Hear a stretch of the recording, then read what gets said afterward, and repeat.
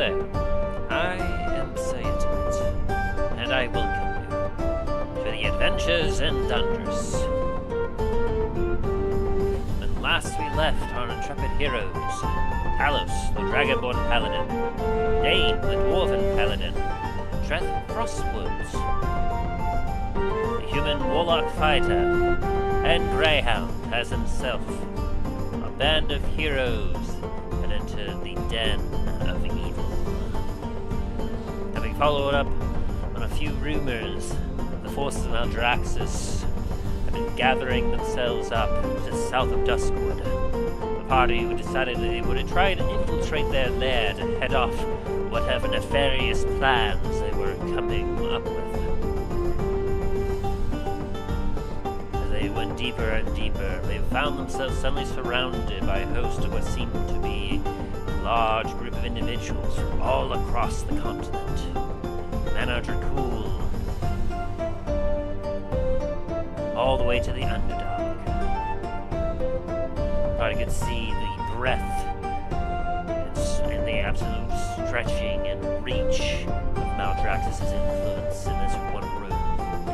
But before they could really learn much of anything from this group, they all began to laugh and sneer the party as one of the priests called them out as being traitors, and that they knew who they were. But before it could begin, a new voice came upon them. Aged, crackled with a strange accent. It wafted over the cult's leaders as coming out through a set of doors came their nemesis, the one known as Maldraxxus.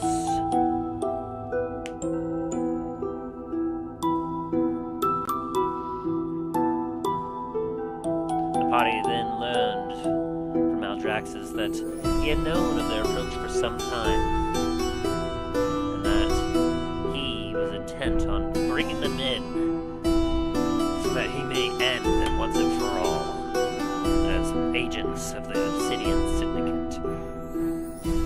This confused the party, of course, because they had no idea what this Obsidian Syndicate was, to which Maldraxxus annoyingly, told them that they served the treasure, and therefore they were then themselves agents of their group, having actually served their purposes quite well, and no doubt had come looking for him to bring him in, which he would not have it. And so with that, as the glowing eyes within his skull glared into the party, he began to unleash his terrifying magic as the party began a fight for their very lives. After a while of heavy combat, the party was able to defeat most of the servants of Maldraxxus, and even wounded him. But he then teleported out of the room and announced to the rest of the compound that they were to go and attack the party and bring it into them. Realizing that the trap was closing in on them, the party began to group up as they prepared to make their way out. Just then, Maldraxxus reappeared and began to blast some more magic at the party. Treth tried to buy the party more time by using his Eldritch blast to force Maldraxxus back, but all it did was upset him as Maldraxxus then floated forward and looked at Treth and spoke a single word. The power of that word was felt in the room as Treth fell to the ground, dead.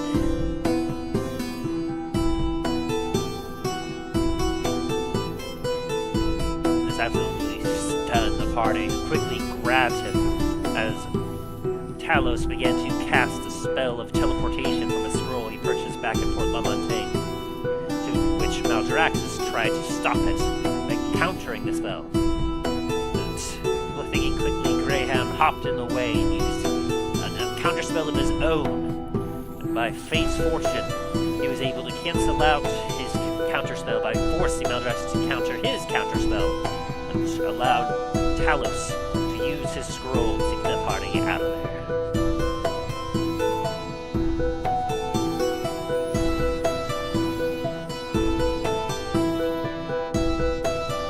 Landing in the temple of Pedo in Duskwood, the party quickly rushed to Treth's aid as Talos slapped a scroll of revival onto his chest and brought Treth back from the dead. As the party caught their breath, they explained to Garrosh what had happened to them. And as they went to turn to get some rest, a voice cried out through the magic sphere to Talos' mind, the voice of Varys, as he said, "Talos, Starfall is under attack. A huge host of undead have besieged our citadel. We will hold out as long as we can. Please hurry!"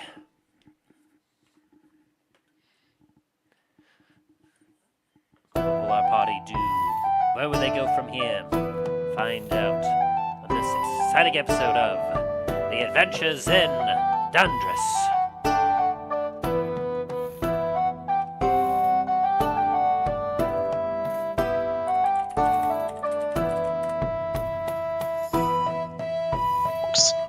You just hear another one go, "What?"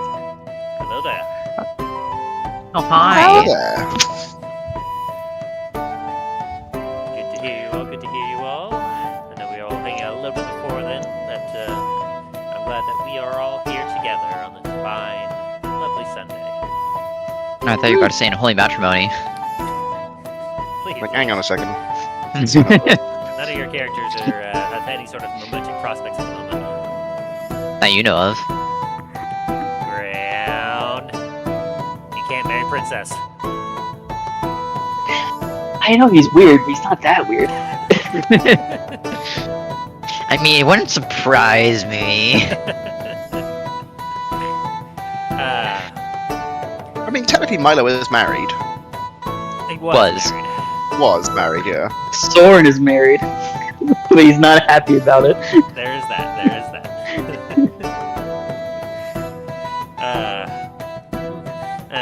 Besides the obviously misfortune that you had, the sporting checks, how have you been this week?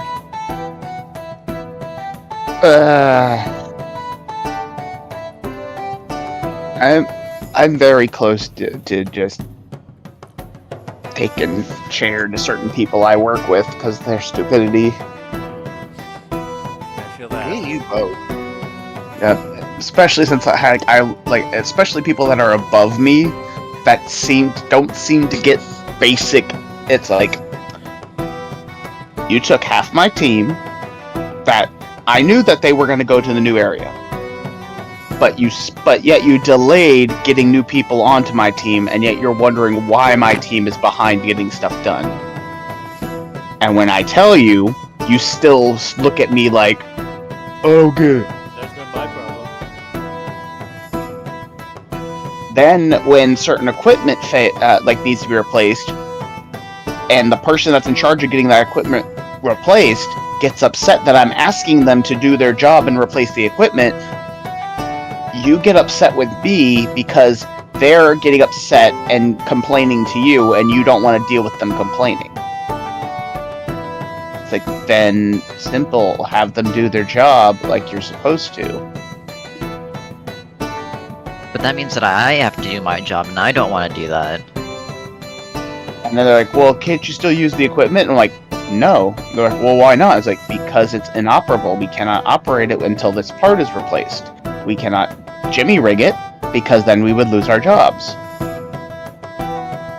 Oh, why? And it's kind of like that kind of well, the thing is, the equipment is on live feed camera every day, and it's we have to sign out by using our ID cards. The only way to access it is with our ID cards, which each get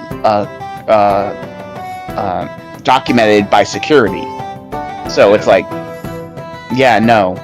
It's like, oh, what's And then anything? It's like, cool, you might not, but It's like, and it's like that silent stare. It's like after you explain yourself, they stare at you like a freaking goldfish.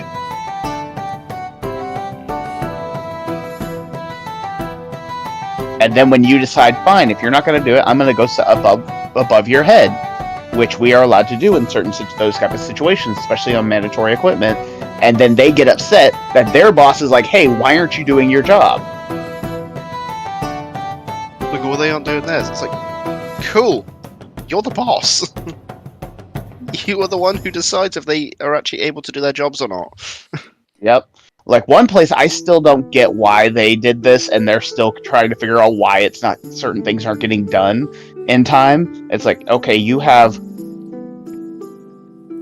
put 2 separate locations, which normally would each have their own teams. You removed their teams and left each of those places to do what by one person, and now you're having that one person do both those locations by themselves. And you're wondering why they don't have time, especially when one area is across the other side of like almost fully across the map of the area. So it's like, and you're wondering why they're not able to get it done in time. I'm more concerned about it getting done rather than like making sure you have what you need to get it done. Well, it's like, okay, you have one. Each location normally would take 2 to 3 people to get it done. They remove those two other people and make it so only one person is there. Now, instead of having one person at each location, they're like, you know what? We're gonna have one person do both full locations by themselves and still expect them to be done by time of clock out.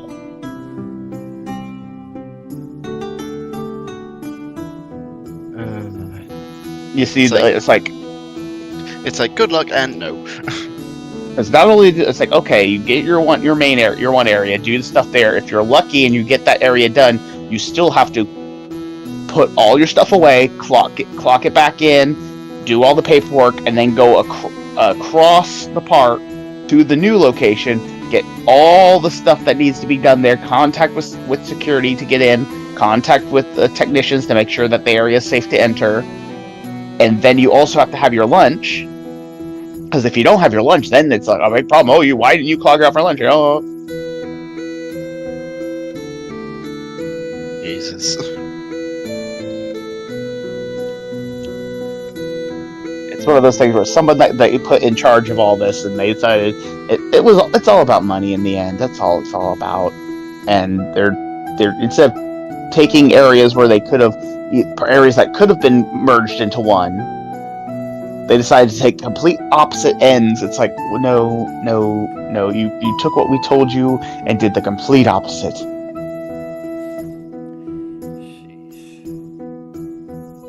For me, it's mostly dealing with all the like stuff that's like, okay, why wasn't this done? It's like, because I'm not allowed to do that. That's not my department. I've contacted you. I've done all the stuff I am allowed to do, and to inform you guys, it's up to you to ensure that proper other department that is supposed to be doing this does it. Well, couldn't you have just done it? No. It's not how this works. Like, plus, it doesn't help that you took away for my chemicals that my team have to use because one person at the other park did something stupid with that chemical.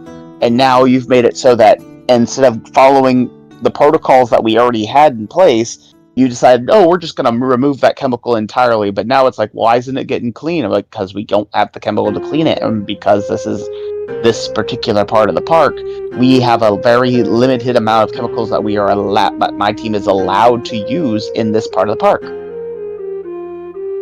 And you took one of the main ones.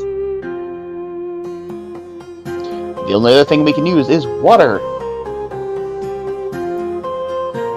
I don't understand. Why can't you just get it clean? It's like internally, I am like already strength, like the scene from Avengers with the Hulk just slamming them across the walls internally. I feel that. It's like, because the position that I have at my work, I have just enough power to get certain things done. But not enough. But it's like not enough where it's like, listen, I have enough. I have control over my team. That's it. Everyone else. No. Anyway, I'm gonna let somebody else talk now. My venting session is done.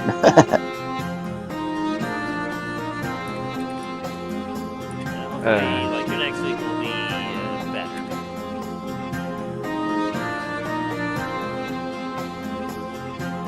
And anything else anyone wants to include?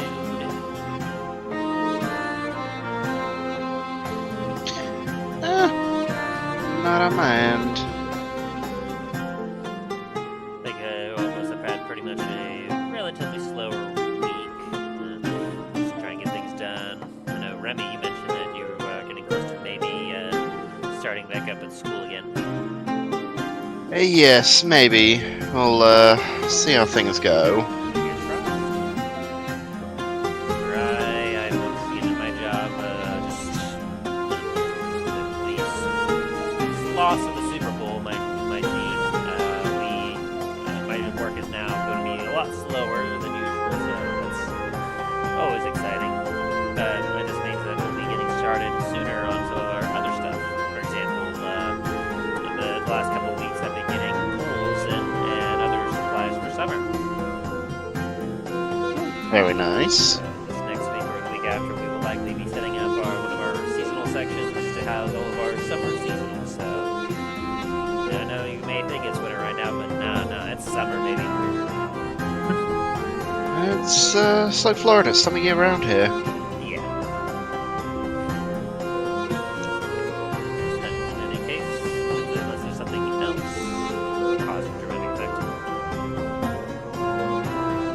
I believe it is time we got back to Dundras. Oh yay. Our band of intrepid heroes lick their wounds. With this return,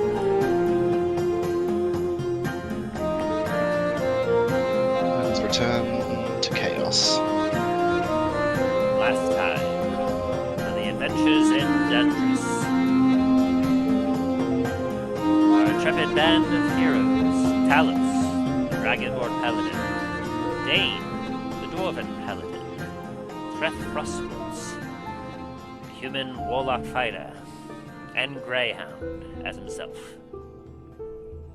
The party were on a quest to infiltrate the cult of Maldraxxus.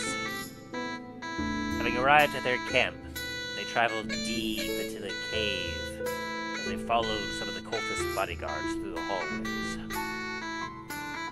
When they finally reached an antechamber, the guards told them to wait while they checked in with the council to see if they were ready yet.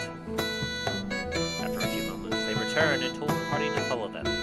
The party, of course, being disguised as cultists themselves, but because they were surrounded by a host of individuals, likely from thieves' guilds, bandit captains from various gangs, a vampire, a drow from the Underdark, a champion from the Nine Hells. The party realized that they were surrounded by a host of evil that absolutely curtained the entirety of the continent. And as the party made themselves comfortable in the center of this circle, they got a strange feeling that perhaps not all was as it seemed, as the cultists around them seemed to indicate very quickly that they knew the party weren't who they claimed they were. And before a fight could start to break out, a raspy voice broke up over the crowd with a strange and unusual accent. The mixture of strange words that seemed almost elvish but unfamiliar wafted over, greeting the party. They all turned as a set of double doors opened up from behind the cult leaders. As a shriveled individual seemed to glide across the floor towards them. With almost no skin remaining, what little left being absolutely rotten. The skeletal face, without eyes, but instead glowing embers of fire in the sockets that's where they should have been, stood the party's nemesis they had been hunting for so long. Lord Lich Maldraxxus.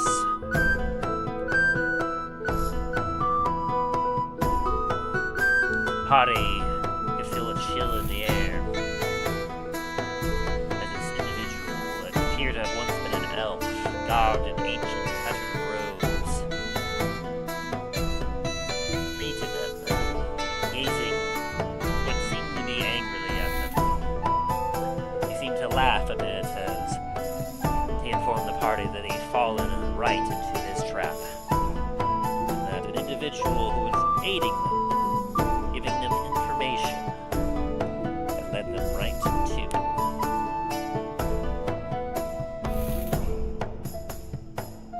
And he informed the rest of his council that this very day he would see to it that the errand dogs of the Obsidian Syndicate were put down once and for all.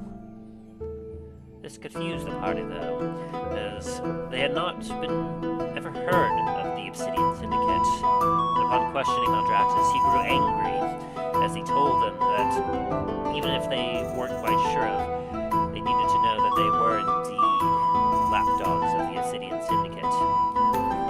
They followed one of its members, the Treasure, who financed their home, as well as the fact that the party had aided them with a few quests. Maldraxxus made it clear that whether they understood or not, it did not matter. They would not be leaving this place alive. As Maldraxxus then began to float in the air and shot a purple mote of energy out that attached itself to one of the party members. As Maldraxxus and his cohorts fell down upon the party with a volley of devastating attacks. What followed was the most dangerous and epic fight the party had ever engaged in, as they fought for their very lives. But one by one, as each of the cohorts of Maldraxxus began to fall, the party began to feel a sense of hope that they could maybe make it out of this alive. It was until the Lich began to cast a magic spell that teleported him out of the room temporarily. This gave a bit of a reprieve for the party as they realized that they may have no other chance to escape. As they began to get close to each other, Talos brought out a scroll of teleport that he had purchased back at Pain in order for them to be able to get out. Though there were some contestants, as a few of them felt that they should stay and fight, as they could finally put an end to Maldraxxus, while the others felt that they were outnumbered and that they were on their back foot, having fallen into a direct trap. Before they could make their final decision, Maldraxxus reappeared as he began to close in on the party. Treth tried to buy them some time by using his Eldritch Blast to push him back, but this only annoyed Maldraxxus as he turned to Treth and spoke a single word. None who heard it understood it, but they saw the power of the word as they watched Treth drop to the ground instantly dead. Terrified by this, Talos quickly began to read the scroll as he tried to cast the spell to get them out of there. But Maldraxxus could see it coming as he prepared to counterspell it. Greyhound, feeling brave, jumped in the way of Talos and Maldraxxus and began to cast a spell of his own. And as fate fell upon the room, Maldraxxus' counterspell countered that of Greyhound's rather than that of Talos's, which allowed Talos to finish the spell and get everyone, including Treth, out of the room. The party then landed in the Temple of Pelo in Duskwood. Catching their breath, Talos quickly crawled his way over to Treth. Quickly scrambling into his bag, he pulled out a scroll of Revivify and slammed it down upon Treth's chest, casting the spell and bringing Treth's spirit back into his body before it was lost forever.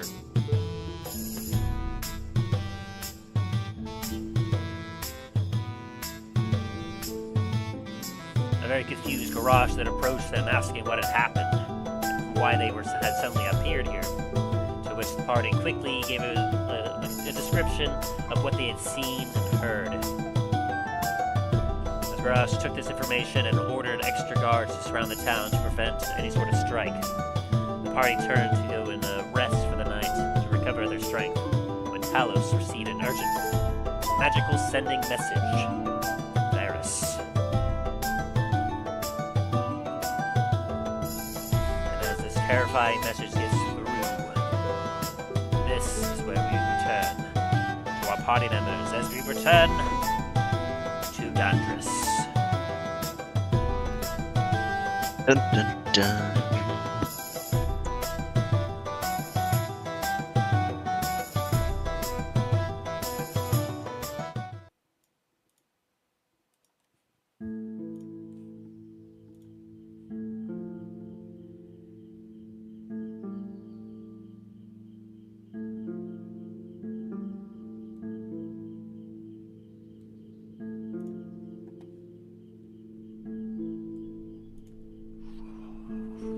Talos!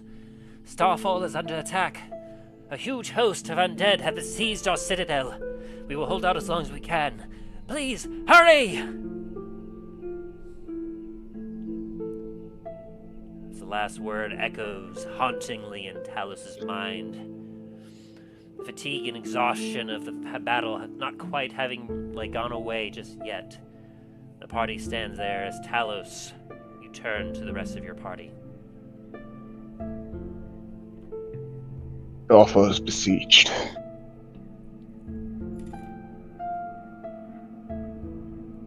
What? Just got a message.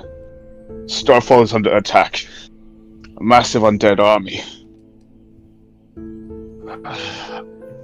Pray the ancestors, not now.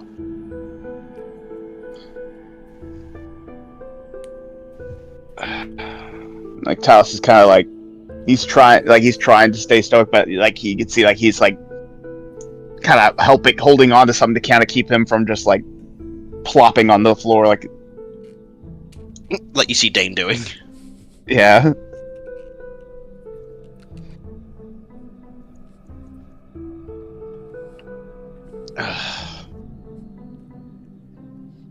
Greyhound stands at the side, looking a little unlike himself, as No, he like a last session he had curled up into a ball and started crying. Yeah.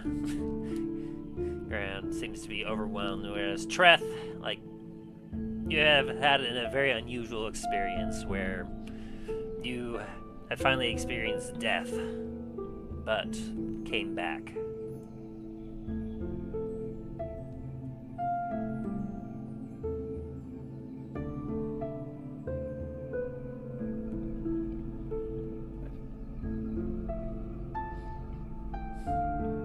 Greyhound just is curled up. The three of you just kind of standing there with this news just hanging over your heads.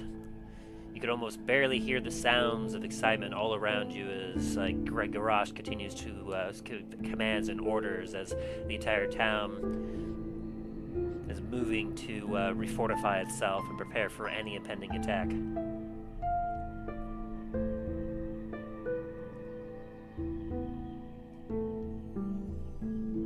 Right.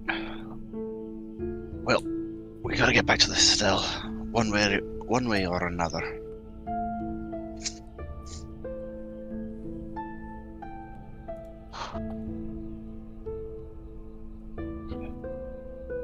And Talos it's a realization of that their steeds are also gone. That they also have to find a way to get back there as fast as possible. It's kind of you can see his eyes of Talos trying to think, but it's thousands of things are going through his mind at once.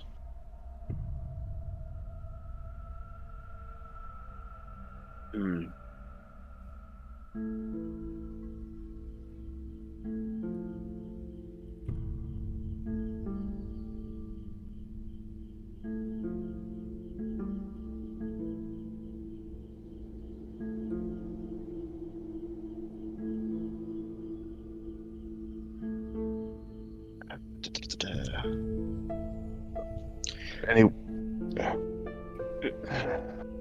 And Talos is trying to find words to say, but it's his mind keeps something keeps interrupting his own mind. combination of the fatigue and everything.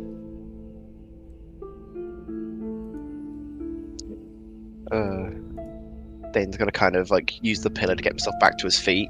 It's like, well, it's no use. It's no use sitting around here. We've got to get back one way or another.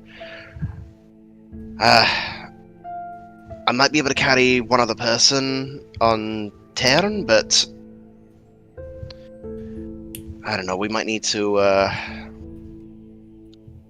might need to borrow a horse.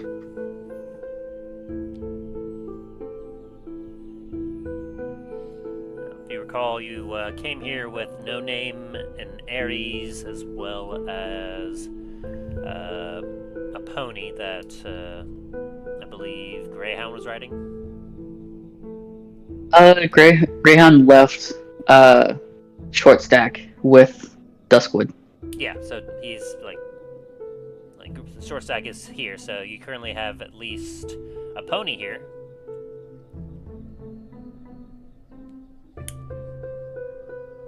So you have at least one noble Fair steed.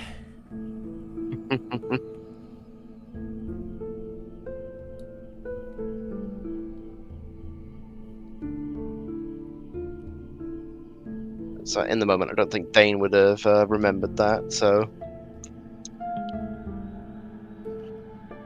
Talos is kind of like the realization that his steed is now in the enemy camp has kind of been distraught.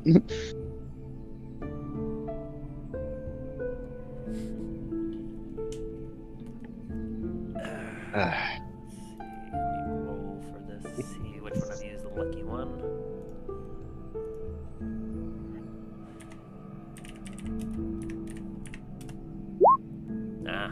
It appears it is you, the lucky one. Talos, dear. I need you to make me a wisdom saving throw.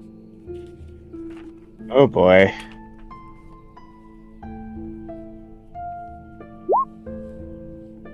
Whoa.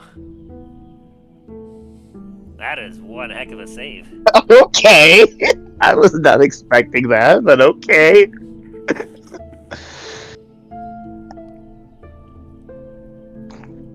Okay, so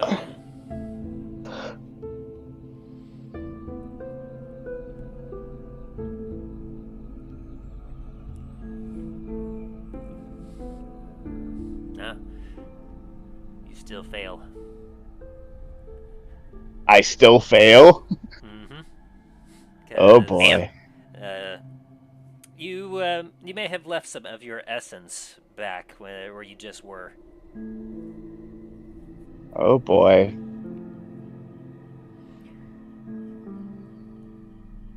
What's gonna happen to me?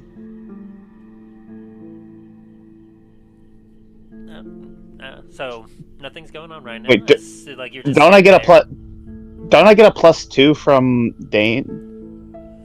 You do. What I'm saying is that like That would make it 28. indeed. Oh boy. what he's saying is, any of us would still fail regardless. Oh god, I no. mean, what I'm saying is that you just failed. But that's So DC is probably 30. I feel terrified now. Like so. you don't know what. I was just kind of curious to see what was going on. If they would be able to see something. Boy. I'm waiting for the heavy southern drawl to come back in. I know where you are. Yeah, none of you can see invisible stuff, right? You don't have like see invisibility. Maybe? I have I still have my that's protection from good and evil.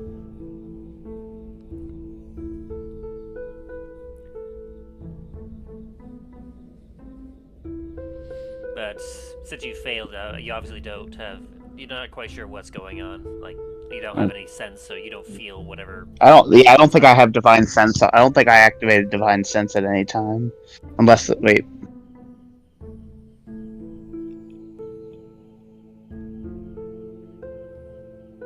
Yeah, I don't think I still had. I don't think I had it active.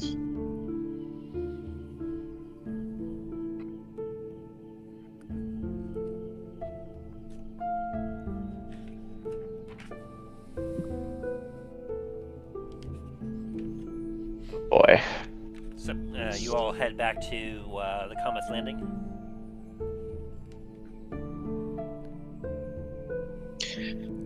Suppose we could head there. See if there's potentially another train there.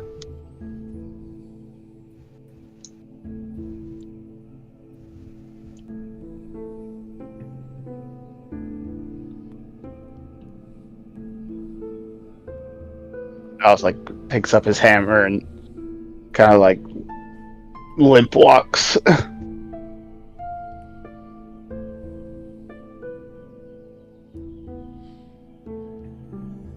As you make your way back to the Comet's Landing, like the rest of the town seems dead. As like you could hear some like murmuring and some like just like orders barking out in the distance around where in the direction of the walls all around you, but none of you seem to care too much as you make your way back to the Comet's Landing, where inside, cleaning a mug, is a somewhat familiar-looking individual who, like, upon hearing the door opens, takes a look up and gives a smile at you before, like, the smile of familiarity turns to, like, a face of somewhat urgent, like, surprise and, like, concern.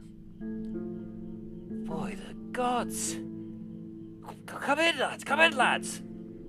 As he quickly waves you on in. Evening. As Rodder Stroud, like, takes a look at you all. It looks like you just went through the 9 hells! What happened to you? Fell into a damn trap. No. So the 9 hills is pretty much accurate. I mean, there was a demon or devil there, so close enough, right? Nay. And then the devil himself, pretty much. Yeah. Or at least what's left of him. The bastard that's sending these undead to this location. He was there. Oh. You're lucky to be alive.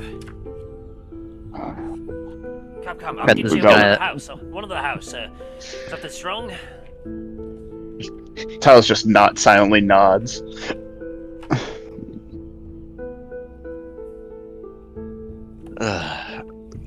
Man, strongest thing you've got, to be honest. Make that too. Dain's just gonna give like a light pat on your shoulder. It's like reaching upwards and just tapping you. Hey, I was Like, gonna yeah, hop on. you- Like Dane's just sitting there, like, yeah, you died. It's okay. You're safe now. Greyhound's gonna hop on to one of the seats and say, "Make that 3." Absolutely, lads. Absolutely. You certainly deserve the best here. As he kind of turns and begins to get a couple glasses out and like gets to a feverish work trying to get something like made up for you.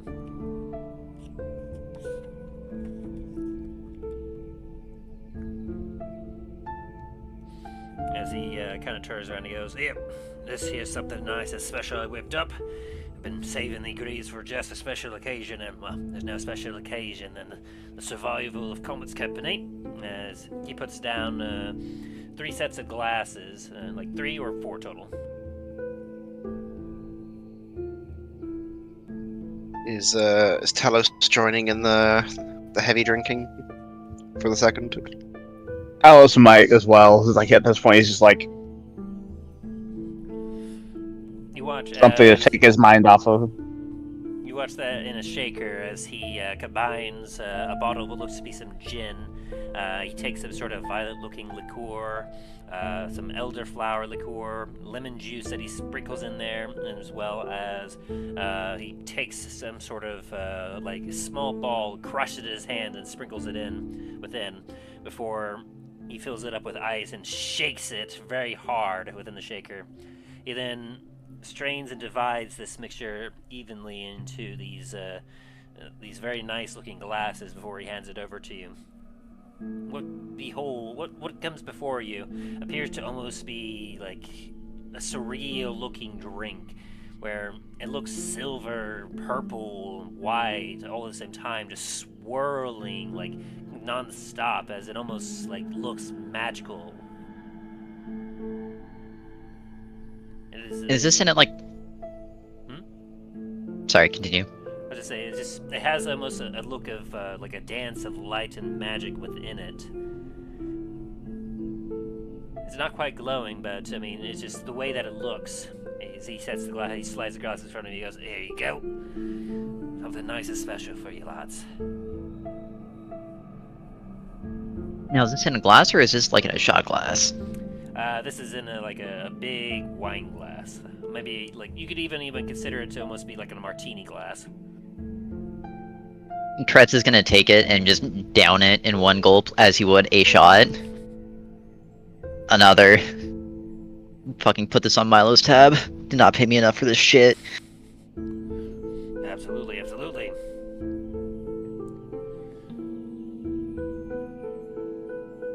As Treth pulls out his book and starts sending a series of messages to Milo, informing him about what just happened. To which I'm sure Milo is going to be absolutely just Shit. yeah. Something like that. Talos is kind of just like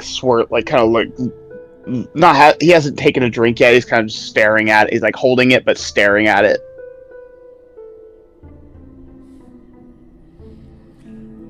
Greyhound's just gonna be sipping it solemnly. It's a very like robust flavor, as obviously you get that flavor of gin from there, but then the combination of the other liqueurs that are somewhat flowery and a little bit of citrusy, it is it's ethereal in a way, as it just kind of like goes past your lips and just tickles your taste buds. Like as you stare into it, Talos, you almost feel as if you could get lost staring at the swirling patterns that continue to change and evolve in all sorts of different ways. As Stroud just kind of like looks at you and goes, "Quite a thing, isn't it? Had one of them fancy mages that came by here years ago that taught me this one. Said that he and his buddies, it's a bit of a tradition from their college, as they've been upon graduation, they made this drink and shared it together. Real strong to help with the celebration, but a little bit of somberness with the experience that they had. Called this basically essence of the astral plane." Talos takes just a deep sigh. This downs it all in one go, and then just sits there.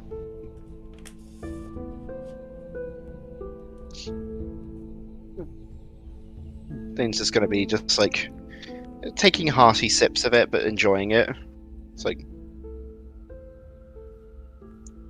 hey, it's a nice one. I'll definitely give it that. Very nice drink.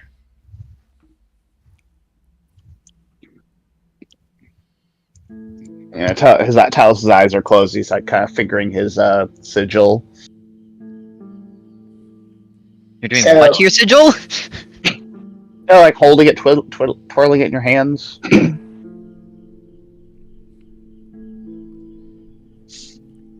So, when are we leaving? As soon as we figure out when the next train's coming. Hey, hopefully it was built this far in. I mean, with everything that's going on at the Starfall right now, you really think that they want to run the risk of running that thing? Talos kind of sighs and nods. That's true. He kind of looks over the others. I may just need to use that that little trick we used last time. Remind me again what we did last time. There's been a lot of last times. Talos kind of makes a weird, like a little, like a woo gesture with his hands, like the teleport stone thing. Well, well, not transmutation. But the translocation stuff. The stone thing, the portal thing. Did they even finish it out here? Talos shrugs. Make a history check. I think I remember we teleported here when Yeah, we used did. it. Yeah. No, it's over in Lancaster. An 8. Talos got an 8. Treth knows He's nothing like, about that. You are drowning yourself in drink right now, Talos. 18. Yeah, Dain, what you remember is there was a laboratory back in Lancaster that was fielding research into a major gateway that they had come across near the capital. And they were able to figure out that from that spot, they were able to teleport themselves to certain other gateways across Dundras. One of them happened to be located over by Duskwood that you all happened to come out of a few times now. But they also informed you on your last teleport that so there was somewhere else that you wanted to try it up. They believe they had located a few over by the Kingdom of Raven's Crest, one to the far northwest, somewhere up in the frozen cold tundra, as well as one that seemed to be somewhere in the land of Ira Draconis, or what used to be the Fey Forest.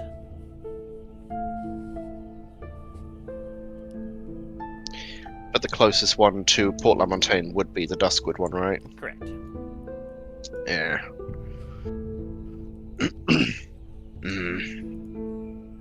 You know, now that I'm remembering it, I don't even think that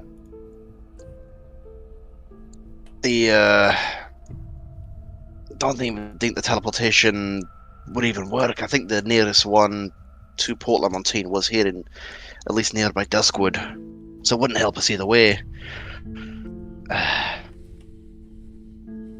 Unfortunately, we might just have to hoof it, which is going to be several days.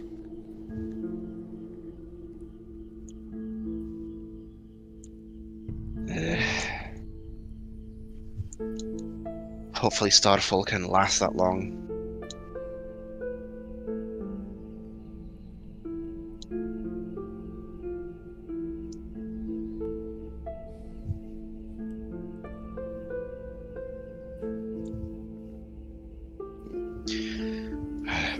What are the rest of you feeling right now? Besides, death. we definitely need to get there as fast as possible. I agreed.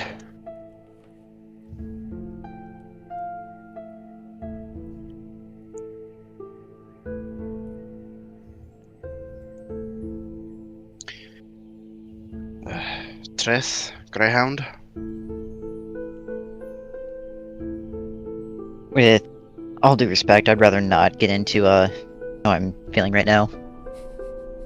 Aye, that's understandable.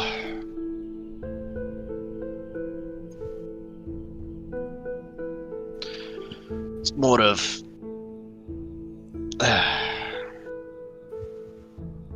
don't really know how to proceed right now.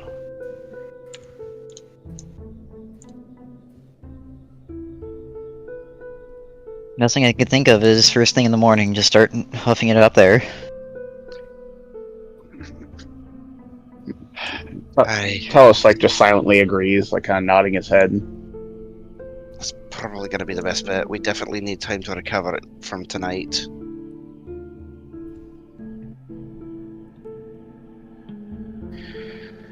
And a bit more ale would not go amiss on that one. Coming right up. as Shroud pours you a mug. Talos stands up and starts heading to the door. I'm going to the church for a moment. I'll see you in the morning. Talos starts heading out, limp walking out. Don't stay out too late.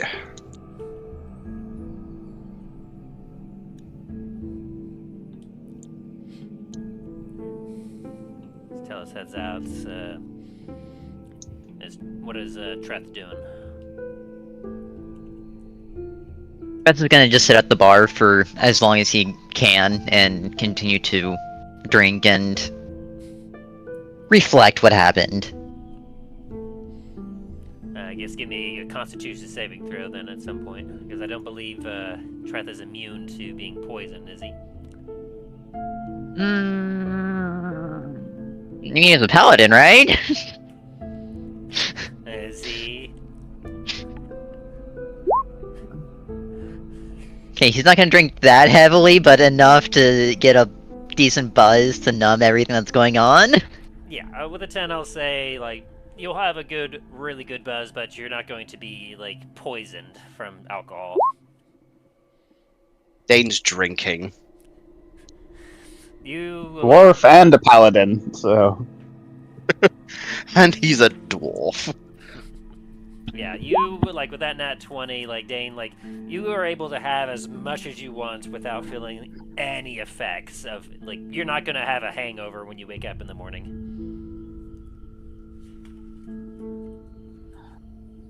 And Greyhound, you also, from your drinking, you get heavily buzzed as well, but you're not going to be feeling any adverse effects from it. Well, Greyhound, it's been a long time since he's drank, and Are you wanting me to give you disadvantage?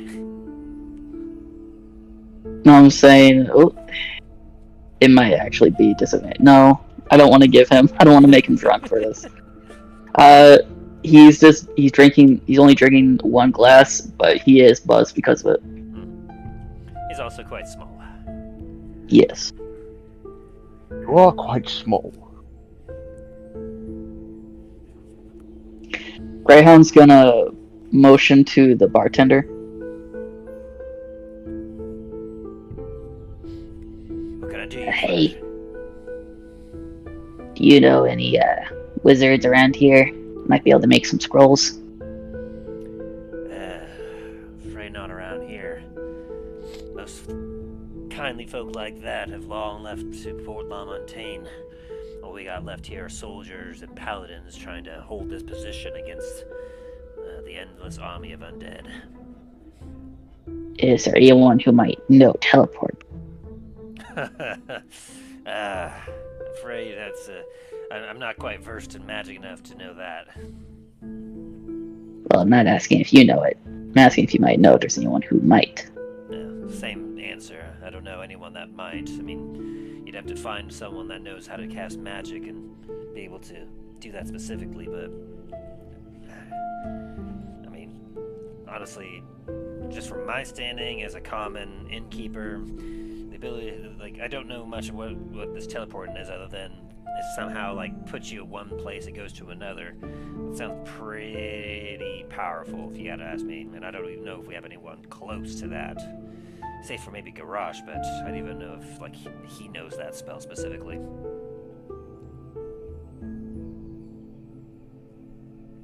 Thank you. As he places down a... Let's see, what does he have? He places down 2 gold pieces for the information. Even though he didn't get anything out of it. He'll kind of start to push it back towards you, oh, there ain't no need for that. I mean, what you all have been through. I mean, I'm just honored to be able to be here to help ease your wounds and help provide you some comfort after what you've been through.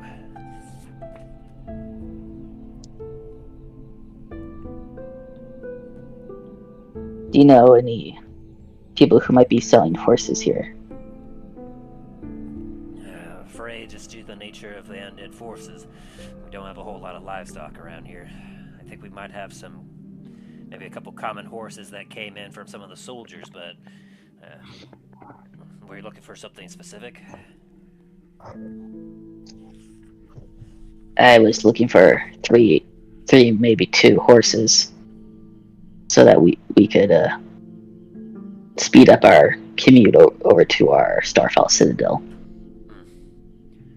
I'd say you could probably talk to Garrosh, the captain of the guard here.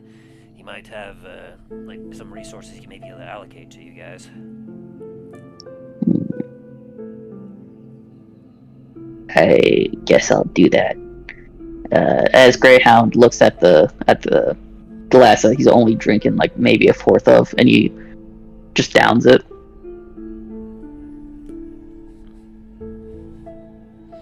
Thank you for the drink. I'm gonna take my leave. As he starts heading towards you said it was Garrosh? Garrosh. Yeah, He starts heading towards Garrosh. He's the warlock that you all like originally, well, obviously Greyhound want to know, but like Dallin, Talos, Milo, and like they all would have they were all originally fought beside him in the first incursion of Duskwood. Oh, does he say that does he tell people he's a warlock?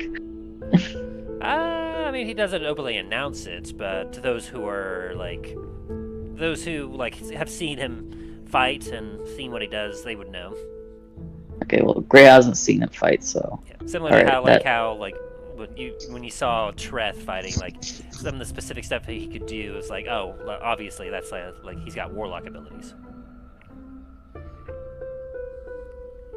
But yeah, if Greyhound wouldn't necessarily know, but most people know that Garrosh has magical abilities, but most may not even know exactly what kind of where his powers come from. okay. Yeah, Greyhound's gonna head towards Garrosh. All right. And then anything that Dain was doing? Dain's basically just in his own head for the minute.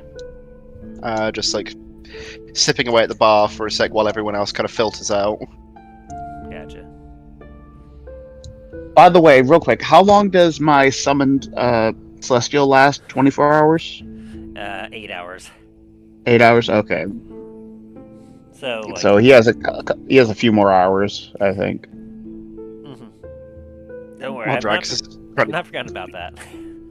Yeah, he's kind of just floating beside me as I'm Talos is walking toward the temple. Oh wait, you said summon celestial. Oh, that's a little different. Oh, I thought you were talking about your guardian of faith. Oh no, my summoned Celestial, the Coatl. Right. Let me check on that because I was just thinking. Oh yeah, don't worry, I haven't forgotten about your guardian that you summoned back in the fight, and you still had. Yeah, he's still there. Yeah, he still had a little bit of stuff that damage he could have dealt before he disappeared. So I'm just imagining something walking by thinking it's an idol and just suddenly it's squish. Yeah, Maldraxxus just floats by thinking, "Oh, I'm gonna finally get some sleep." Just gets backhanded by a celestial. it's like it's some of those video games where you like in Fallout where you're just traveling around and suddenly you get that weird slow-mo camera and the sound of something dying and you just get random experience. You're like, what the heck? She's like, "What happened there?" Alright, he said summon celestial. Let me see. How long That was the scroll I had. Yes.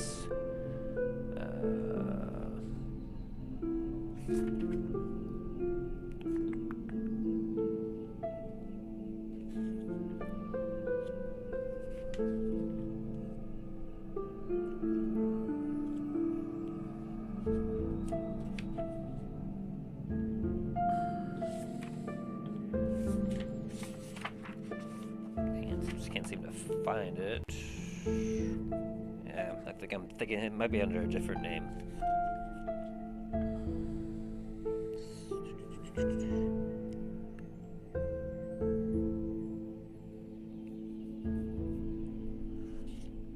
Maybe it'll be under that. Let's see.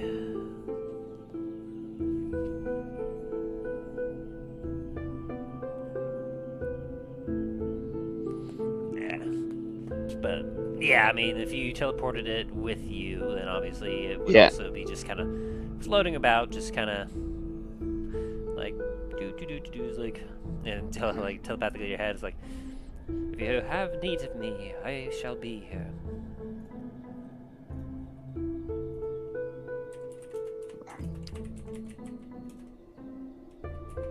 Talos is kind of like acknowledging it, and but kind of he's like his focus is like getting into the church, and Here it is. like he needs a moment to be in a holy place, especially after being surrounded by all that evil. And that spell specifically is a Tasha's Cauldron of Everything spell. This is why I don't have it in my manual. That's fine. Okay. Also, it lasts for an hour, so it's not very much longer. Also, it's concentration, Yeah. so if you wanted to, you could drop your concentration on it. Yeah, I'm pretty sure once Talos gets into the church, his concentration is going to be completely off of everything else. Yeah, so it'll just kind of be following you, floating, and then as you start to lose concentration, it'll be like, "Be well, servant of Bahamut."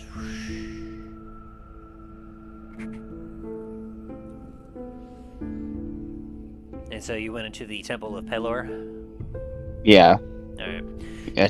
Talos needs a place to be in a place of strong holy energy from that experience. And as you enter, like, the temple is completely abandoned at this point. Like, there's like the outside has one guard that is standing place, and he sees you, gives you a salute, and he's like, "Sir Talos, Garrosh is not in right now. No, neither is anyone else. I'm here to stand guard to ensure that this place is protected just in case. But if you have need inside, feel free." Thank you. And just like after that, he kind of silently just walks in, to find a place to kind of like to sit and kind of center himself.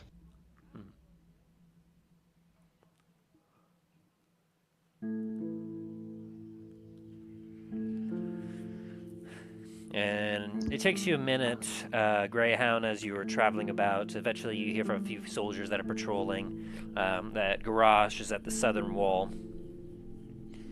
As you make your way there, remembering the fight you had previously against the Death Knight over in this area, you can see that the dwarves that were brought in a couple days before have made some very quick work, as most of the walls... That wall that you can see is completely reinforced with stone now, as it has become a real fortification. And you can see that there is a door in place, a gate, but you can hear some heavy hammer marks of some tired-looking dwarves as they appear to be making some metal reinforced gates to replace what they have right now to really make the fortifications complete. You can see standing up, arms crossed, just staring across the night, Garrosh. As you kind of make your way up slowly and approach him.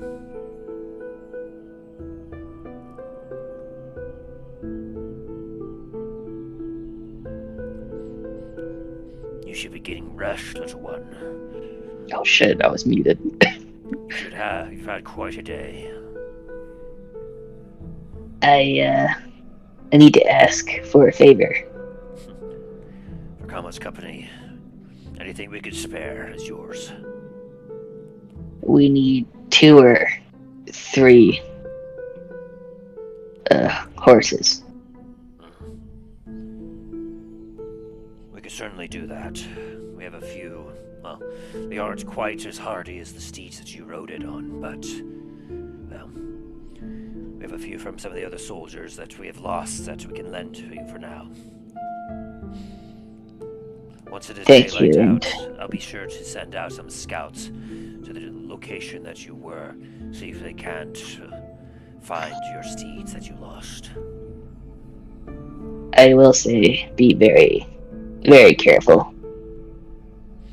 Our guard is going to be at the utmost highest at this time.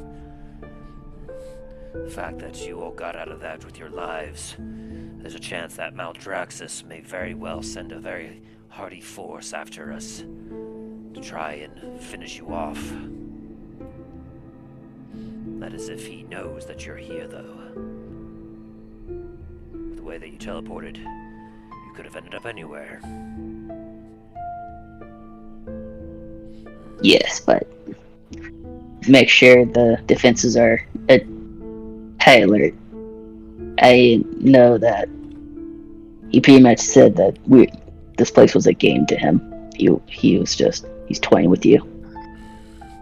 That is what concerns me most. If this is just a game to him, what is the objective? What does he win by playing with us here? As he kind of looks down at you.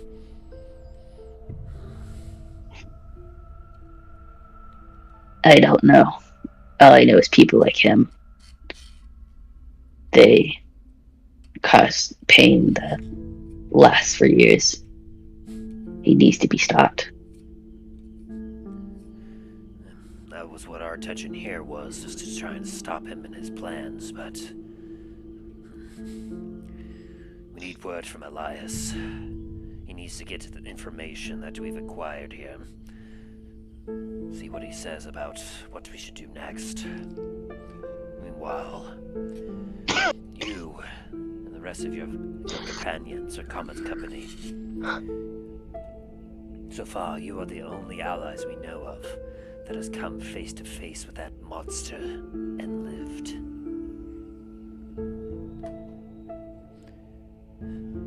Once you've recovered your strength, I fear that it may only be onto your shoulders that we will have to rely upon to end Maldraxxus. I don't think it would be wise just for us to go fight him. Of course not. That is why you'll need to acquire more allies. Come up with a plan. Clearly, he had you at a disadvantage. You walked right into a trap, right into his lair. Though we did not know it at the time that was his. From what you and Talos had said, there was someone feeding him information. What you and your friends need to do is find the one responsible. Knowledge is power. And the more knowledge he has of us, and the less we have of him, the more we are at a disadvantage. Though that gap has greatly diminished, thanks to the fact that you all survived.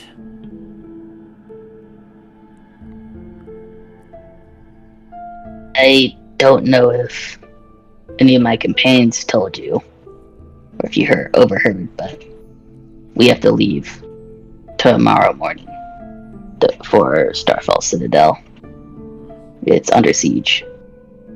He raises an eyebrow at that. Under siege? By what? Were you able to get that? By who? Can I do a history check? Yeah. I don't remember that. Yeah. Oh. 5. And unfortunately, I don't remember. Yeah, you were currently curled up crying in a heap of a mess, so you didn't catch too much of that part. You just know that it was a host of evil bad guys. Yeah, I unfortunately didn't hear too much of it. I had an encounter with Maldraxxus that brought back some very painful memories, and I wasn't fully paying attention. Understandable. After all, it's been a long time since I've had such a harrowing encounter myself. I can't even imagine how it was for you all. Especially how you just dropped in with one of your allies dead. Yes, I don't think we would have been able to leave.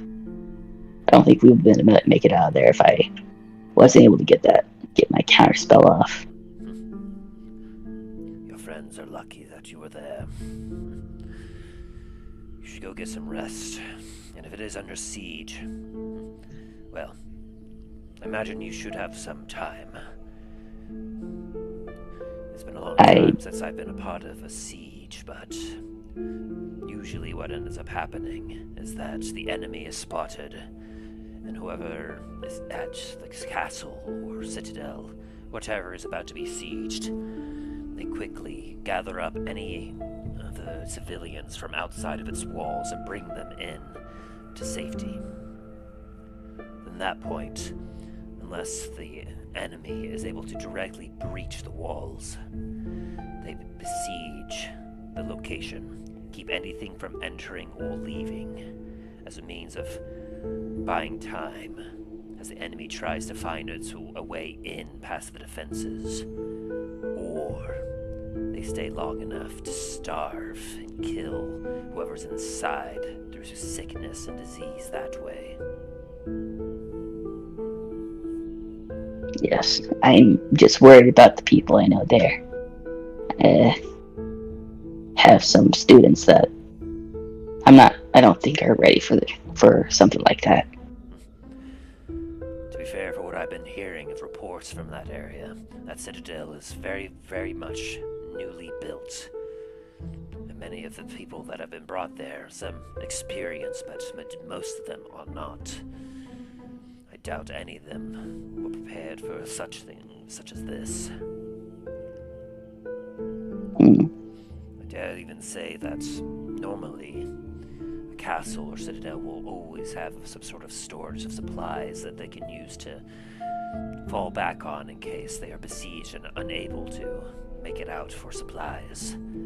Usually for wintertime or for invasion, but I'm not quite sure how well prepared your citadel was before this. Say, Grush, I have a question for you. You may ask it. You've shown some good character to me, and I have need of people to teach the future. When this is all said and done, would you like to join my academy and teach? He raises an eyebrow, and then his kind of like solemn like face, kind of like you see the corner of his mouth that curls up to a little bit of a grin. I am honored by that, but I'll think upon it, though I do not promise anything. While I may be serving as a captain of the guard here right now, I tend to be more of a mercenary, one that moves about. I tend not to lock myself down to any one location for too long. Already, this place is making me itch. But I'm scratching that itch by slaying these undead abominations. You see, those are the type of people I'm trying to look for. It's an adventuring academy. They need people like you and me, so that they don't make the mistakes we made in our starting days.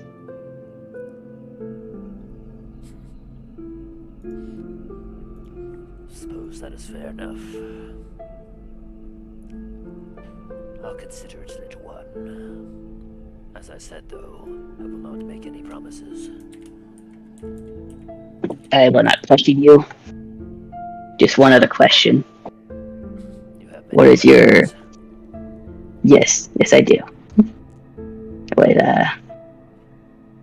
What type of fighter are you? I'm a great fighter. And he kind of gives you like a proud grin. That wasn't really what he was asking, but that's a good answer for what I know outside of Greyhound's knowledge. All right. As he kind of well. takes his spear at his side and kind of stamps it down like Spartan style, just.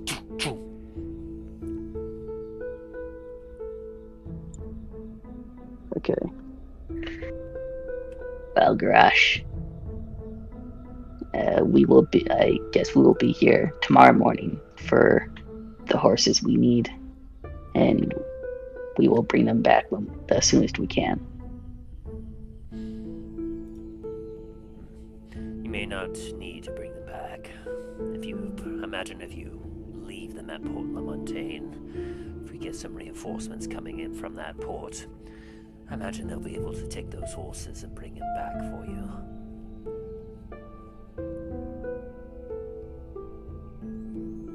That's a good point. Good day to you. A good night. As Greyhound. Yes. The Greyhound leaves with a very, very heavy limp.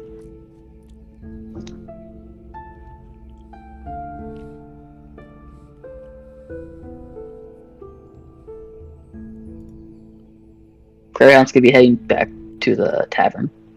Very good.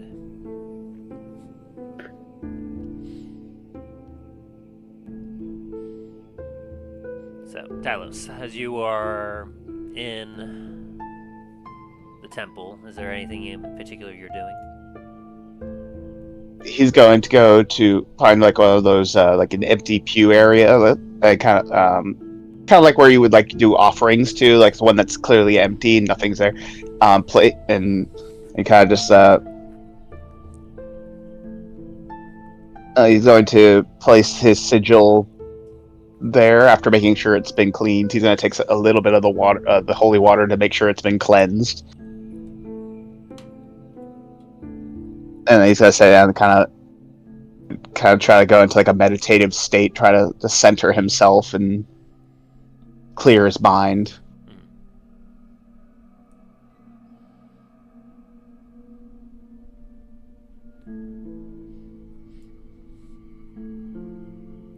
Would that be like that'd probably be like a religion check, right? I would say, yeah. A 9. Talos is very You're disturbed. Disturbed. Like, as you sit there in the deafening silence of the temple, you feel a cold shadow over you as the image of Maldraxxus is burned into your mind. Flashes of memory of watching as a single word brought your hardy ally, someone that, even though you just met, you felt had the capability of withstanding any blow, was just dropped to the ground by a mere word. You struggle to like center yourself and just like focus, because everything that you just experienced, it was all wrong. You knew as a paladin, it was your duty to put an end to this thing, and yet the power and the ancient magic it wielded was beyond anything you have ever comprehended before.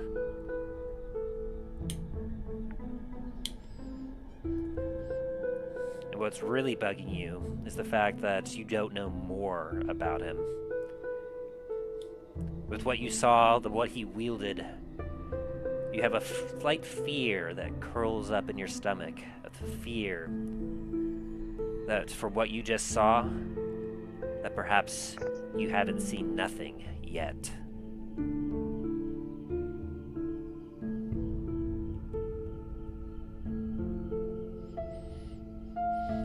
As you kind of open your eyes from trying to meditate, you feel drenched by sweat as all the effort you went into trying to focus and do this has really wore you out, and like you take a look through the windows, it's still black night, as you wonder just how long you've been out here at the temple.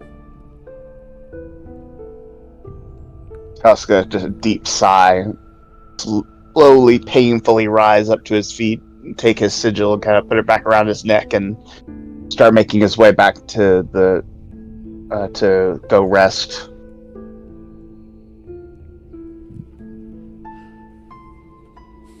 As you make your way back into Compass Landing, you take a look at the bar where, like, The bar is empty, but a bottle has been left on the counter where, taking drinks from it, you can see Treth is still sitting there. Talos just makes a nod toward Treth and makes his way to the rooms. Tell us the word. Yes. Stopping up the stairs. Yes, Treth. Why did you hesitate?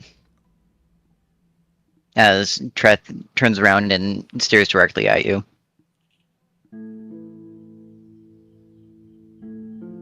Kind of for a moment and thought. Honestly, I don't know. So many things were happening.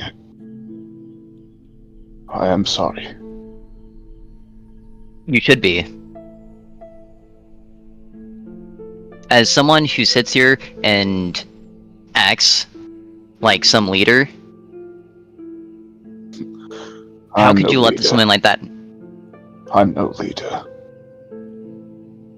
Really? I've been here for maybe a week. And you've sat here and acted as if you were. Perhaps I thought I was. Perhaps this is a sign that shows that I'm not meant to be one.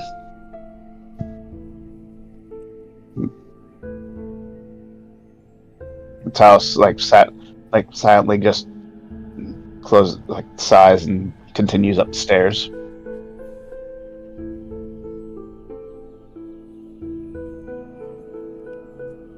As Talos goes up the stairs, Treth will say, "You can't run away from all your problems, Talos. You will have to face them. Including this one here." As Treth will continue at his book.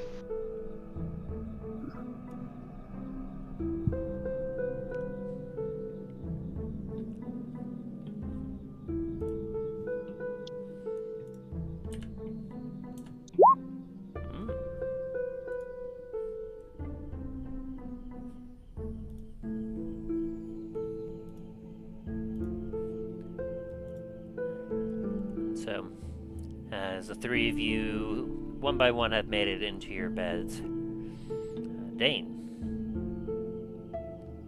Oh dear. Yes. Seems that fate has frowned upon you once more. A moment. Yeah, fate doesn't like me in this.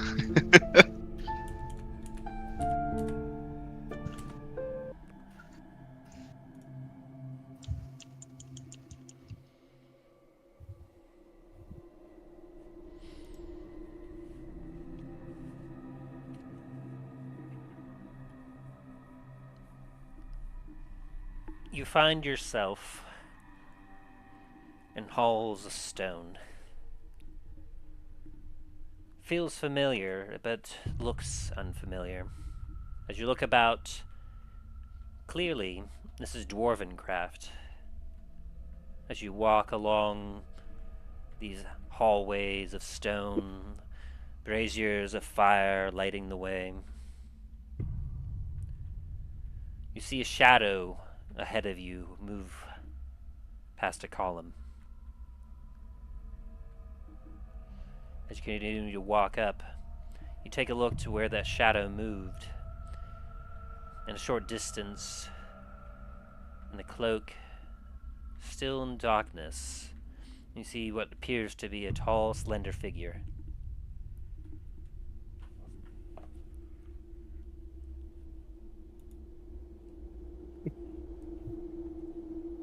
Like, not really knowing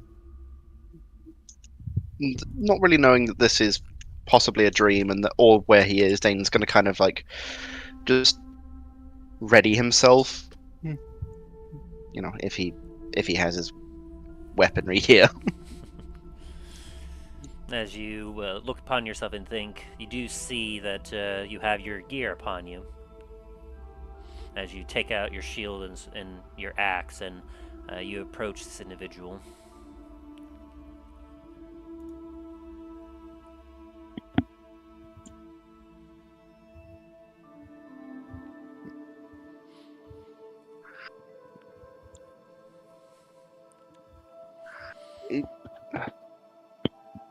This figure, slender and tall, has not moved a muscle as you approach. Though, upon sensing your presence, it turns slightly. It certainly is not a dwarf. It doesn't belong in halls such as these. As you take a look, you're not quite able to see their face, but from what you can see what almost looks to be like a very soft, supple skin. Pale, from what appears to be very, somewhat familiar looking, but yet not. Very fine robes and clothes.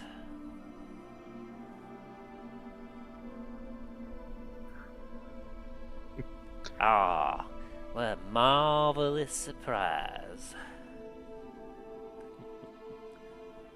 As a voice wafts out from it.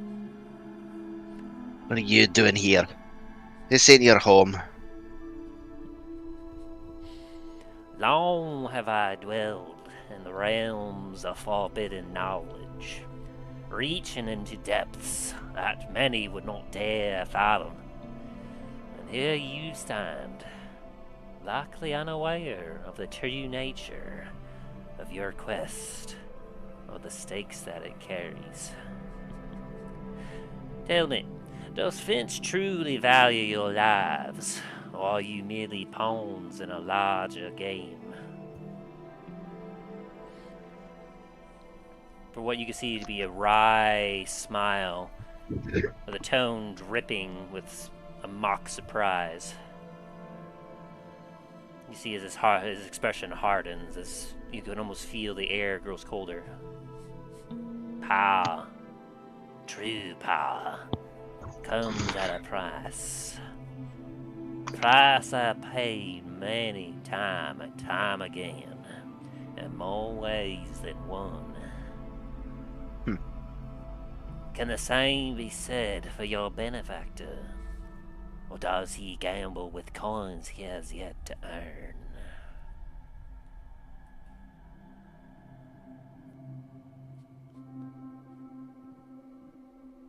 That. But what?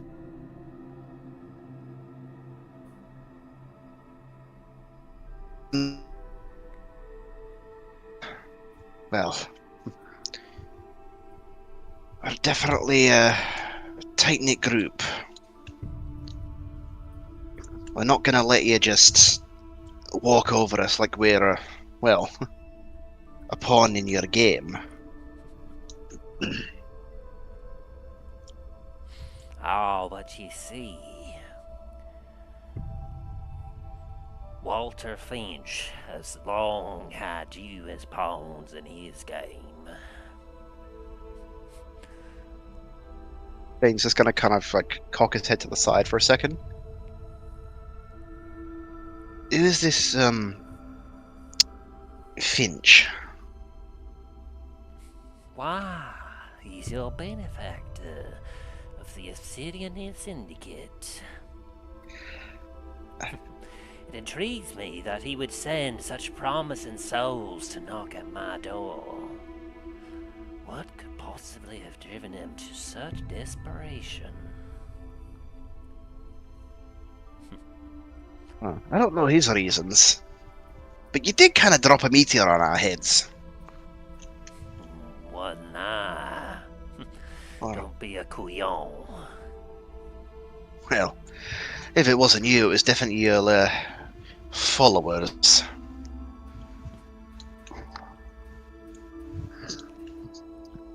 I don't know what you end up thinking about them, but the rest of the continent thinks of them as a cult. You watch as this figure removes his hood, and the flickering light of the braziers reveals to you an elven a very fine elven face. Well, you're looking a little bit different from when we saw you last. That's how I once looked. Long, long time ago. As he gives you a smile. Give me a perception check as he smiles. 13. Upon his, as he smiles, you feel a chill as, it almost seems genuine, but there's a coldness behind it that just kind of makes you shiver. And even more shiver when you look upon his teeth as he smiles. And you swear you can see two teeth that seem to be a little longer and pointier in his jaw. Oh no. So tell me, what brings you to this crossroads?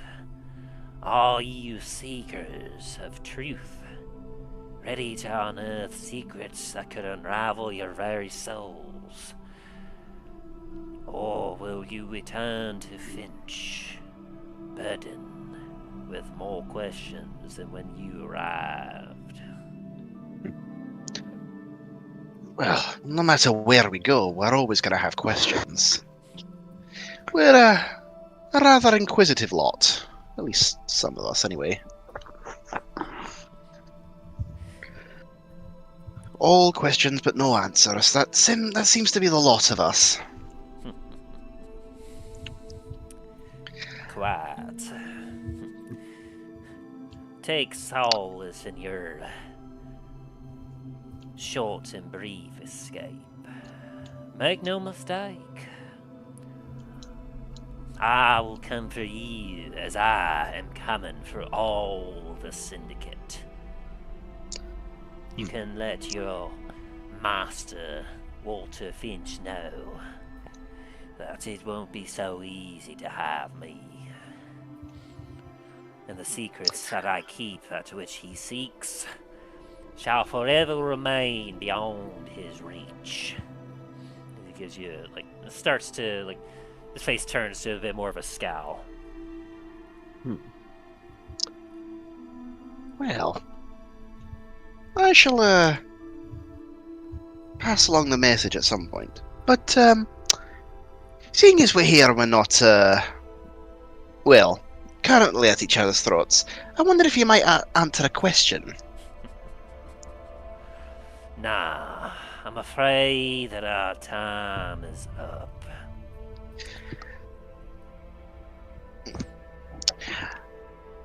Well, that's very ungentlemanly. But, you don't belong in these halls of stone. Nah, I suppose I don't. But then again, do you? As he, his figure begins to warp as, you watch as he turns into begins to shape and turn into black smoke as he rises up with flaming eyes and blackened wings as he and he swipes at you. I need you to make me a wisdom saving throw with disadvantage. Oh joy. A 20. Ooh. Alright.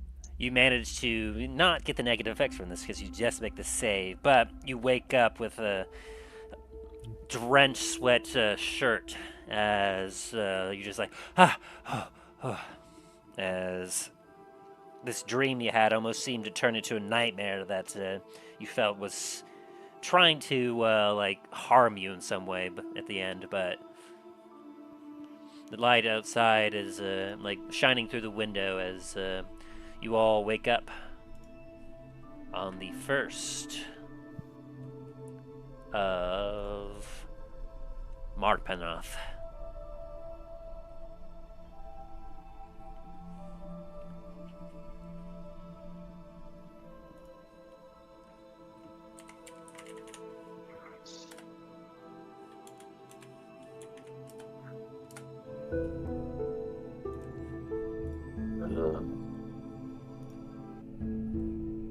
What a night. Dain's just staring up at the ceiling for a minute.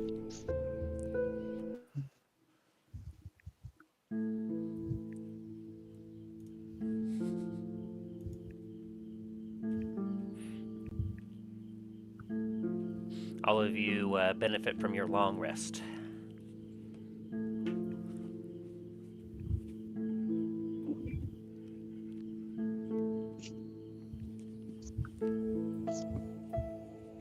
Greyhound's gonna go down to eat some breakfast. As you make your way down, and anyone else that does, you come across a very, very busy tavern as like a whole slew of soldiers with rubbing their eyes and yawning are eating an absolute feast of a meal. You hear some grumbling from someone like, not a damn thing happened all night. Well, waste of time. As you see at the bar still is Treth.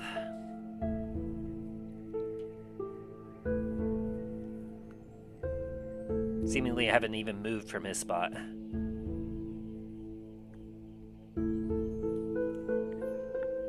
He's gonna kind of go over and lightly put his hand on Treth's shoulder.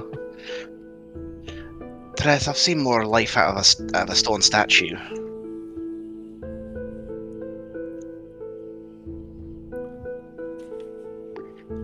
You need sleep, buddy? As I've previously said, I don't sleep. I apologize. I must have forgotten.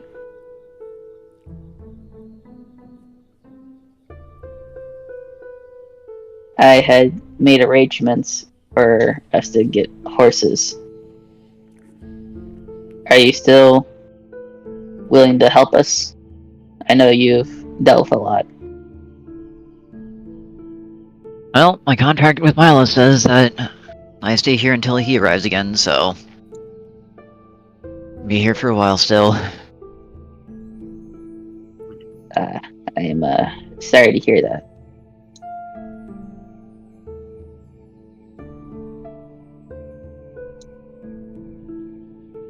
As my father once said, it is what it is.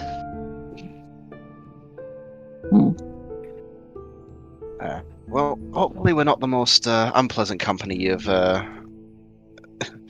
had before. I know we're not exactly the most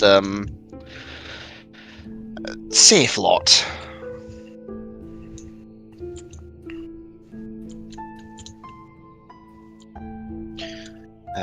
Definitely not the most unpleasant, I can tell you that much. That's good to know.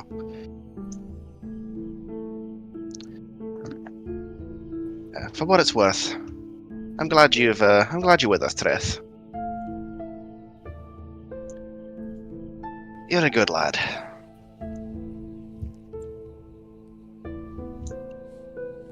I appreciate that.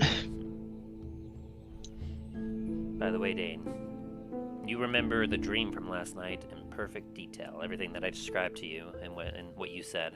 Everything. Not a single detail is lost. Oh joy! Which you would find that you as you recall that you'll definitely, like, as you might expect, will find that unusual because most of the time, whenever you have a dream, you'll usually forget such details and everything. You don't have such memories of your dreams usually, unless they are very vivid or they have a very specific meaning. Well, they weren't dreams. Or that.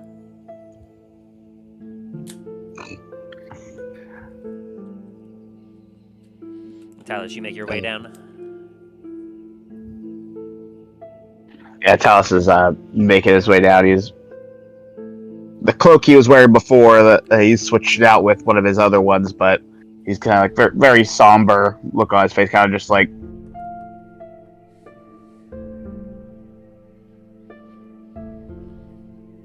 Still still like so he has that like phase where he's like still dealing with what all they went with, but still determined to at least continue trekking on.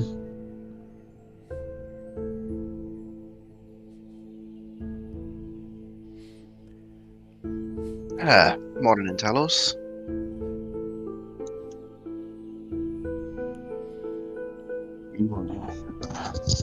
You all get served the breakfast that everyone else has of some pancakes with omelets on the side and some morning ale.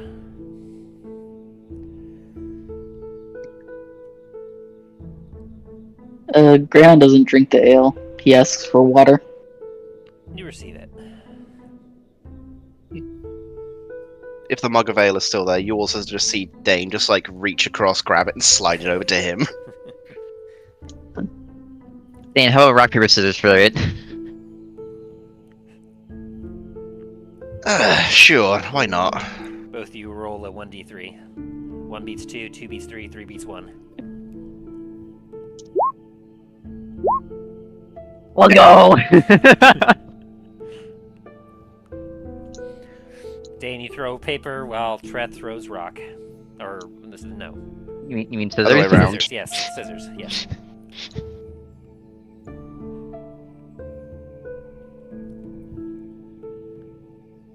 Well, I guess it's yours.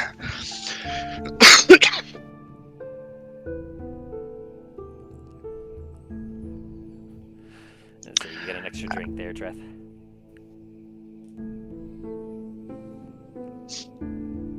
As you watch Dain just bring out the jug of alchemy.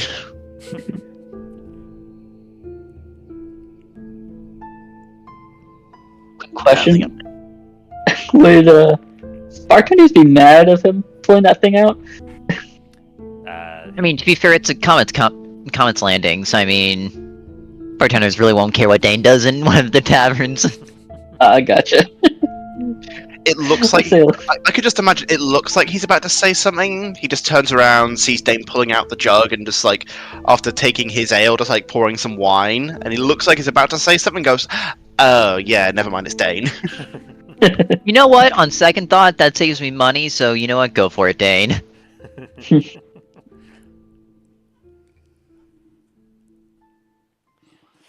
So after you all finish up your breakfast, do you all make your way out of the tavern? Aye. Yeet. Alright. Very good. Make your way out. It's a brighter, cloudy day out as like a cooler breeze blows across. You can see the distance as like many of the green leaves that you could see before starting to turn. A good majority of the leaves have begun to take a more auburn color as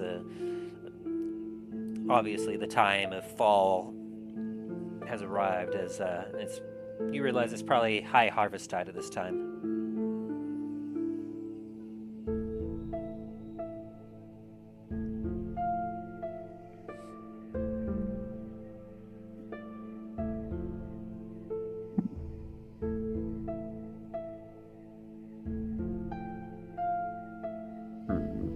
Where do you all go? Yeah. I guess Greyhound's gonna start heading towards the South Tower.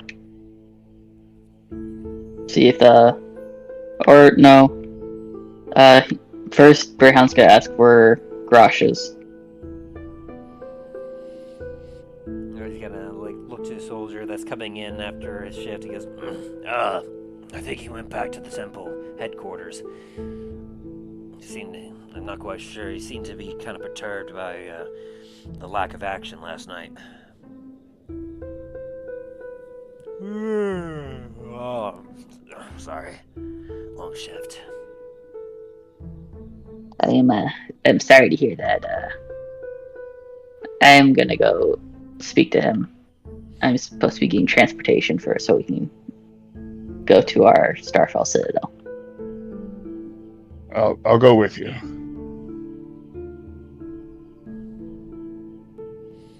Okay. So the two of you head to Dain or Treth, you follow along.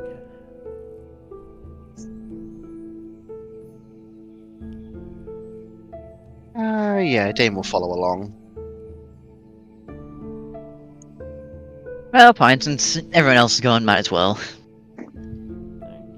You all make your way back to the Temple of Pillar where You once again see a couple of guards at the front. They all salute you as you make your way inside. And upon entering, you can see that there's fewer people there was last night, but like Rosh is currently standing by a table with a map, just like leaning over it, looking very intently. While a few other individuals are making their way around, just like kind of chatting, and everyone seems to be looking a little confused and tired.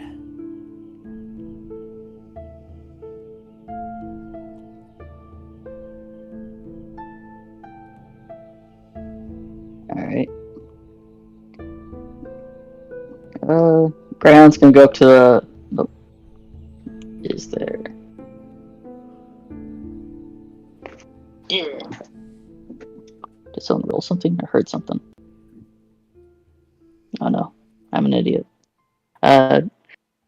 Greyhound's gonna go over to the first guard he sees and he's gonna ask where Grosh is in the building, or if he left. He kind of cocks an eye at you, then points at Garage at the head table, looking down at the map intently. Greyhound's gonna look over him like, thank you. As Greyhound goes over to Grosh, and first, like, he's gonna, well, I'm just gonna start going to character. Hi. Good morning. I imagine you all rested well. As good as you can from what we experienced, for me. Of course, but at the very least, you weren't interrupted by... well, none of us were interrupted by anything. It's unusual. Daily, Honestly, for the last count your blessings. we've always had an attack at night. Like clockwork. It usually happens a little earlier or a little later, but it always comes. But this night, nothing. Well, I think it may be that it did seem like we took down quite a few important people. Maybe they're trying to recuperate. Perhaps. I was expecting perhaps an even fiercer attack as retaliation for what you all did, but perhaps you all did more damage than what I foresaw. If you did indeed knock out a good amount of their lieutenants or whatever leadership they have there, if it only fell upon Maldraxxus, you may have been too distracted or perhaps doing something else to organize an attack on Duskwood. Unless you spent the night trying to piss me off. What do you mean? A weird dream last night. What do you mean? Just... don't ignore me, I'm rambling. No. It's been a long night. You saw Maldraxxus in your dreams? I think so. Just didn't look as, well, dead as he did. Definitely looked more, well, flesh and blood and very, very elven.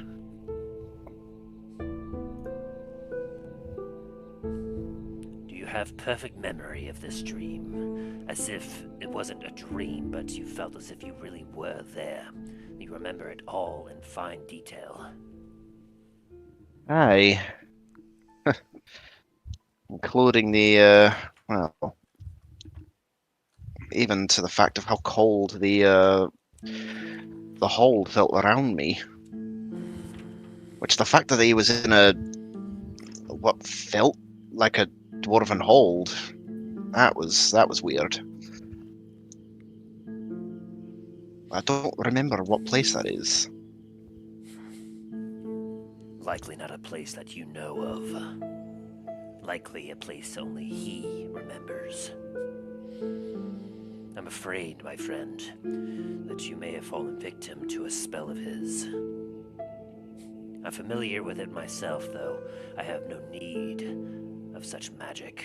But there's a particular spell we call Dream, where we allow ourselves, or we allow something else, to infiltrate another's dream.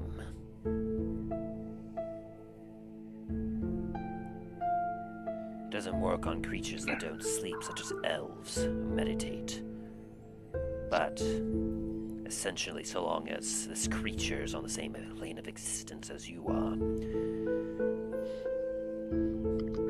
and you know them, you have met them, it is almost impossible for them to resist. Wonderful.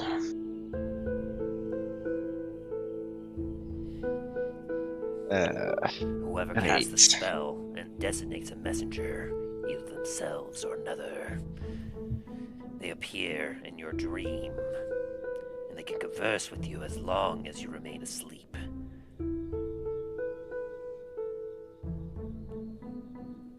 This messenger will often be able to shape the environment of the dream itself. They can change the landscape, objects, other images, even the way that they appear. That explains why he looked all like fair and well, elven. He might have Didn't look like a decaying corpse. If it really was him, he likely was appearing to you as he once did, back when he may have still been alive. Perhaps in a way that he views himself.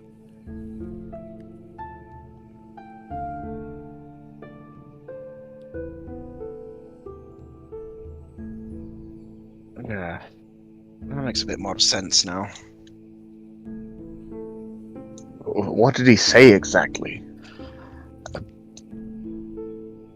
A lot of everything and nothing, really. A lot of it was him basically saying that... How was it? Someone called Walter Finch would never get his secrets. When I kind of poked him about it, he said that that's the treasurer. But, Treasurer. you know, he's never told us his name, so we always just know him as that. I would have to agree with you there. I myself have never heard anyone refer to the treasure other than the treasurer.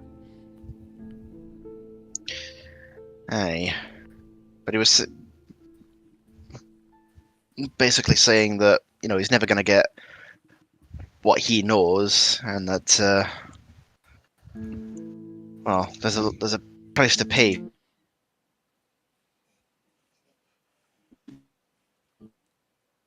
Yeah, that's fair, considering he's a bit very, very...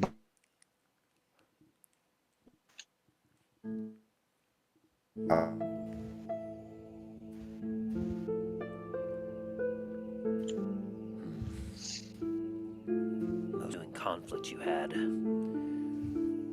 Some of your bloods may have been spilt, and if he was able to identify which ones, we'd be able to use that to make a connection to you more direct.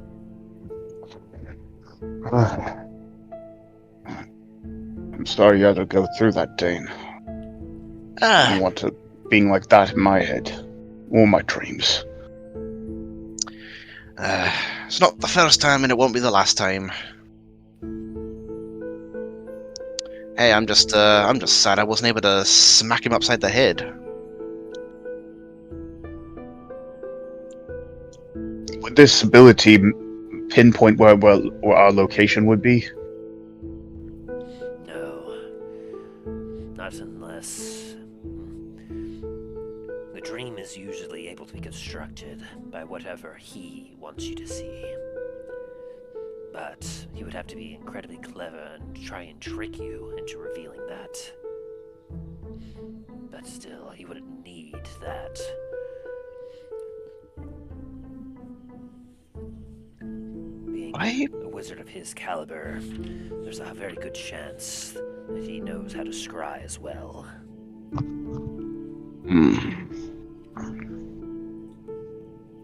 The ability to view across the plane, to see any location or any individual at any time is very powerful.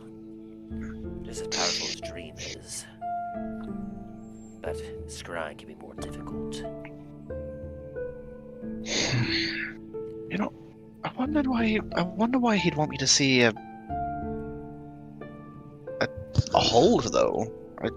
Surely he'd want me to see like Starfall or something like that just to give that kind of menacing factor. Has he ever been to Starfall? Not that I know of, but then again, we don't really know where he's been. I mean, he was trapped in the under here for a long time. That's a good chance. Wasn't one of his cultists we found at Starfall? Hey, Figorks. Tried to blow the place up. Hey. I still got some of the metal from that, but I've just remembered. Either way. But and I mean, if he's that old as well, he could literally take anywhere in Dundras. But you have to keep in mind with how long he may have been trapped, of which we have no idea. Who knows? He might not have seen anything new. Precisely. He may have just constructed some sort of scenery that he felt would be familiar to you.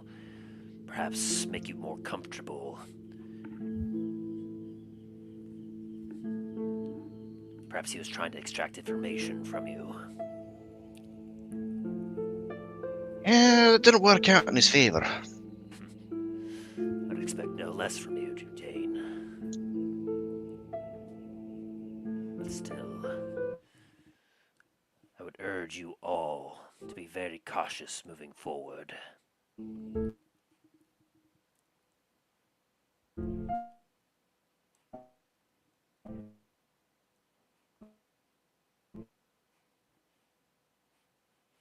I can agree with that.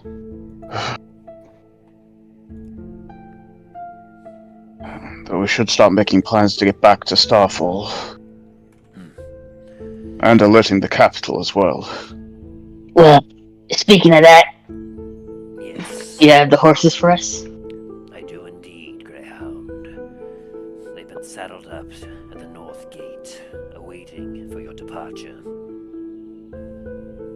Sorry, how many did you request there, Greyhound? 2 or 3?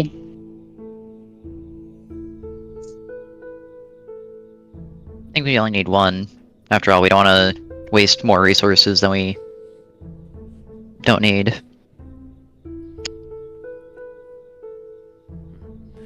Oh. You don't mind me asking, wouldn't he get a little bit cramped with all 3 of you on one horse? Well, Dain can find his celestial or whatever the fuck it is. As you say that, there's a slight huff over towards the entrance of the church.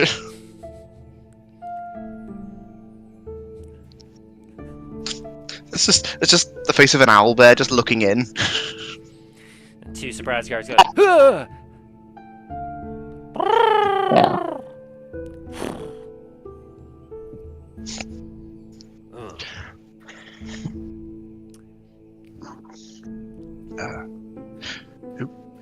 Bear it back a second. Of course, see to your owlbear. Don't see that every day. Very well then. Inform my, once you get up to the gates, you can inform them that you only need 1 or 2 horses. And Talos. I've already sent this morning some of my best scouts to go and take a look at the area where Maldraxxus' camp was. Since they didn't attack this morning, I assumed that they were on the move, and sent them ahead to scout out. Informed them that if possible, if they could find and retrieve your steeds, to bring them back here. Thank you I appreciate that. We'll make no promises. After all, after having been abandoned, there's a chance the enemy may be trying to repurpose them. But my scouts I understand. do what they can. Still, thank you for this. At least the thought that you're at least attempting this does take a burden off my heart.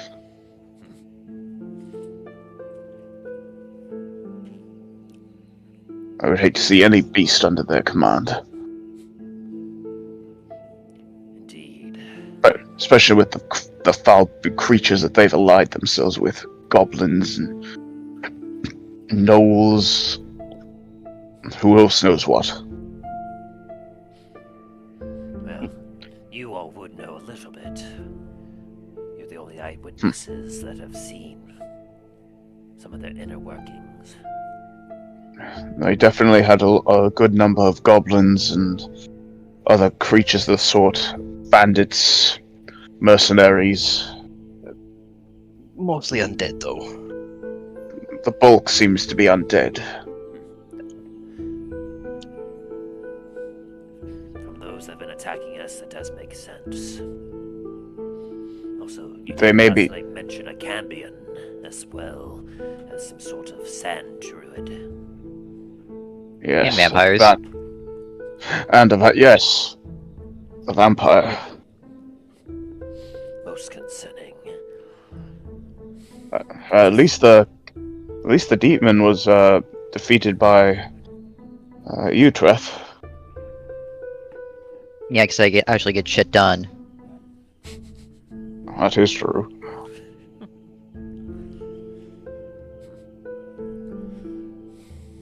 That vampire one is a little concerning. We haven't seen hardly any vampires in Dundras. Most are usually have been rooted out and eliminated. But if you saw one there, that begs the question of where they're located.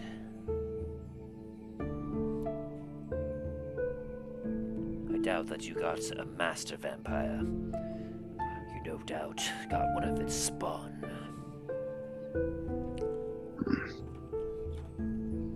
Unfortunately, it's hard to say. Haven't actually dealt with many vampires myself, so I'm not too familiar. They're rare. They tend to hide in the shadows. I myself have not come across one, only heard the stories. And the only thing I've ever heard is the stories from my commander back home, and of course the ones I read in books and in scrolls of lore. To the common individual, they are a deadly foe.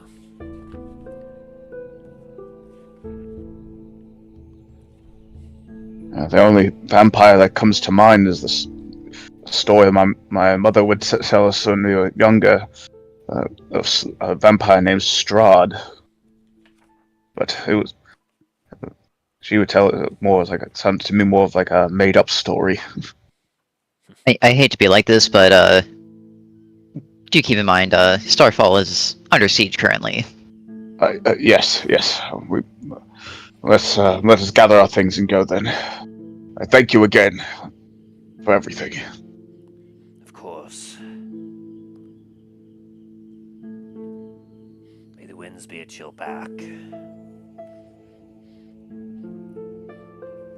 We'll do what we can to aid you from here.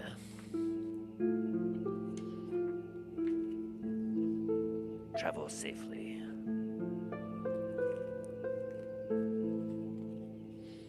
And so you all leave? E. Yeah. Set out to get mounted up. As you head to the northern gate, you can see that a couple of horses have been prepared for you. As you relay instructions, obviously, you get one, Talos, and Treth, you get one. Are me and Talos not able to ride on one together? But yeah, you're able to ride on one if that's what you wish. Very well. I'm fine with that. So, as the two of you hop onto one steed, I'm assuming short stack goes to Greyhound. Yep, yep. And then Dain comes right along, mounting his celestial owlbear steed. Yes, me and Tan.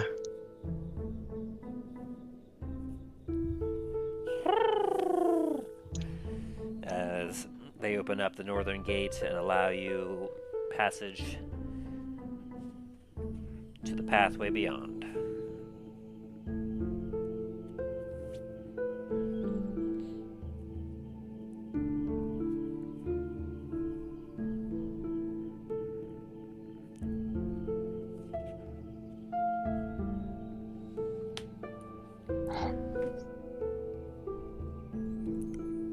Alright. Oh, sorry, I gotta mute myself real quick.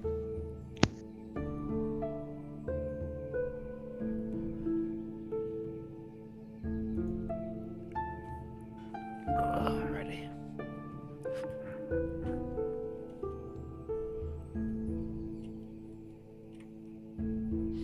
So, as you all make your way down the path, you look behind you at the forlorn town of Duskwood, its fortifications rising up as it begins to slowly disappear behind you as you fall along the coastline on the road before you.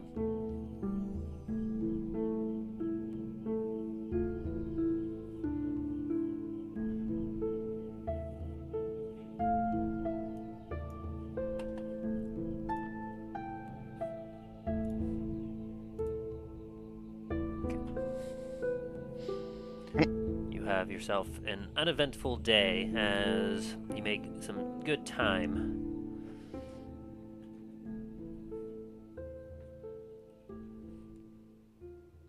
Very good.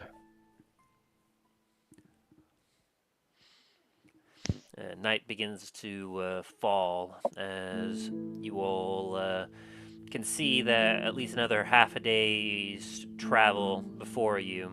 You can see some of the lights of some ships upon the water making its way to Port La Montagne, as it is now dark. Okay, I'm back. Welcome back.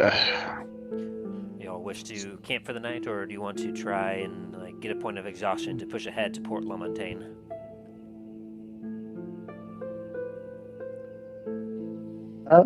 Personally, I think we need our energy, but I'll leave it up to you guys.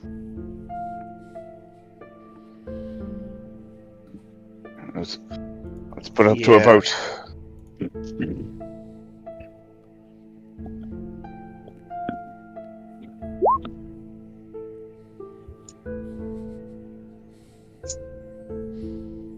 Treth, you look around at your current situation, and you can see an area that looks pretty ideal for camping.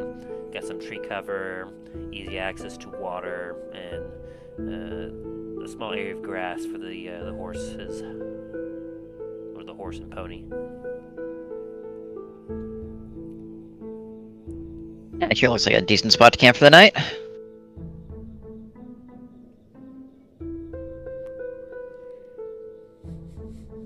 I thinking with Treth and Greyhound on this one, we're definitely going to need our strength for the morning. Very well. We'll try. Should move at first light. Now let's see. Let's get things set up. I'll see if I can get some food started for us.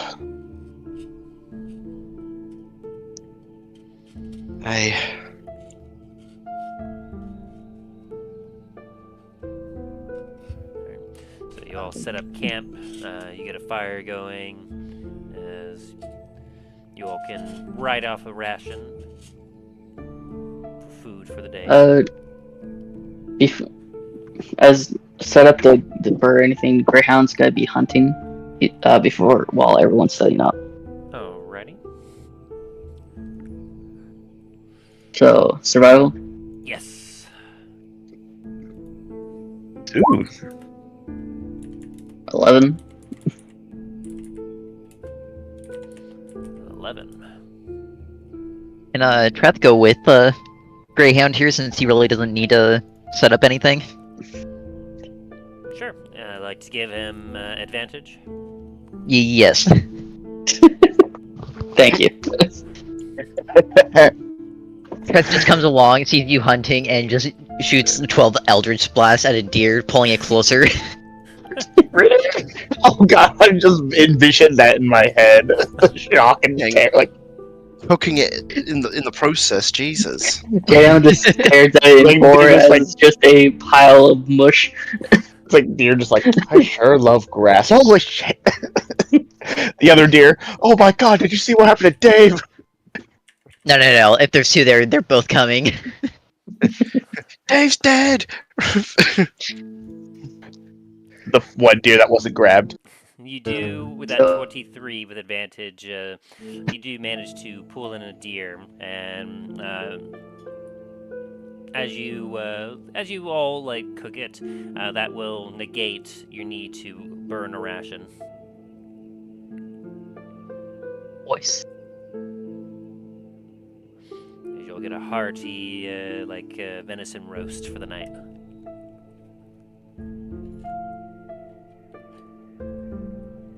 Very nice.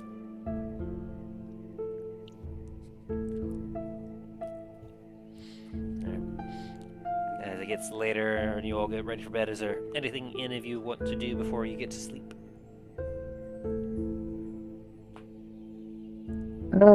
Greyhound is gonna be kind of sitting a little bit out of the campsite, kind of just staring at the stars, and he's gonna be he's also gonna tell everyone that he's gonna take first watch. But Greyhound. yes, No need for watch. I I wonderful. don't sleep. Never mind. Greyhound, before he goes to bed, he's gonna be sitting out in the looking at the stars, kind of he's gonna be reminiscing, and if anyone would like to go see, he's gonna be like clutching the front of his throat at a certain spot.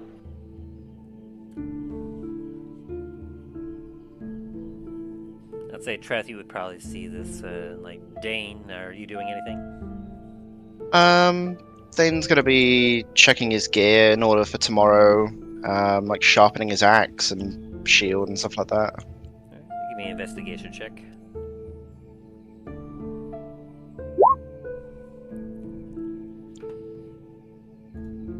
Yeah, with a 10, you're Nowhere is where you left it. Well, you're able to find everything that you brought with you. As you check it, everything looks all right. You definitely feel like your mind is distracted with thoughts as you're thinking back to this mysterious Dallin that you believed you were talking to, but potentially may have given your party to Maldraxxus.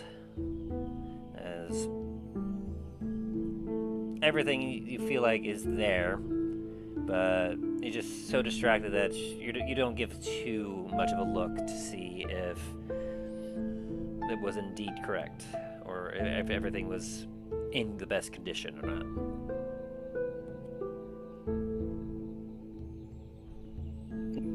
Yeah, it's like at one point you just see Dain just upend his bag at one point to go look for one single thing, and then just throw everything back in.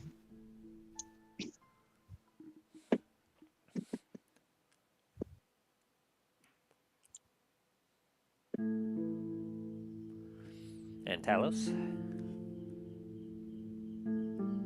Talos would be like after writing everything in his little personal journal down, he's going to be sending a message as best as he can with the limited words to his sister of the situation and where he's heading. Like, granted, it's kind of hard. He'll probably mention that he'll send some more details later. Gotcha.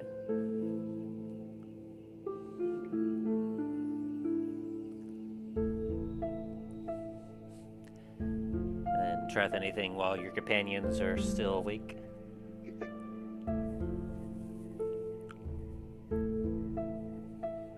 Rather gonna go over to Gran and be like, you good? Why the fuck are you just like grabbing onto your neck like that? You choking? Do I need to give you the Heimlich maneuver? No.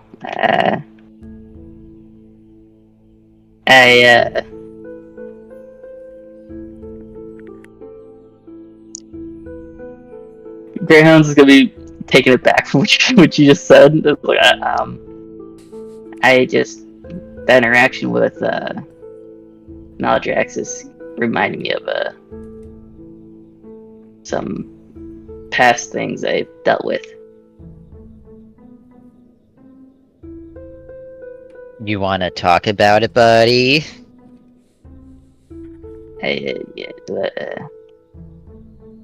What do you want to know?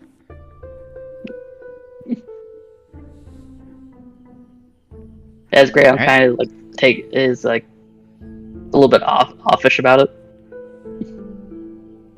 I was just asking if you wanted to talk about it. I don't care too much, but if you have shit on your mind that you want to talk about, I'm here. Well, the answer to your question for me grabbing my throat is Greyhound kind of hesitantly takes off his scarf and shows a scar, well, a little brand on the front of his throat. I didn't have my freedom for a while. Huh, neat. As Treth cast hold person. I'm kidding. Please, I'd rather not do that. Do you really? No, I don't. I was to say, Graham would have never forgiven you for that. It's like, oh, neat. So let me just Face your trauma! Ah, that should be easy. Face your trauma! So, I'm a therapist. What you do for your therapy? I do exposure therapy. I don't like losing my control of myself, and Maldraxxus doing that spell. It reminded me of how my captors used to do something similar and experiment on me.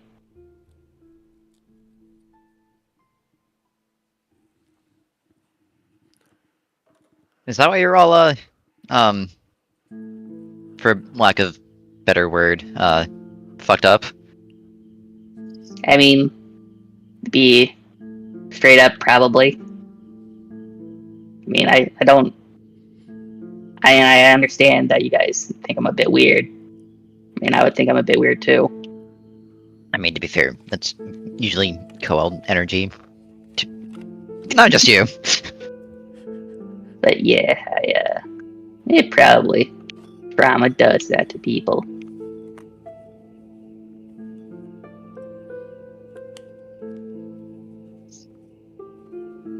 So, do you want to talk about Dain? Not much to talk about. I died, saw my god, came back to life. You saw your god? As Graham kind of said, as he says God, there's a little bit of disgust in his face. And that's why I wasn't gonna really talk about it with you, but I'll just leave it at that.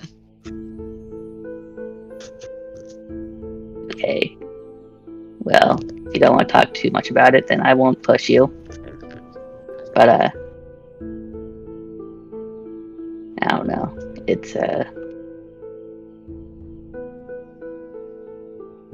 they used to do a lot of terrible things to me, and it's probably why I can handle so much getting hit.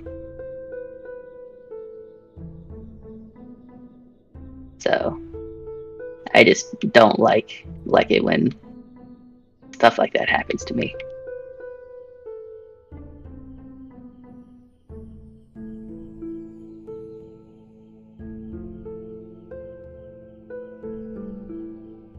Well, understandable. Do you ever want to talk? You know where to find me, I guess? At least while I'm still around? One quick question. Either. That spell you're using, is it an Eldritch Blast?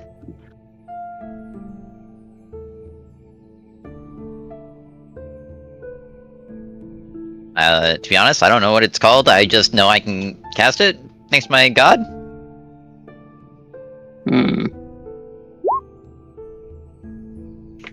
Insight.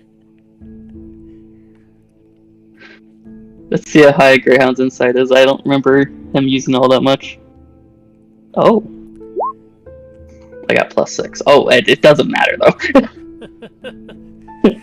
Yeah, it's like he says that, and you take a look at him, like you see that he seems to genuinely like not understand the power he wields as much.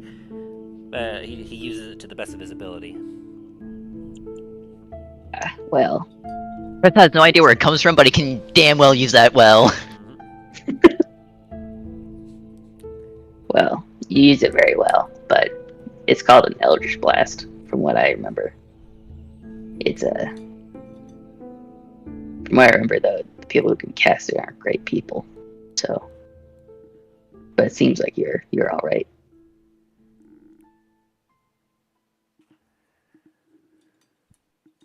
I don't really understand how that's a question, but alright. Well, I asked you if you used that spell, but I guess you don't know too much about it. I'd like to drop it. Likewise. Well, I'm stay here for a bit. Reminisce, but thank you for talking to me.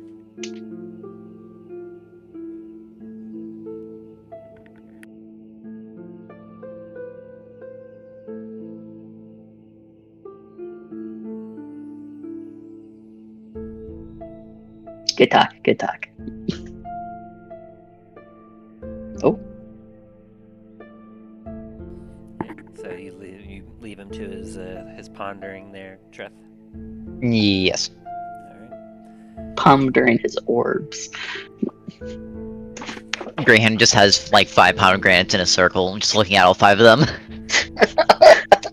Speak to me, please. I know you can.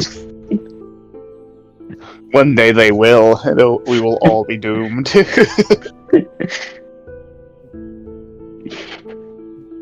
Why did you kill those 7 people? The pomegranates told me to do it.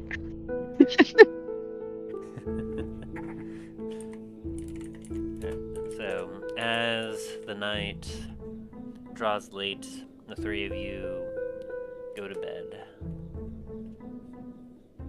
With Treth giving me a perception check.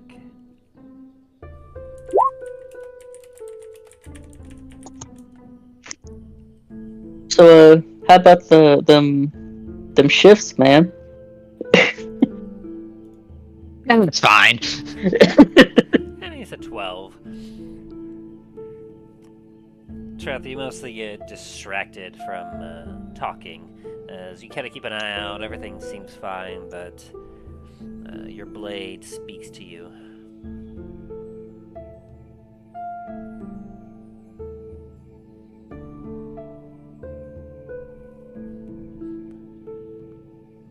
For a minute there, I thought that I'd lost you.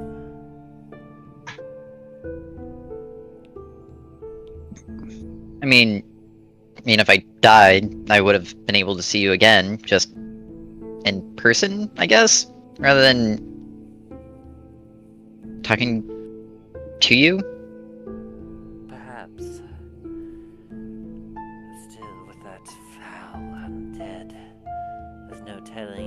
what could have happened to you. I mean, I died and I saw our god, so I have a decent understanding of what would happen. I think. I hope. You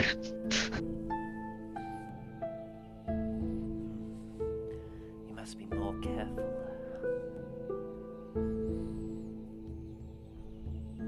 Ah, damn! Why didn't I think of that? Well, I know that, of course, we can't be that terribly careful, but we have to harvest as many souls for the Raven Queen as we can. We'll require another, at least one soon. Each day that goes by, my hunger grows ever more. Yes, dear, I know about your hunger and for souls.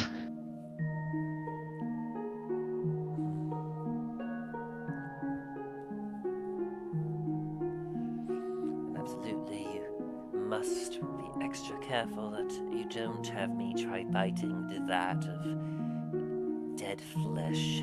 That was most. Alright, listen! That was a mistake, alright? I kind of forgot that vampires are considered not alive. I'm sorry. You showed me that very quickly. Yes, and I will show you again very, very quickly again if you should make that mistake again. Like I said, I'm sorry.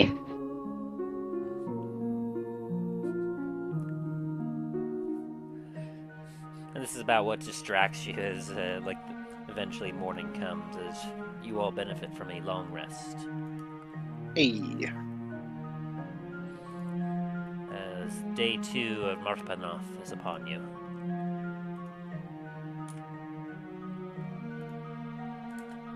Which you know is to be the 10th month of the year.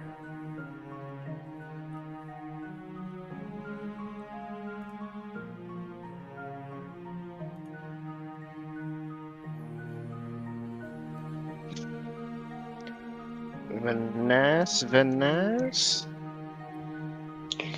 Greyhound's gonna wake up, do that little stretch thing that people do. That when they stretch just a little bit, they start like fucking seizing up. Greyhound, are you going into anaphylactic shock or something? Like, are you sure you're good? Control the First you're spice, choking. control the universe, control the spice, control the universe. The power guys are speaking to me. He's like shaking. Oh, God. I am fine. I just had a really good stretch. You've never had that before? Greyhound looks at you weirdly. I mean, you're trying to say something about pomegranate, so I'm not sure if you're being quite truthful here or not. Kind of make me worried. Hey, that More was so. out of character. How dare you? I mean, it is Greyhound. His... Well, Even more worried for us to be concerned. he does a lot of chatting about pomegranates. I mean, I like pomegranates. As Greyhound pulls out pomegranate and starts eating it. Yeah, nothing wrong with that. Hey, Greyhound, what's that over there? As Treth tries to reach into the bag and grab one. Greyhound pulls out, summons one of his soul knives, and just presses it to your throat. Don't you dare.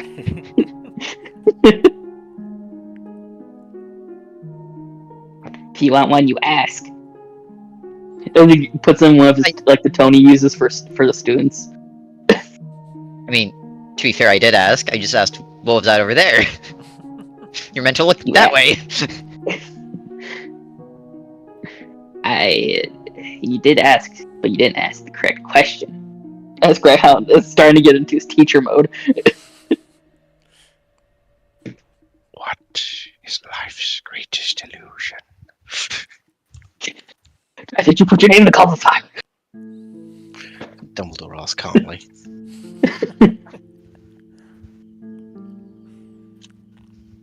Anyway, as you all pack up your camp as the sun rises over the trees to the east of you. You hop back up on your steeds as you make your way to Port Lamontagne. Good question. How many days is it gonna be? To get to Port Lamontagne. Yes. You were half a day's travel when you camped for the night. Gotcha. Okay. So you'll be able to make it there about midday. Oakley dokley.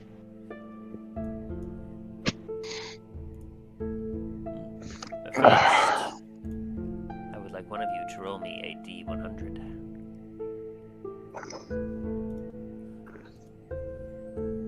Well, no one jump at that at once. I was just gonna say, might as well, since no one else was. Yeah, I was going to, but I've done it quite a few times recently, so. See, last time I rolled a D100, I spawned a goddamn orc raid, so... Fair. I mean, one of mine was a mimic, so. Bunch of bandits come charging at us. It's like, we don't have time for this bullshit. Fireball. That's fine, my sword was hungering anyway.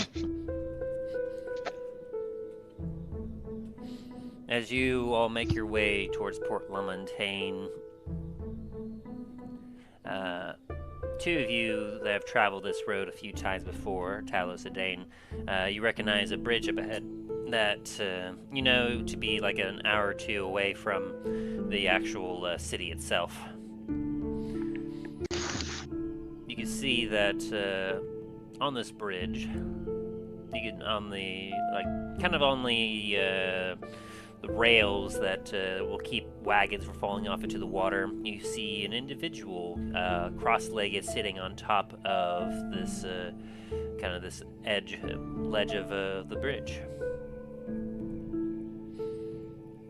He seems to be in a meditative state.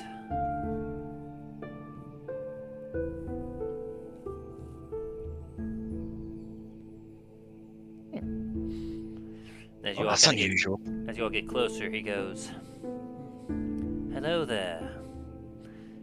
His eyes don't open.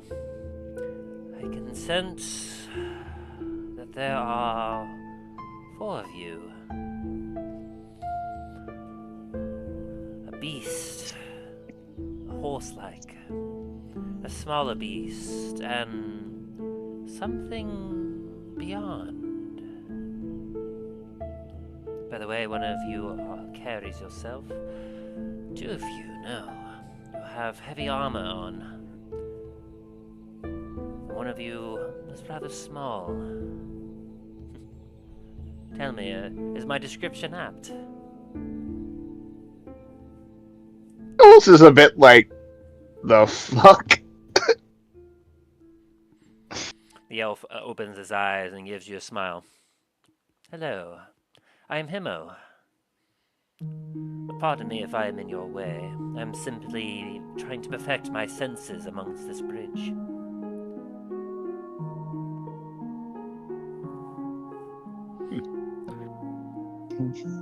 Odd place to perfect your senses, but, well, who am I to judge? "I'm simply meditating with this nice, calm water below me," as he kind of waves his hand down below him. Fair enough. He kind of stands and stretches a little bit. "I do say I've been meditating all morning. I am due for some exercise. Such you all happen to be upon here. Perhaps you'd be willing to help me." With? "Well, I am training to be untouchable. I want to be able to tone my body in such a way that none will be able to lay a single finger on me. I will offer you 10 gold pieces for any of you that can lay a finger on me within a minute." Okay, wait, hang on. Do I need to just hit you with something, or do I need to physically touch you?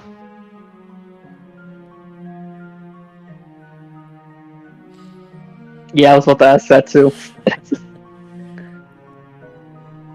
You just need to be able to touch me in some way. Greyhound cast magic missile. Jesus. By the ancestors. Oh god! Talos just sit there and then all this happens like... Why?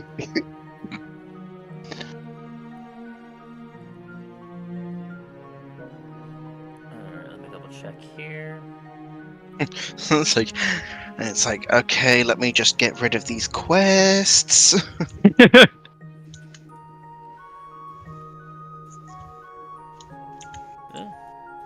Well, I will say that as you start to blast, he immediately reacts with like evasion tactics as 1, 2, 3, 4. Your first 4 shots immediately miss, even though you feel like you have the jump on him. You go, you watch as he just as he like smiles as he like dodges and like ducks. It's your 5th strike. Yeah, your 5th strike that actually manages to land on him. And he kind of curls an eyebrow up a little bit. After which, All right, after the 5th one hits, Treth is going to stop and not continue to hit him. well, I will say your aim is quite remarkable. It seems that I still have some work to do. As he takes it to a pouch and hands you 10 gold pieces. Ah, thank you. Awesome. Okay, my turn. Very well, as he kind of gives you a slight bow. You have 1 Greyhound just minute. awkwardly bows at him too. Whenever you're Okay. ready.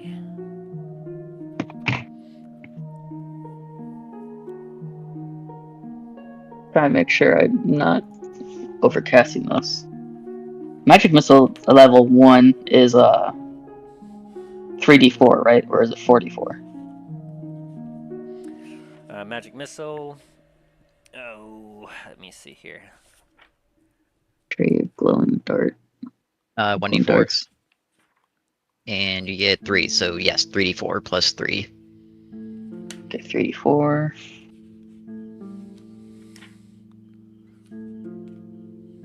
Plus 3.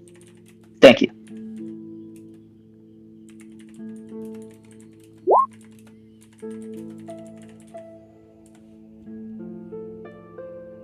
Oh, right, do I need to roll damage?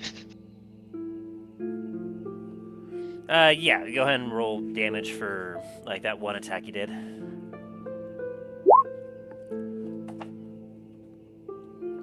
then let me double check his thing, because like he's got stats. Old Hemo. But we aren't gonna be killing this guy, are we? No. One way to find out. Like level 3 monk that we were trying to help him out. We just accidentally kill him. Like I need to think about this first. Wait a minute. Oh, you already cast it. Alright, and so... It's a ranged attack. Let's see, would that count for his ability? Let me double check that real quick. Oh, hey, hang on there a second. I got my 10 gold. But you did get No your 10 refunds. gold. I was just looking to see if he was able to negate that damage. Ah, Because the monks do have a thing about that. By range. Oh, it's not a weapon attack, so no, that would not count.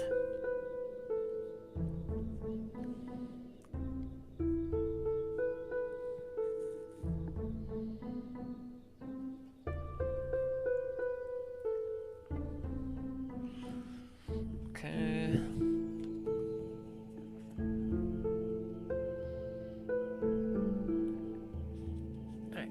And so, I will say that as you launch your magic missiles, the monk grabs an amulet at his throat, and you watch as a shield pops up and absorbs all your magic missiles. He goes, Well, that seems a little unfair, don't you agree? An attack that is guaranteed to hit? I mean, you did say that we just needed to hit you, right? certainly, but I was more or less hoping that you could help me more in a physical way, one way that is not guaranteed to hit me. After all, I'm trying to hone my senses and hone my abilities. One can hardly hone themselves against magic missile.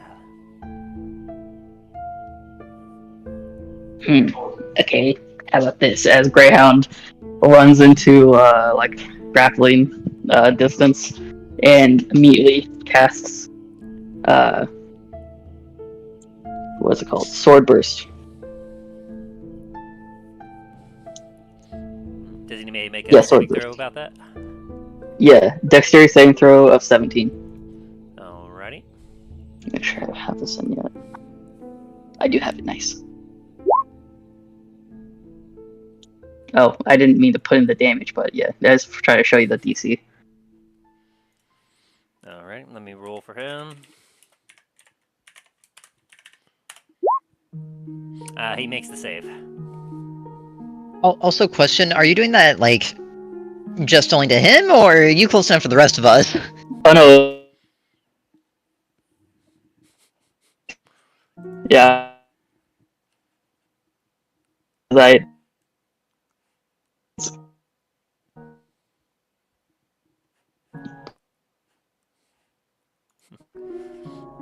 You watch as you cast that sword burst, and you watch as he like dodges each blade, and he almost like Matrix style just like leaps into the air and does dodges, and you don't see a single scratch on him afterwards. for the second time? For the first time. For the Okay. second time, let's see. For the second time, you do manage to land another one as like you come after him quickly and unleash another volley. To which, as he like ducks and dodges, you manage to scrape him a little bit, dealing 6 force damage to him as he lands to the ground. Very, very clever. Such a ferocious, swirling blows. I do say that you have quite earned this, as he hands you 10 gold. Greyhound pushes his hand over. Like, don't mind. I just wanted to help. Either of you two feel like having a go? He looks at you, Talos and Dain.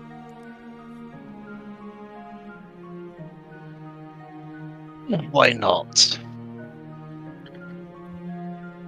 Dane's gonna put his. You know what?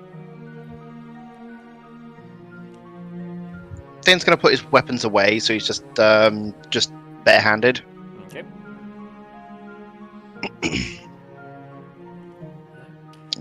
You have 1 minute to hit me.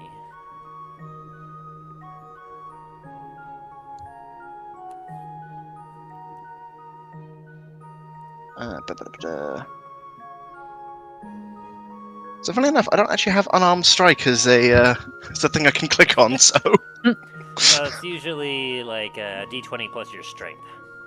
yeah. And then obviously if you're proficient with it, you'll be able to add your proficiency bonus, but I'm not sure if you're proficient with unarmed strike.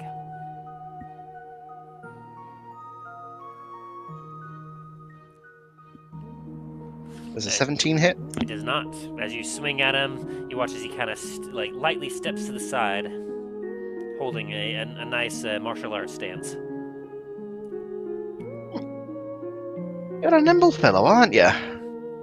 He gives you a very cool and calm grin.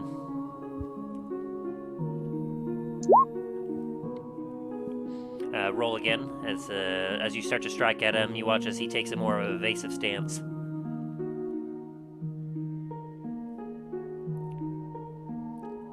So roll with disadvantage. I roll disadvantage. Yes. Okay. Ooh. So with that 22. As he takes a more evasive stance, he tries to dance around your blow, but the force of your attack comes so hard and swift. Just do you have an 11 to your strength? I have a plus 11 now to my hit DC.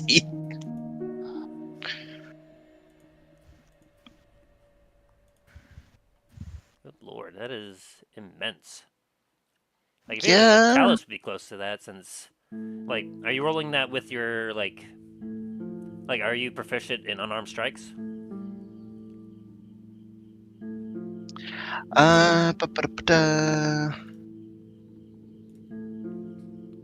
What is it? Because, like, I know you have a +5 to your strike normally. Yeah, so I have the +5 to my strength. I'm just looking at this from D&D Beyond, and it still has the +11 there. I think so, because it. Yeah, let me double check unarmed strikes ruling real quick, just to make sure. Not that it matters too much in this, but just want to make sure we have our rulings correct here. Yeah.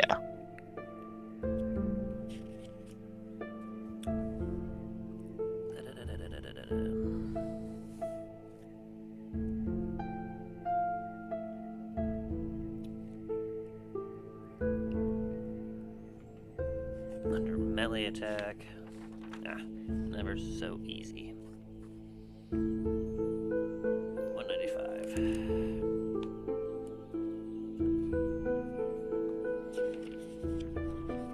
Okay, so unarmed attack.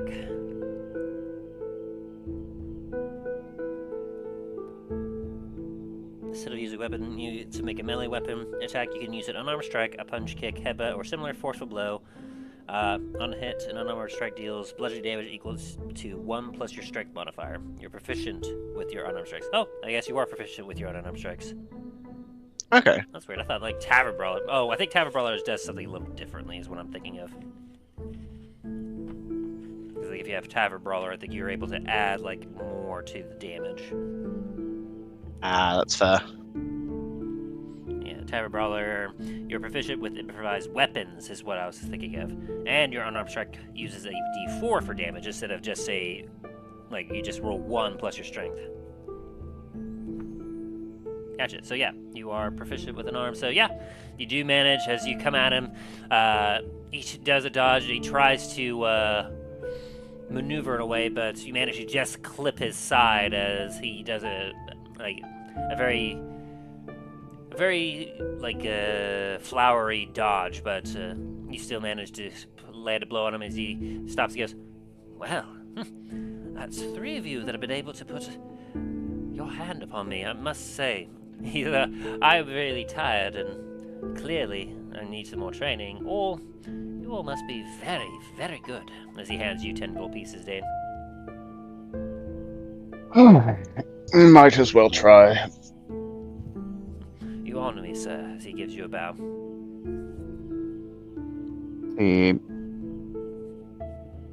I don't have an armed strike either on mine. And not a lot of people tend to do that, so... Makes sense.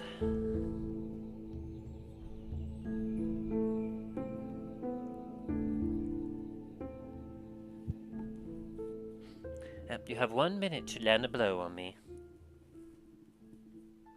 One sec, I have to reload. Roll 20, it's frozen. I don't know why Roll 20 likes to freeze on me for some reason. It struggles sometimes. Oh, excuse me.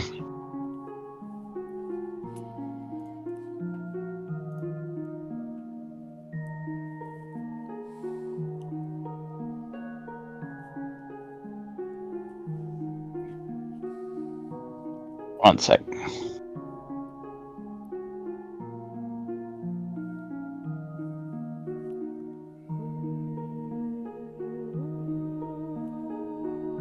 Okay, so if so basically I'd be just rolling a d20 plus my modifier, right? Mm-hmm. Alright, so that should be a d20 plus 14.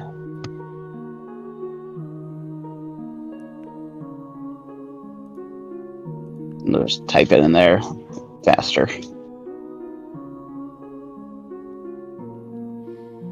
And you will also be rolling with disadvantage as he takes a defensive stance.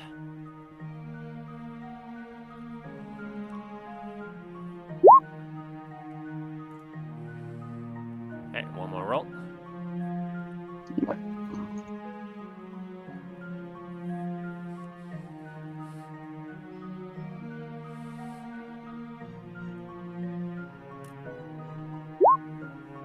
That's 17 then. 17 will miss as he nimbly dodges around your first punch as you warm yourself up. You can either keep punching or you can try something different, up to you. But you have 9 more attempts.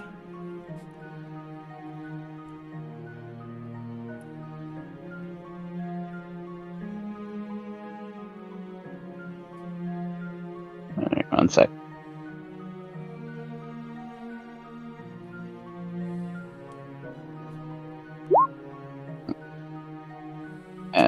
Let me roll the disadvantage one now.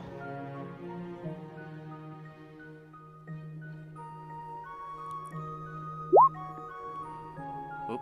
Oh, You dang, missed sorry. You missed a part there. It's like I mixed up. It's like I missed something.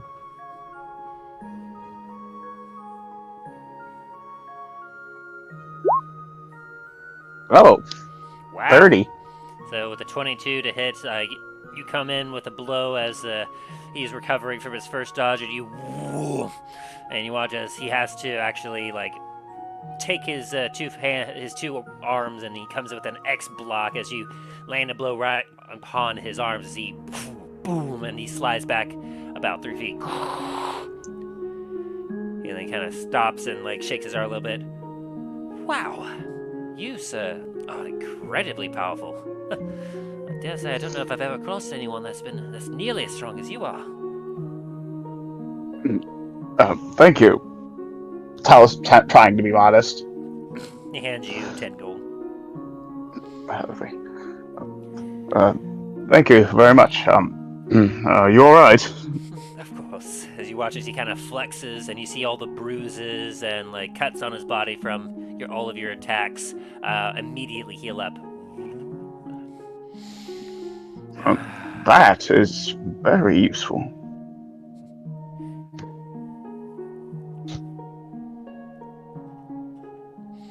Part of my training allows me to be able to use my ki to heal myself when necessary. Honestly, you're the first monk I've met, well, of your type of monk that I've met. Most of the monks I know are more of the clergy. Oh, yes, of course. I'm more of a different kind of monk, I should say. Still able and capable of doing quite a bit. But I focus more on self-improvement and training, rather than swearing fealty to anyone or anything in particular.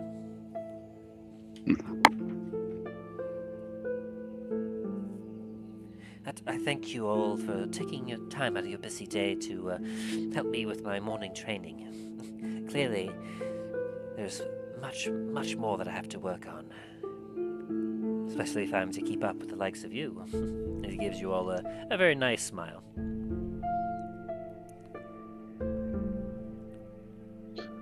Glad we could help out. We best be off. We have an important journey. Of course. May the roads be safe for you. As he gives you all a bow. And for you as well. So I hop back on the horse. He gets back up onto the edge of the bridge and returns to his meditation.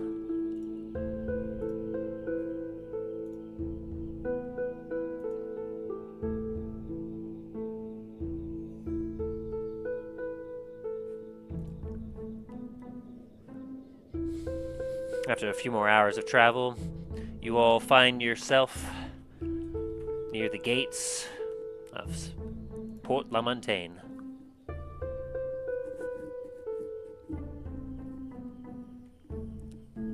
Very good.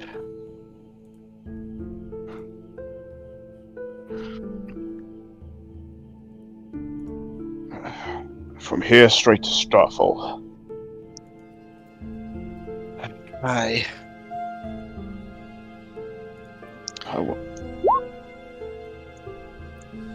hopefully the fighting is kept to the citadel and hasn't spread over to the city.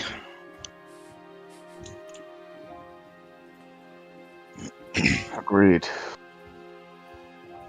I wonder if any news has reached the ports at all. Maybe we should ask any of the guards first before we start heading out that way. I mean, probably could just check the train. If the train's not running, that's probably gonna be a good indication of what's going on. Good idea. Start heading that way then.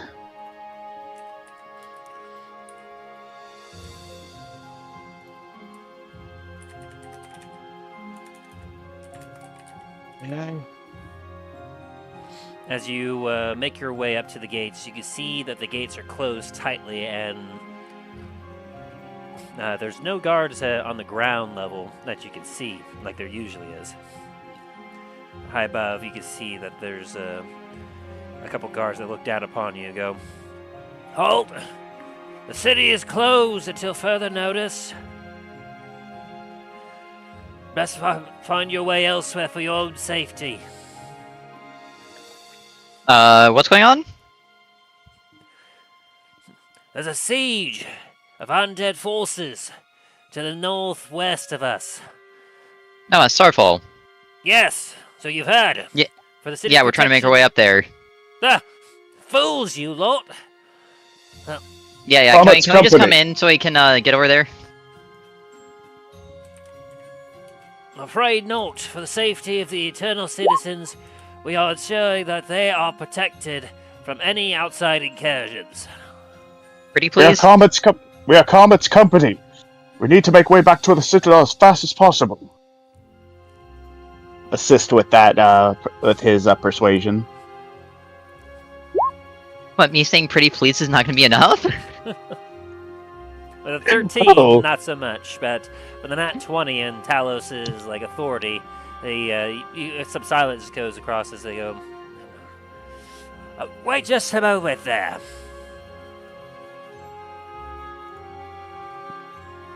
As you watch as at the gates I also was- open, but like the palisade still remains. As you can see through the palisade, an individual kind of walking up in guard's apparel. I honestly was not expecting that net 20. Very, very good roll.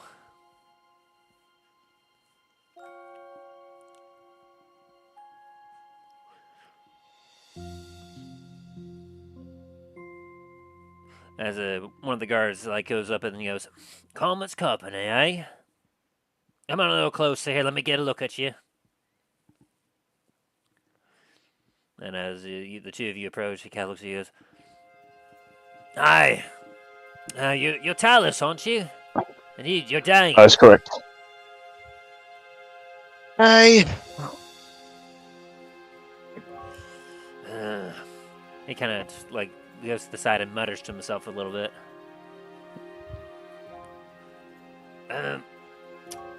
You got something to prove who you are. Something that you're under the employ of the treasurer, eh? You have that with you. Actually, reaching. Actually, oh gosh, I'm trying to remember. Did I keep the contract? Let me give me a second. Yeah, you have a few things that could work.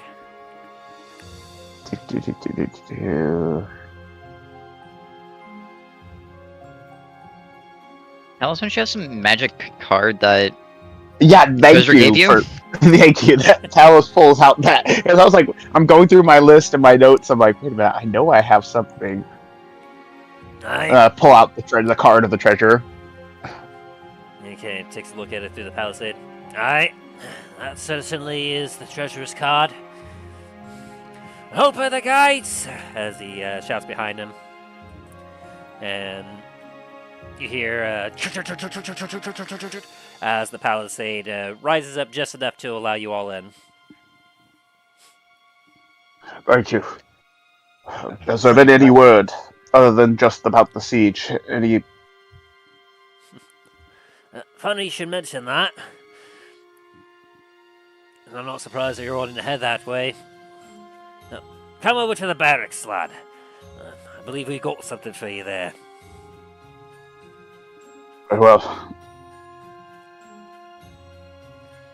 As they close the gate and palisade behind you, the guard proceeds to walk you up the short distance on the road north to the barracks. I'm kind of expecting just to see Fred Rogers' head fully animated again, just trying to like bite at someone through a glass jar. No, that thing was fully rotten by the time you all got back to Port Lamontagne. Yeah, I know, but it'd still be funny thought. Like it's like rotten, but in a jar, but still like biting. From what little of the city that you can see that there's quite a few people roaming about the streets, and it feels a little bit more crowded here, as you make a short trek to the barracks, where inside the secretary is hard at work, where the guard that's escorting you goes, "Aye, what was it that you got that there parcel from the station, eh?" She looks up and goes, "Oh, Comet's Company! Yes, yes!" And she goes down and reaches up and pulls out a letter. "Yes, the TRAIN made a sudden stop a few days ago, and by orders of the engineer there, they've shut it down permanently until the threat at Starfall Citadel has receded." Where did it stop at? At the station just outside the city. The engineer here? Yes, he should be somewhere within the city walls. I'm afraid I don't quite have his home address as of right now, but here is the letter. She hands over a letter to whoever reaches out for it. Yeah, alright, might as well. On it, you see a very hastily stamped seal, sealing it, that bears the crest of Comet's Company. And I will put this letter in... let's go ahead and do it in Town Hall. Paste.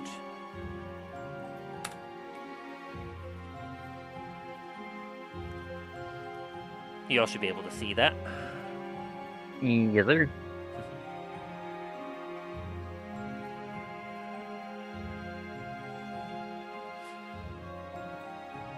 As the guard will kind of look at you all and go, "Aye. As soon as the engineer left word with us and hurried himself in, the council agreed that we needed to close off the city and highly inspect any ships that were coming in and out. We were still able to get resources, but any attempt for invasion from landside is going to find itself with thick walls and 3,000 soldiers of La Montaigne to bear down upon them." We must go and answer. Well, you have to go on foot then. I dare say that highly risky if you do. And what the engineer was saying, babbling on about, it was a large number that he couldn't even hardly fathom. One moment, Maybe please. something in the mage's court. Nope, go ahead. Maybe something in the mage's quarters, the magic quarter could assist us.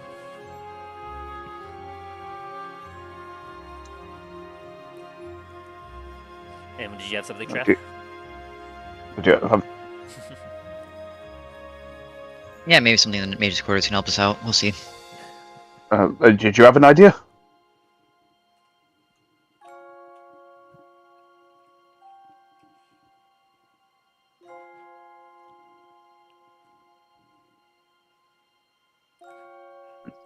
Hey, no, give me that.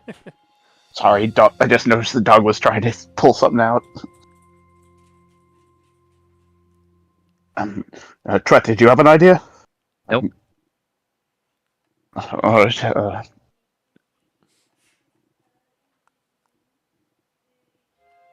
Perhaps maybe some of us should check different areas.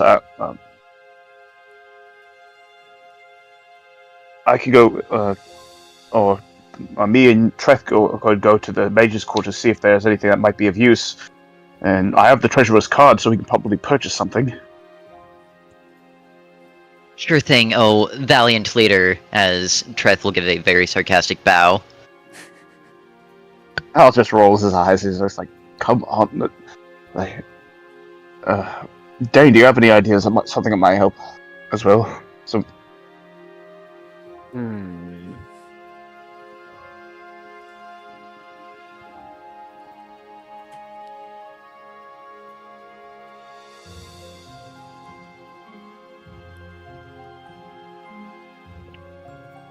might go check. Actually, there is something that we could do. While the above or even underground trains might not be running, tracks on the underground one are still going to be open. We could go underground and walk to Starfall. How loud are you bypassing mentioning the underground part? I kind of just sort of just mumbling amongst to myself right now. It's like, I can't do that. It's like, not saying it loudly, but not like fully voicing it coherently. So it's like, I'm thinking of something, but you guys go over to the mage's quarter. I will, me and Greyhound, well, if you'd like to come along, Greyhound, anyway. I'm gonna go check out, Comet's Landing. I shall join, as Greyhound says it in Undercommon. Do you know Undercommon, Dain? No. Oh, just hear a So you just yeah. you hear like Greyhound just go, "Right, all you right?"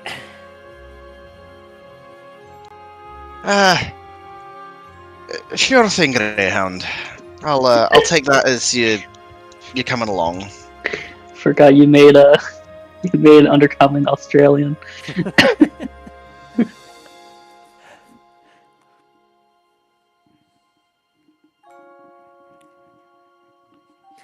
Alright, so Treth and Talos, you're making your way to the Magic District.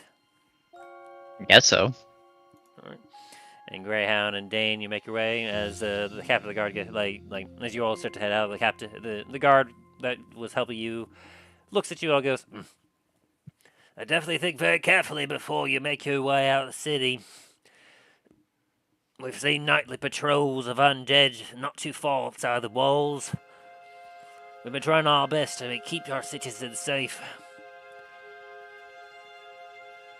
And if you're planning on leaving, make sure that you're well prepared before you leave. We want you in this once since you're part of the treasure's staff, but for the sake of the security of the citizens, we're not going to be able to let you in again just in case."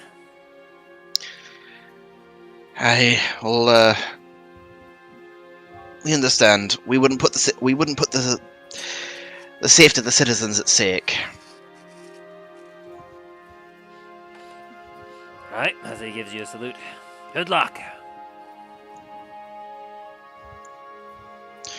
Dain will return it and wander out.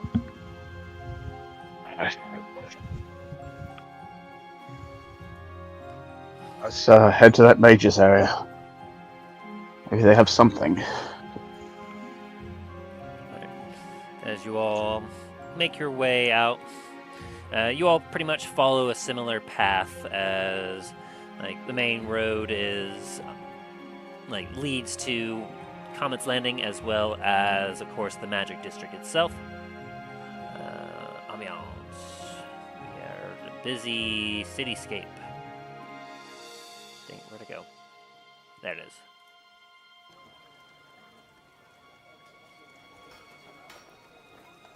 As you honestly have a difficult time, even just walking down the street. It's very crowded with all sorts of different people just trying to make their way. It's being confined to this city while Like, it's a large city, but still, it is, like, it's feeling a little crowded from having all the people that were outside of its walls brought in.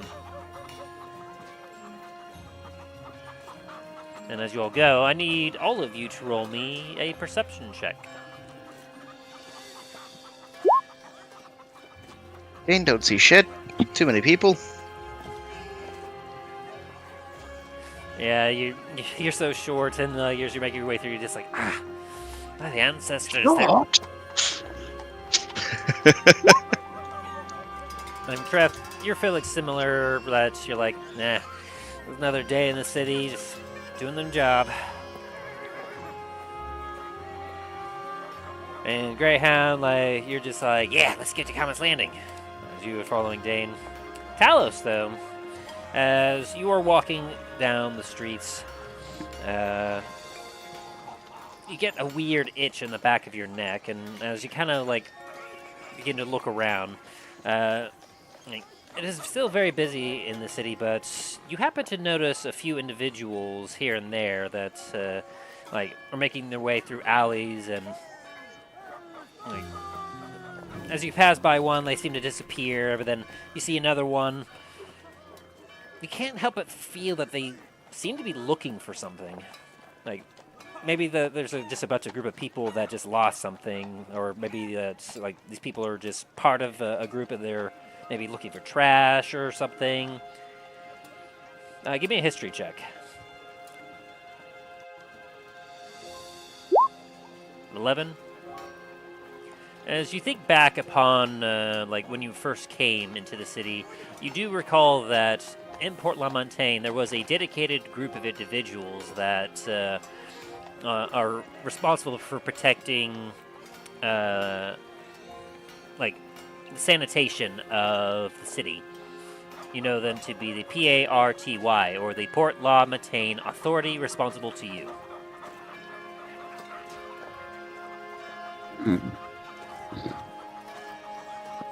You know that they're highly respected within the entire city, as the sanitation department is very, like, we're a big city, especially a port city, like, muck, grime, and filth can build up really quickly, so a lot of people respect them for keeping the city nice and clean. But last that you recall, like they don't generally wear cloaks to kind of like conceal their faces. They tend to like wear good, hardworking garb. So the number of people you see that are going around looking in random corners and like moving some crates here and there, that as you're making your way until you eventually get to the marketplace area, like you've taken a significant notice that, like, I don't know, it could just be coincidence because there's a bunch of people in town now, or you're not quite sure what to think of it, perhaps. But with that 25, you definitely take notice that there are more than a couple of people that seem to be searching around the city. Mm-hmm. And as you kind of look at your companions, you take note that you can also take note that none of them seem to have noticed anything out of the ordinary. Until you get to a crossroads where Dain and Greyhound get to continue forward, whereas you and Treth will take a left into the Magic District. Before we separate, I'm gonna kind of gather them together and kind of tell them what I saw.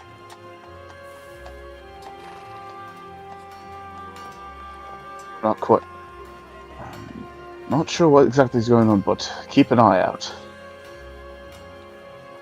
Could be nothing, but just Could also be something. Yeah, it's not sure. It's just odd. But we'll meet back up at the gate. Actually,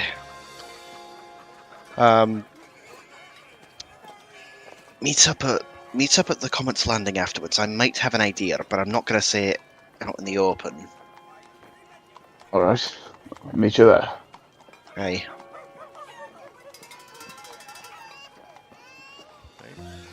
So as Dain and Greyhound, you make your way down the path. Talos and Treth, you enter through an alleyway into the colorful market district of the Magic District. Colorful lights of all sorts of like the rainbow of colors float above you as you see many different individuals. Quite a few, like, you hear, "Come, come, get some magic. Protect your families, protect yourself. I've got magic here that can help feed your family for days in case of a sudden disruption of the trade. Come here, come here!" Like, "Don't you worry about getting stuck by a knife in a corridor. I've got some nice enchanted armor here that'll protect you from any blade." Like, all sorts of, like, people that are really throwing out their trade as, like, the magic district seems to be very crowded by a lot of individuals like, "Shut up and take my money." Alright. And paranoia has set in, and people seem to be doing and spending what they can to protect themselves and their family.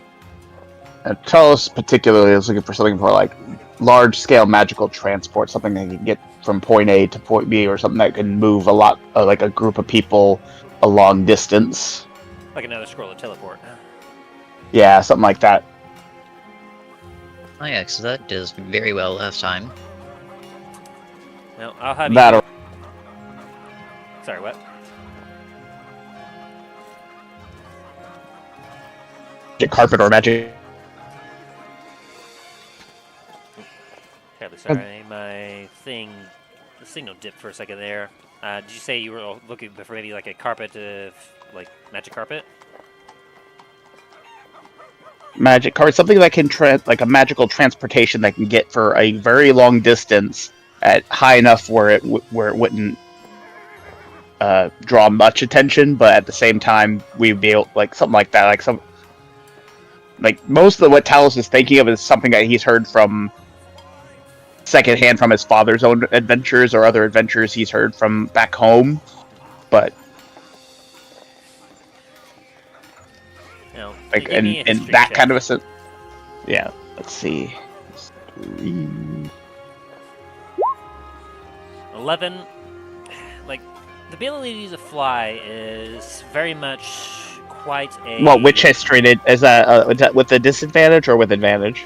I'll say just with a straight roll, which would make it 11. Because I rolled it. Well, I rolled it because there was the history roll you had me roll before. But this is like, you're thinking of items or anything that, like, True. could, like, be transport. Yeah, because it's showing 2 history rolls for me right now. I've got 11 and a 21. Oh, there's the second one that just popped up. Well, yeah, the first one was for you about... Got the people in the city. That was the first one, I think. Oh, it Yes. was, wasn't it? Ow. Okay, so then, okay, you got a 23 then. Sorry, for a second, that's weird. I guess my signal is struggling a little bit because that one took its sweet time to pop up. Let me check the thing here. But yeah, the 23, you like, obviously you do remember that Milo himself had a carpet of flying that you got from one of your many side quest adventures. It was very, very handy and was able to carry most of you, like, over the air, though not very quickly. So you feel like you could try and look around and see if there was something similar that you'd be able to come across again, or maybe something else. Let me change the scenery a little bit because you all are in a different... A different town now. Whoop. Whoop.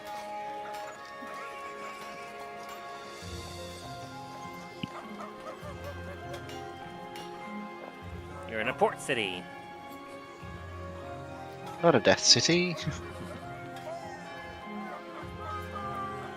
So, 23, you know that there exists, obviously, like, what you previously purchased, like, people that can cast teleport, though you know that it has to be a very powerful wizard that is able to cast that, and even then, like, for, like, a scroll, like, you know that you only found the one scroll. It was very rare, and it cost you quite a pretty penny.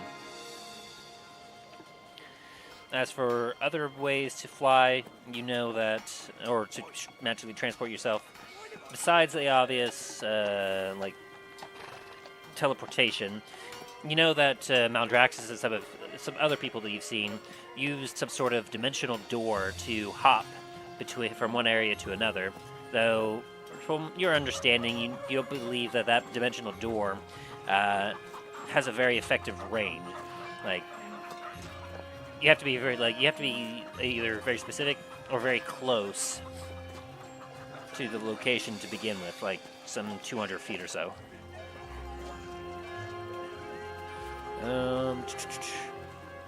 You also know that you could try looking for a broom. There's some magical brooms that you've heard some fairy tales of hags in the wilderness flying about on brooms that they enchanted themselves. If you're looking to go by water, you know that you'd be able to get a folding boat that you'd be able to fold out and go by water if you wish.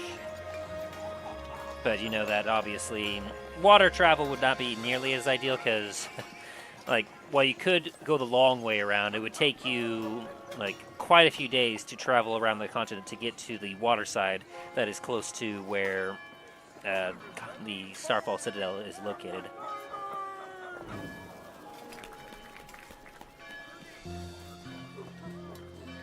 You know that there are some magical items that you could equip to your steeds in order to increase their speed.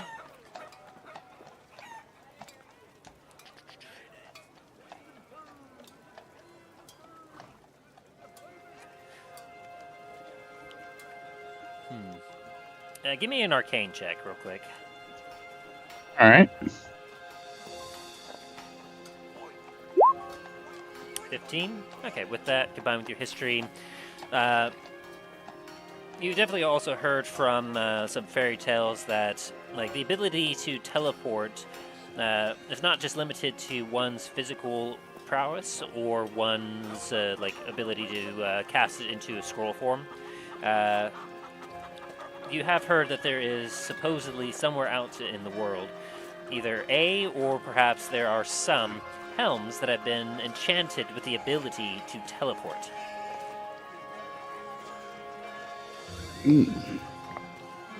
They're very rare, though, tending to have a set amount of charges that will allow you to cast a teleport spell from it, in which it will regain the expended charges at dawn.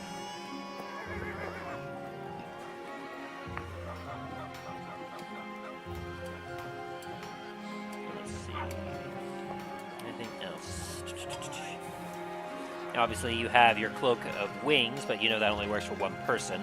That allows you to, fly temporarily.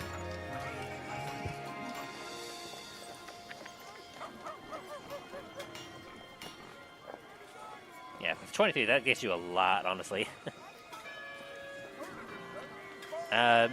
You know that you are able to recall that there are some potions that, once ingested, will give you the ability to fly.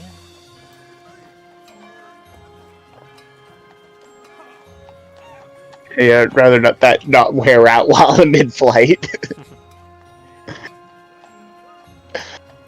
That would be terrifying. You also come up with the idea that perhaps, if you had some way to, have a magic that will transform you. There's a way that an individual could be transformed into a creature that could fly or that could move very quickly if they have the knowledge or they have the ability to.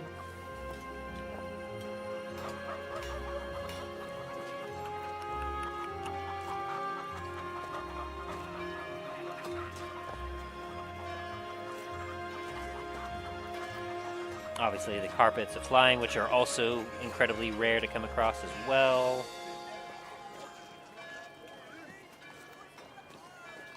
What about flying boats? Not quite. You mean an airship? It's like a ship enchanted to fly.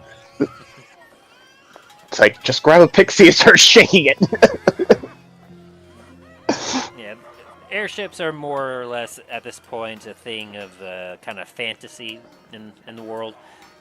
People talk about, like supposedly there are some stories where gnomes in particular have managed to create like aircraft that were able to float in the air and like transport a lot of individuals, but actual reports of that being a thing are like non-existent.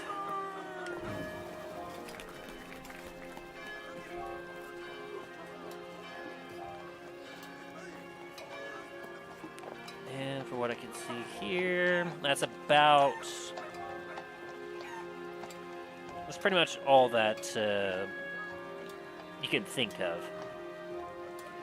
So either obviously a way to make yourself fly, such as winged boots or wings of flying, which would work for an individual, or somehow maybe use a polymorph spell that will transform you into something that can specifically like either fly or burrow underground. Carpets of flying, potions of flying. Like there's a multitude of different methods and ways that you can work transporting yourself or others. It's just a matter of finding it.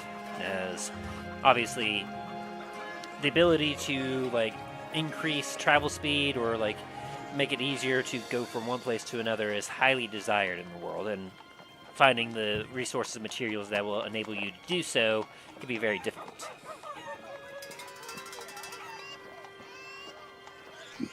Treth, did you have any ideas that might assist us? As I said before, nope.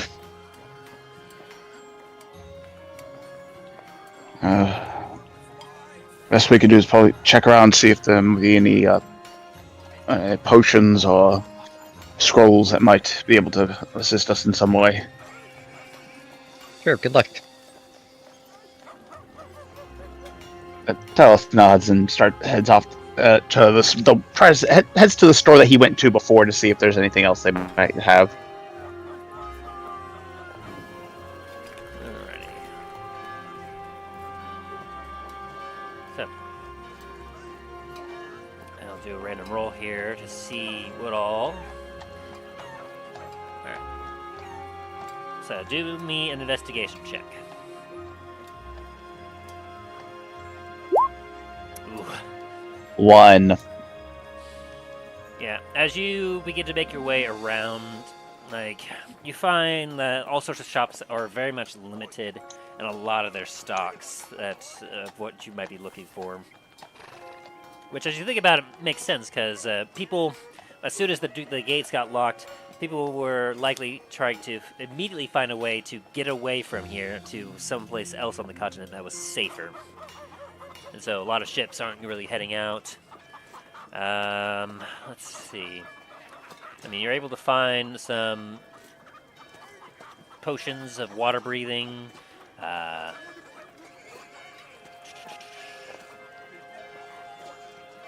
You're able to find some magic weapons, but not really anything else on your first look around.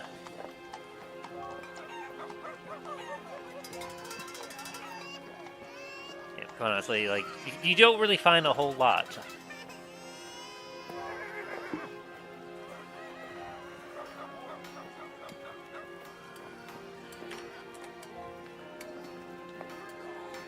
Is there anything else you'll attempt to do to change, like, anything else you want to attempt?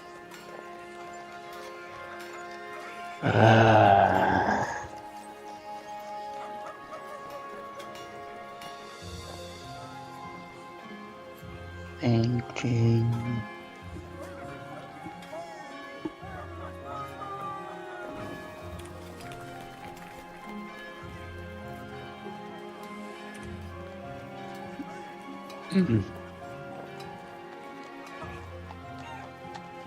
My brain's coming up with a blank right now.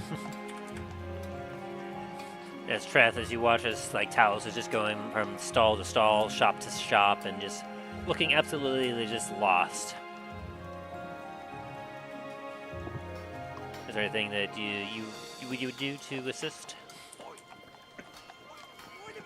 Well, Nothing that comes to Treth's mind.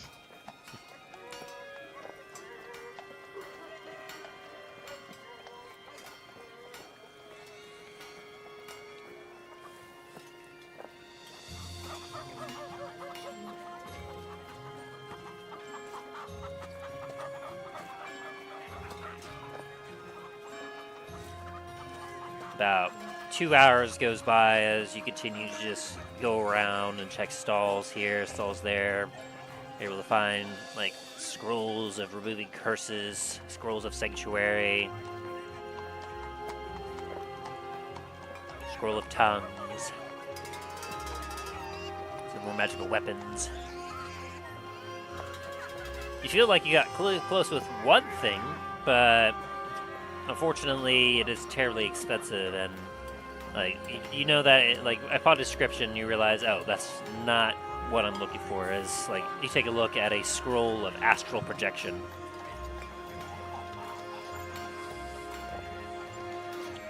Like Talos' his hopes gets up, and then he realizes, oh no, that's just not it. And you're like, wait, projection? As if like you projected yourself elsewhere? Like, oh yeah, but this transports you to the astral plane. Oh, damn.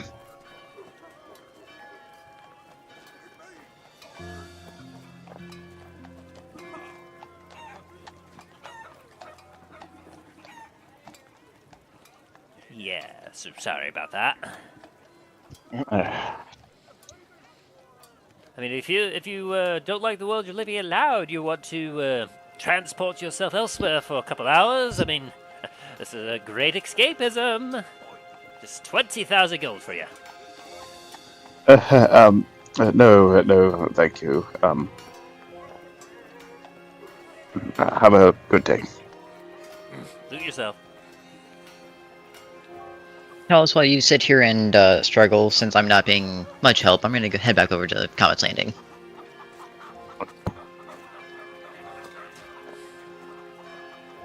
And probably look for a bit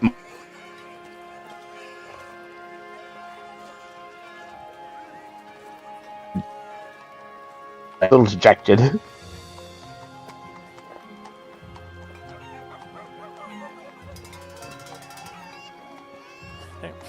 As you make your way to the Comet's Landing, we'll go to Dain and Greyhound.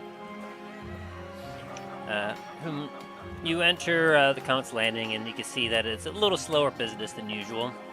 You look around, and you can see like a couple individuals and a few tables here and there.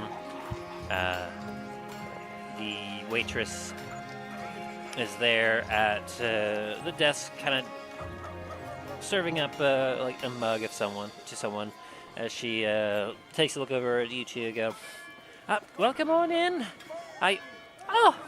Well, if it's Dain. Welcome back.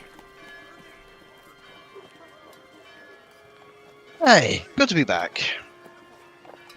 Hello, nice lady. Well, hello there, as you recognize Tanelia, the half-elf tavern keeper of the Comet's Landing at Port Lamontagne. Trust things are going well. Well, as well as it Well, could, I at least- suppose.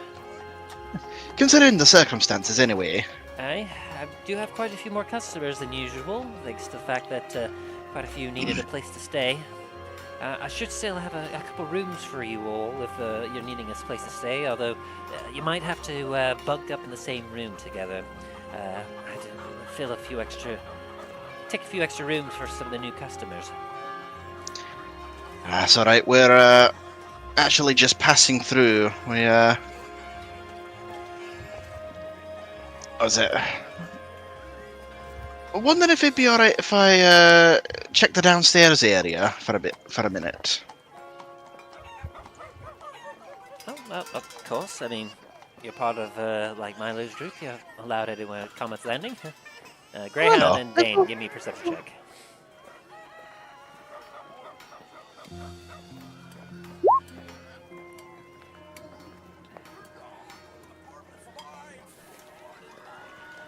And perception check from you, Greyhound. Yeah, sorry, I was trying to find it, but couldn't. I was going blind for a second. I'm blind. I can't see. Apparently, Greyhound is also going blind. Blinded by the light.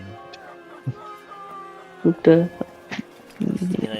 goes, kitchen's available for you. Anywhere else? If you need a room, just let me know.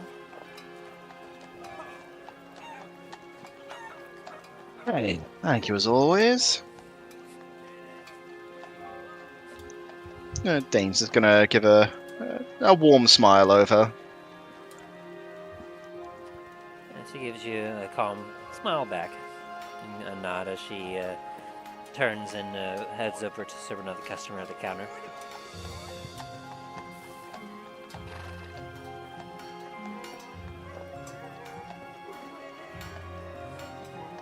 And so, do you head into the back? Yeah. Alright. You head to the kitchen. You can see that there's a chef back there, currently working at the stove. Got a few pots and pans going as he seems to be making up some stew. As he kind of looks over, he goes, oh, Dain. Yeah, as he kind of waves his hand at you and just goes back to what he's doing. Don't mind us. We'll be out of your hair. As he turns back to the stove and just continues working on his food.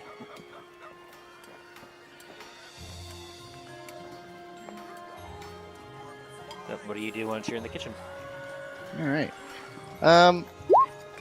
Would I remember where the hidden area is? Yes. With a 19, as you're looking about, you see just around the corner, just kind of out of eyesight from the rest of the kitchen, which seems to be look like a little bit of a storage area full of barrels and everything else.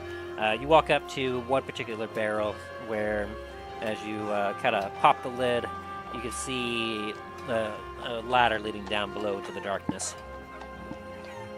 Alright. Kind of making sure that none of the other,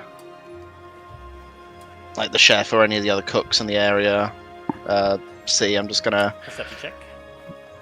Perception check. Oh! You take It's a like- quick glance behind you, and you're like, yeah, no one's looking.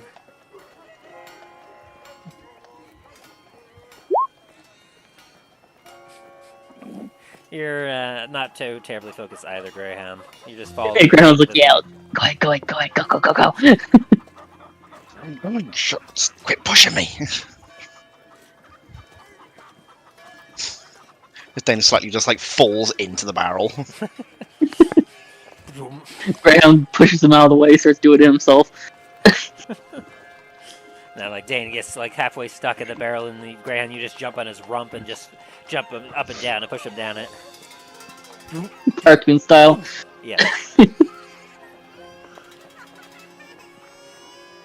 As you both make your way down below, you're in a dark stone, empty, like, area. Obviously, Dark vision. Yeah, with your both dark vision, obviously you can still see things down here easily enough. But as you look around, you don't see anything of any note down here. It just seems to be an empty room with a ladder leading up.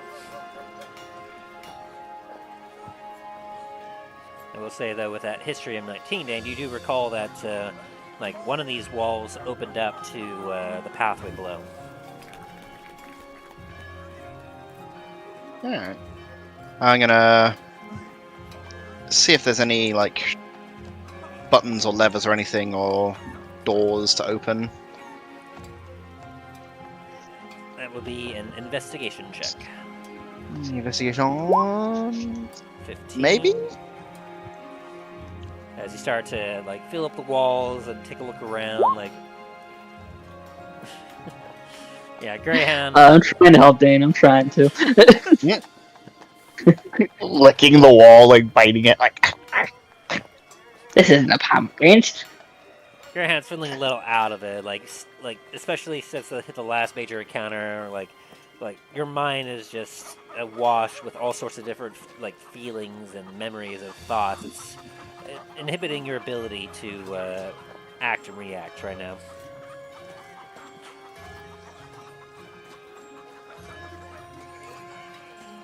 With a 15, Dain, as you continue to look around, eventually you do come across a strange stone that kind of caves a little bit as you press upon it. As you press further in, you watch as you hear a click, and then as the wall like opens up a little bit on the inside, revealing a passageway. All right, you two give me one final perception check. It's just the. Oh no! Yay! You found the passageway, Dain. I got a beard full of dust. Spike comes out of the wall. Just whoosh. So the passageway opens before you. Do you go down it? Greyhound, you don't see anything out of the ordinary, by the way.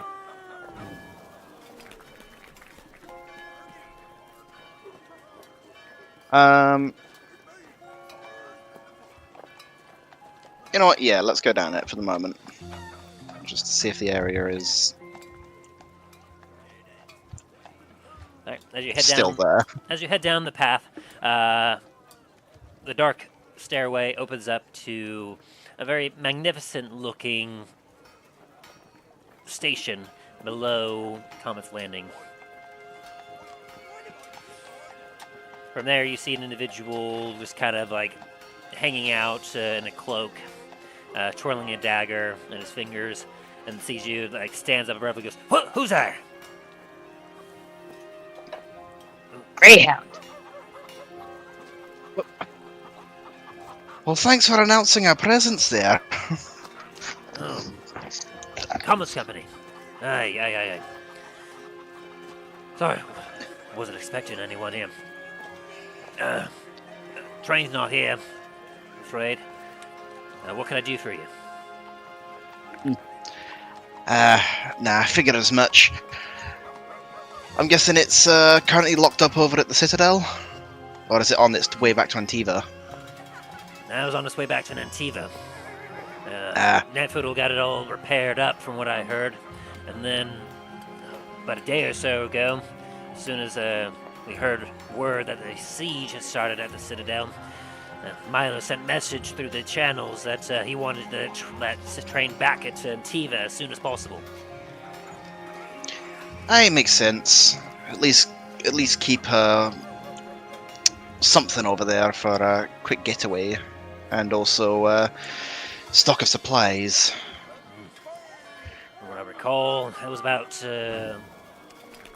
sometime about 2 nights ago that I believe I heard that word coming through. So, by my estimation, that train should be arriving sometime in Antiva today. That's all good. It means that the tracks are empty and we're not going to get hit by anything. What do you mean you get hit by anything? No, I'm Are you planning on taking a walk down the rails? yeah. Well, I mean, it'll be long and quite a boring trek, I suppose, but more power to Well, you. have you heard what's going on outside? Of course, it's my business to know. Hey. Well, Speaking then, of which, you didn't let anyone follow you, did you? not that I saw. Greyhound, did you see anyone? No, not that I saw. Good. Gotta be extra careful. This is a very confidential, highly secret area. Only members of Comet's Landing and Strigadier's crew need to know about. You have no idea the amount of damage that these pathways could cause if it was known to other people. Aye. So, everyone up in Comet's Landing, they know that this is here, right? Just said, only Comet's company and Strigadeer's crew. Ah. Good to know. Good to know. Well, hopefully none of the cooks get too curious about anything in the barrels. I know not to Alright. touch the barrels in the corner. Tanillia, she does good for us. She knows about Strigadeer's base of operations right below the tavern. She doesn't know about this work of art down here. Doesn't know about what's further down. That one only Strigadeer and, well, you all know about. We'll be keeping this on the down Right. low. Good to know. But yes, because of the siege on the citadel, apparently there's a whole bunch of patrols of the undead outside the walls as well, and they've basically locked down the entire. They've locked down the city, and well, no one's allowed in or out. Well, Indeed. From some of what our spy networks have come across, we're looking at some sort of siege force of over 5,000 undead. pay the ancestors. That's a lot. Came out of nowhere. From what we understand, they just popped up and surrounded the citadel in no time at all. Barely gave its people around there time to lock themselves up within the walls. Well, I think that partly might have been our fault. I think we might have kicked the hornet's nest, per se. Don't quite get your meaning, but one of the things that I will say is that the doorway between the citadel and the tunnels have also been locked up. Of course, for you all, it shouldn't be too difficult to figure out how to get it unlocked, but I want to make sure that Strigadeer gave us strict orders that only those that are allowed be entered through the tunnels and through the passageways. After all, the citadel, with how fortified it should be, should prevent access to any of those undead monstrosities out there on the fields, unless they manage to find a way to break down the door. For what I hear, should be very difficult, if not impossible. Meaning that any nooks or crannies that they could crawl or squeeze their way in through is highly invaluable for the enemy. Alright. Well, good to know that the citadel is locked down tight. We're able to unlock the passageway from the inside of the tunnel, right? Yes, like I said, you all should have no trouble with that. Aye.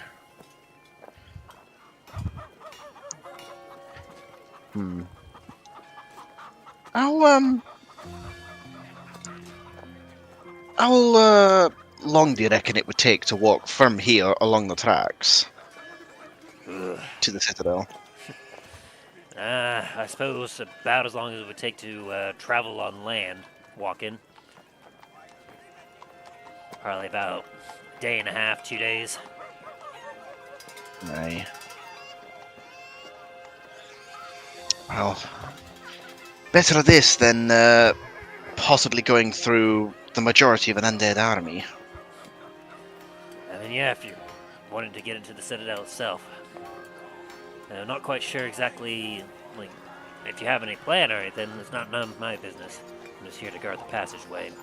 I gotta say, if you're looking at 5,000 undead forces, even the best paladins, I doubt would even be able to hold up on their own against such forces. They'll wear you down rather quick. Aye. Which is why I was immediately thinking this. I'd rather face them from the inside of a fortification where we can easily, at least somewhat funnel them through, than facing them on an open field of battle.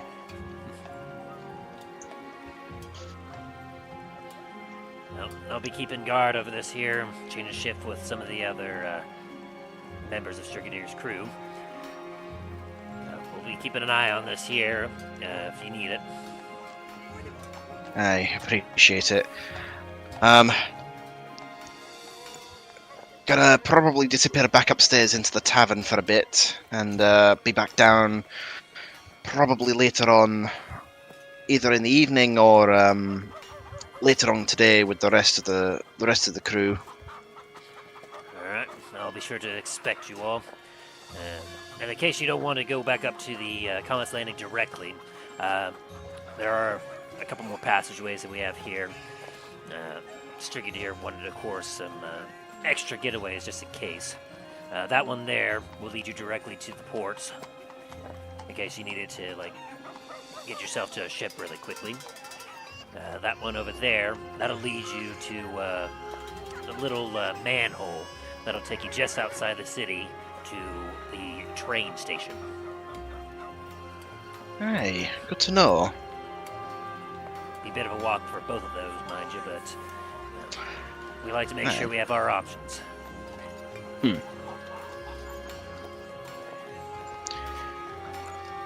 Hey, fair enough.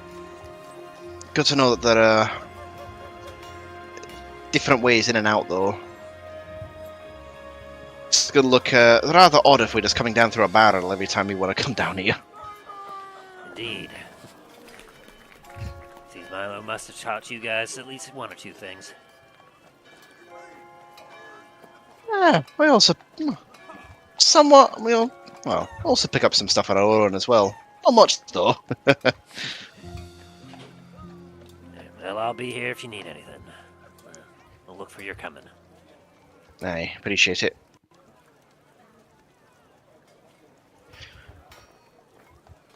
Well, with that, Dain's gonna give him a nod and turn around and head back up towards the tavern. Sounds good. Greyhound's gonna follow.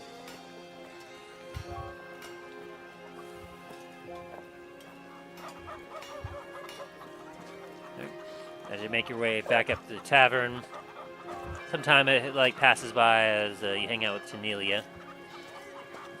Treth, as you're making your way to Comet's Landing, give me a perception check.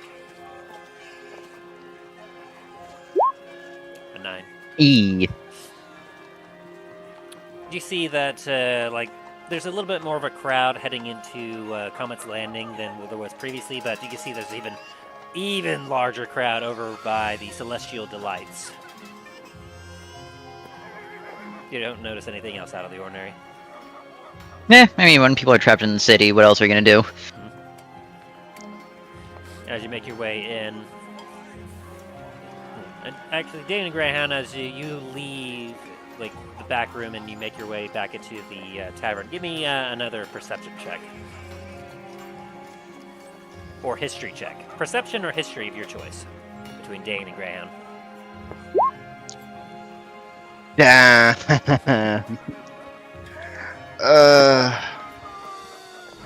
That sucks. And Greyhound? 11. Yeah. As you enter the tavern, back from the kitchen, everything seems to be as you left it, and Tanelia goes, everything in order, gentlemen? Hey, just having a little bit of a mooch around, see what Milo's got in the stocks. Fair enough. If you have a seat, I can get you something to eat, so it's getting late. Appreciate it. As we would have been making our way back up, I would have been closing the doors and making sure everything was nice and closed again. Of course. And so, before too long, Treth enters Comet's Landing without Talos.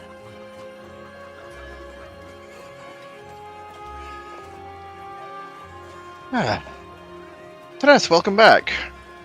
Where's Talos? Thank you for the warm welcome. Talos is still searching for whatever he was looking for. To be honest, wasn't too keen to helping him after trying to talk to him and him just kind of leaving after I said a sentence. Hmm. So, He Who means knows? well, but yeah, but still, when you're trying to have a conversation with someone about something that's pretty serious, you don't want to just kind of walk away. aye, that's fair.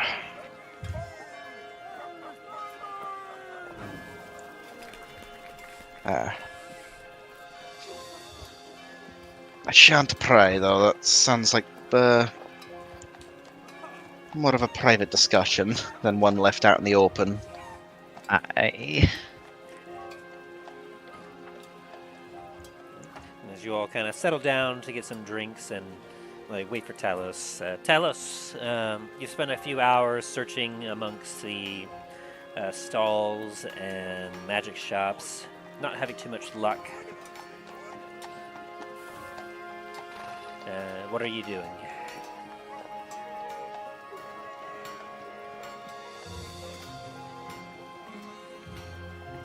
Oh, you still with us, Talos? Have you muted yourself? Uh-oh, did we lose him? I don't quite know. I don't see him. I don't see they posted anything in general. They completed. Hey guys, sorry guys, I had to run outside. One of my dogs got out of the fence. Oh jeez. Sorry about that. What did I miss? Oh, you basically Talos has been searching around the marketplace for a couple of hours, and has not really gotten much of anywhere. And I was asking, what were you doing? Pretty sure Talos probably after failing to find something, he's probably gonna head back to the rest of the group. Fair enough. So you make your way back to the Comet's Landing, where you see your three other companions have settled down and are finishing up a meal and some drinks as you enter.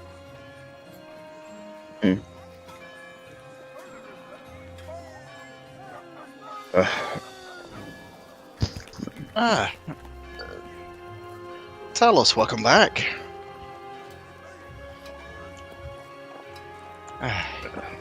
Talos nods to the group and...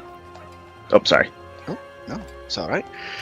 It's all good. I was gonna say, you find anything you're looking for? No. Thought I did, but...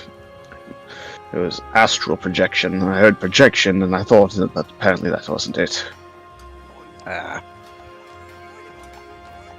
Yeah, not sure astral projection's going to be that useful in this situation. I quite agree.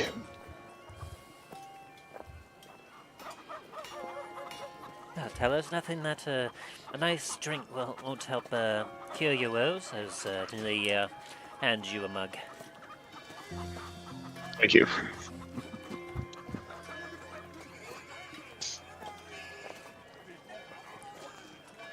Any luck on your end?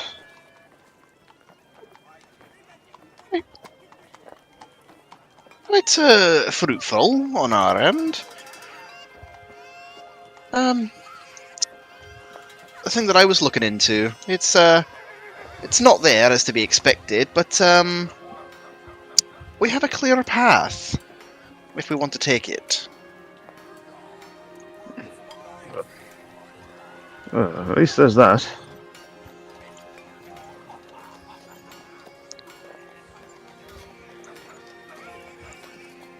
Hey, I'll explain more shortly. All right.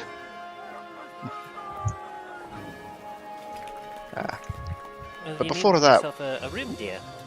As Danelia kind of gives you a look. we might need a room for the evening. Of course. I've got one here that it's meant for like a bigger group. It's got 3 beds in it. I could get something rolled out if one of you don't mind sleeping on the floor. Hey, you lady. Oh, well, that should work out quite nicely then. I'm terribly sorry about these accommodations. It's just the boom of business. I mean, I had to fill up as many rooms as possible. You're golden. It's understandable at this time.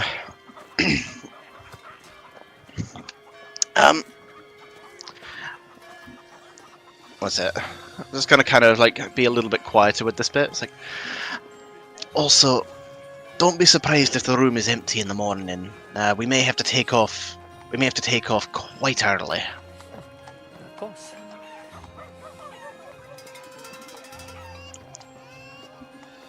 And she hands you a key to a room. Aye, thank you.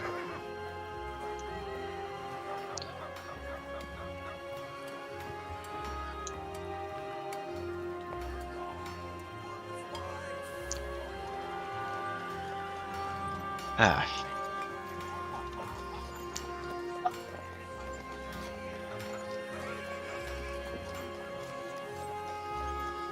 So, did we all want to go get settled down for a little bit?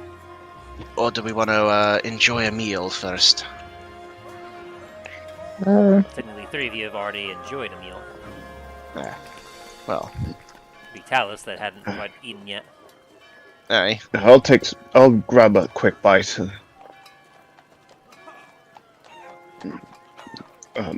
Talos like kind of leans in and lowers his voice. You've kept your eyes peeled, haven't you?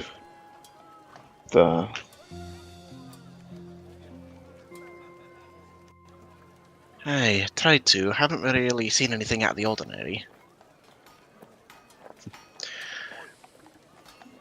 Though, you know my eyes, I'm more accustomed to spotting gems and intricacies in smithing than anything else. As we see Talos just stand up and T-pose. Oh no, it's not even that. He's just like T-posing while sitting down and just slowly levitating upwards. Well, Talos is being reclaimed by the ancestors.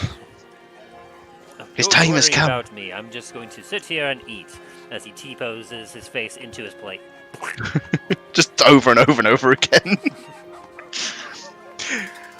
Just I'm a back, full like sorry 90-degree bend. Yeah, sorry, I'm back. Welcome back. There you Yeah, go. sorry, I had to figure out why the heck what one of the dog like the noise that one of my dogs was making. I'm like, what the heck is that?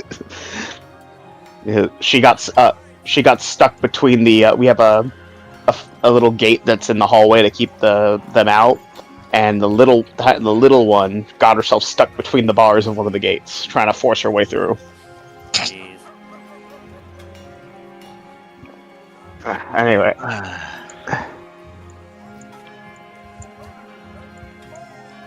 Talos actually, him saying that, actually I'm gonna roll a perception check real quick, kind of look around, just kind of like a slight look around the room.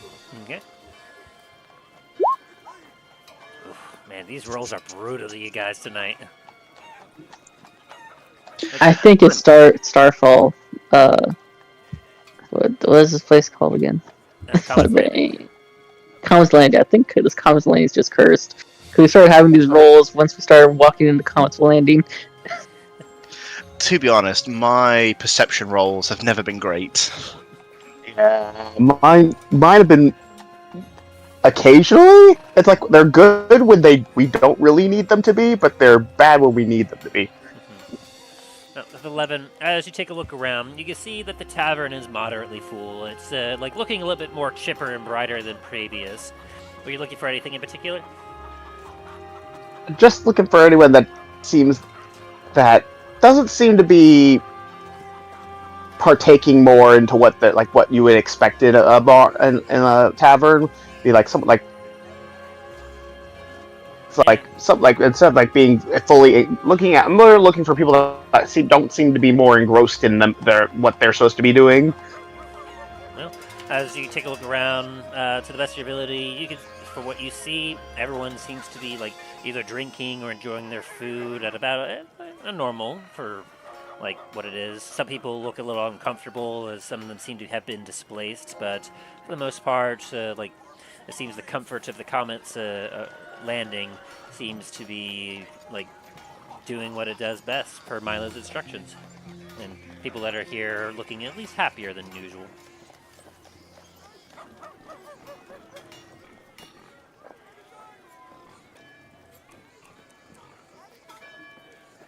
So, Dain, Greyhound, and Treth, you make your way up to the room. Yeah. Dane's gonna grab a mug of ale to take up with him. Alright. As you, as the three of you make your way up to the room, you find yourself in, like, a standard issue, like, room of Comet's Landing. This one has 2 beds in it, and, like, some sort of sofa, as well as a writing desk and a corner that has a divider sectioned off for laboratory use.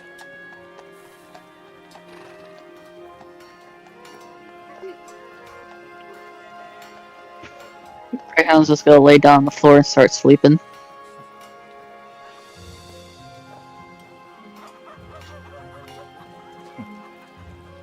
Well, that's... Well, night then, Greyhound.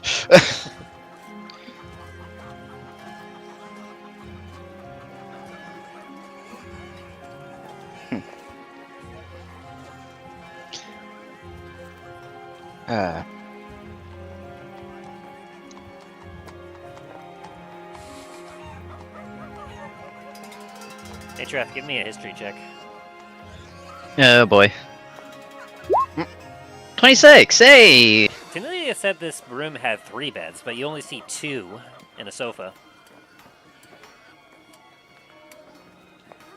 Nah, she must have misspoke. I'm just gonna go sit out in the bar.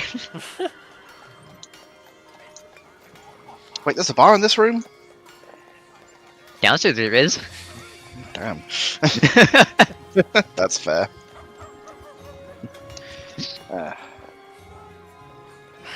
However, before leaving, Treth will pull out the sofa, see if there's a bed there for Greyhound to sleep on.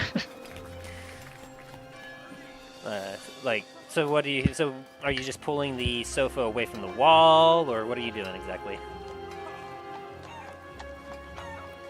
Treth is gonna lift up the cushions for the sofa, see if there's a bed underneath there. To Dain, to your surprise, as Treth removes the cushions, you watch as, like, it must be some sort of nemesis contraption, but he pulls up on a string, and a bed, like, almost seems to magically pop out from this sofa. Like some kind of pull-out bed. Well, that's interesting. Never seen one of them before. They're actually more common than you'd think in Lancaster. Yeah, we don't really have any contraptions like this in the halls, or at least not the ones that I've been to. Dain, you remember back to your rock-hard beds with a little bit of like bedding on top of it. Yeah. It's like, probably comfier though. I don't think anything can be as rough as a freshly hewn bed.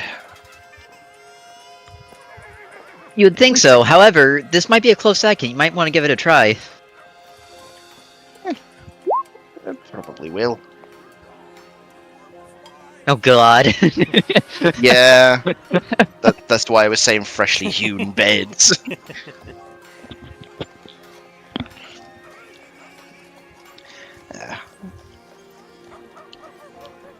Dain's just gonna kind of sit down on the sofa bed. It's like, yeah, not exactly the most comfortable thing in the world. That is why I'm going to... And that is the exact reason why I am going to the bar. Have a good night, gentlemen. Come get me when you're ready to leave. Before you go, I should probably tell you what the plan is. Unless you've already figured it out. I have a hunch, but also to be fair, I trust you enough. I'll go with your lead. I appreciate that. think Shack is back yet. Yeah, I'm back now. Okay. Sorry. Okay. So, Treth, you leave the room as Dain just like bounces up and down on the pool out for a little bit. Talos, you finish up your food, and as you're heading up, you watch as Treth is heading down the stairs as you kind of both intersect with each other. Oh, hello, Treth. Heading back down. Only 3 beds. No reason for me to stay up there. Alright. Notice if anything seems out of place then. Aye, aye, Captain, as Treth will give a very sarcastic salute.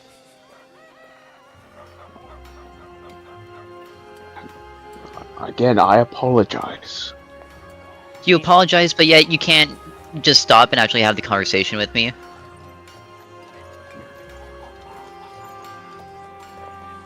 Would you like to? Talos, like, I would offers have a liked chair. to do it a night ago. Or, sorry, 2 nights ago.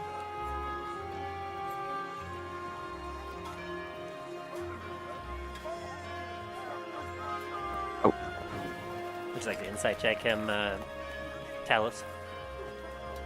Sure. Inside.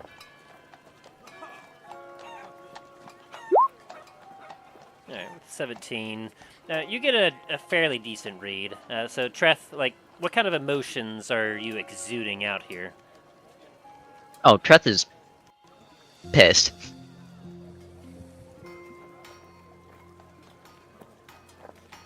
Yeah, you're able to definitely pick up that, like, Treth is, like, very much upset, and, like, as you could possibly tell, a lot of that anger, a bit of that anger seems to be directed in your direction, as well as another direction, but you feel like perhaps, well, whatever you feel, you feel.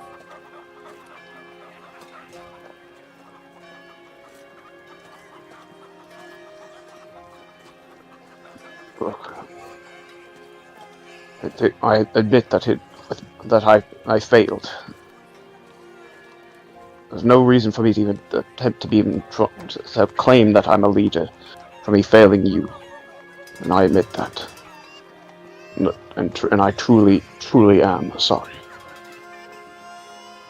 Talos, the thing Look, that you and don't realize is, at least, granted, I was dead, so I wasn't there for this. However, if Greyhound wasn't there to stop Maldraxxus, the rest of you were most likely going to meet the same fate as I did that day. You do realize that, right? Talos, like, he closes his eyes and nods.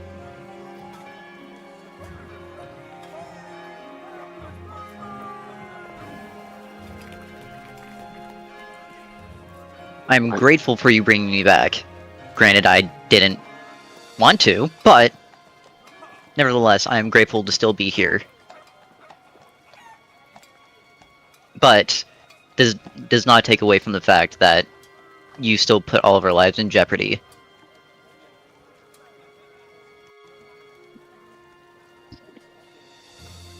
I thank you for for being honest. Truly. In truth, I need someone that can tell me these things to my face. But next time someone tries to have a conversation with you like this, just stop and listen. Don't just walk away. Talos holds out his hand to Treth. He's like,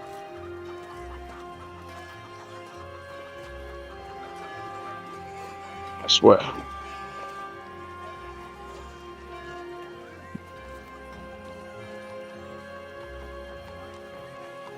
Treth is gonna relax a bit, and I'm assuming Talos is putting his hand out to shake it, so Treth will shake his hand. Swear to you now, and to Bahamut himself that I will do better by you and by the others. I appreciate that.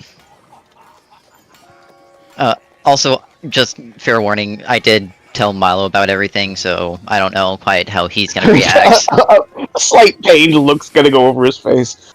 Like, Yeah, I'm pretty sure it's gonna cost me some coin and an earful. Yeah, probably, but it is what it is. True. As True. Treth releases the nice firm handshake he gave as he heads down to the bar.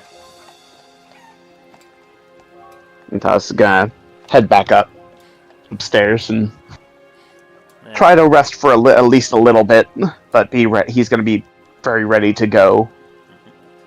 and as Treth heads down and you take a seat, you feel a bit of a weight lifted off your chest, Treth, and Talos, like, having it told straight to you and, like, coming to terms with what happened and, like talking to Treth about it. Both of you, like, leave that conversation, like, feeling a little more satisfied and inspired. Ooh. You both get 1 point of inspiration.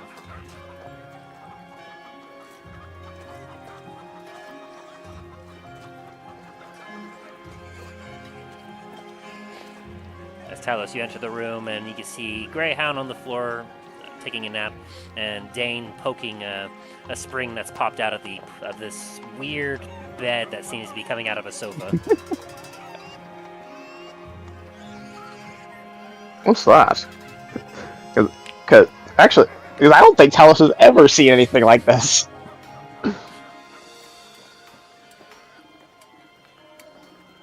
Talos. To be honest, not too sure. Treth called it a sofa bed, but For bed. I can see it. You know, it's a bed. It's a sofa that turns into a kind of bed. Not the most comfortable thing in the world, but it's still comfortable than my first hewn bed. Now that thing. It can't be less comfortable than the stuff I've slept in.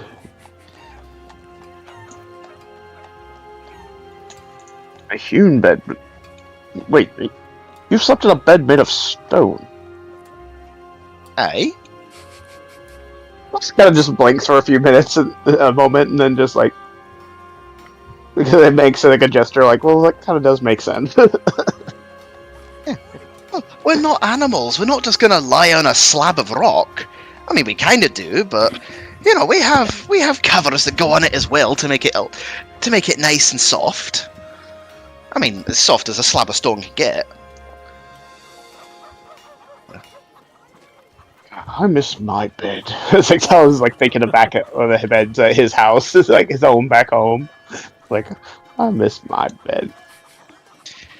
Hey, I feel that. That's Well, better than a good homely bed. Well, we best get at least some type of rest, and then proceed with whatever plans we have. With the plans, and get to the citadel. Aye. Speaking of plans, before we do go off, I think I have one in mind. If you wouldn't mind indulging me for a second. Klaus sits and nods. Right. So, I was thinking slightly out loud while we were back with the guards. We're currently sat on the tunnel.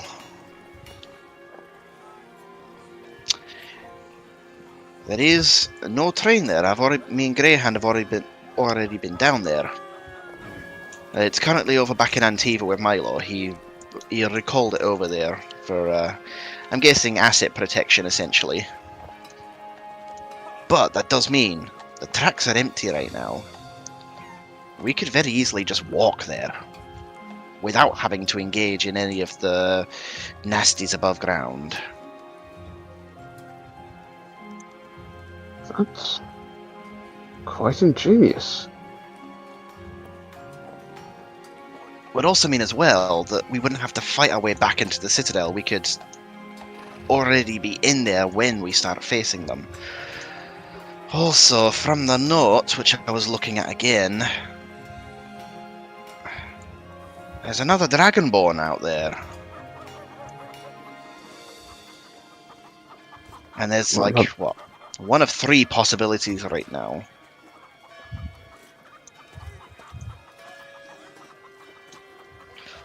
Neither of which I like. But if we had to fight any of them, I'd rather do it from the relative safety of a fortress than out on an open field.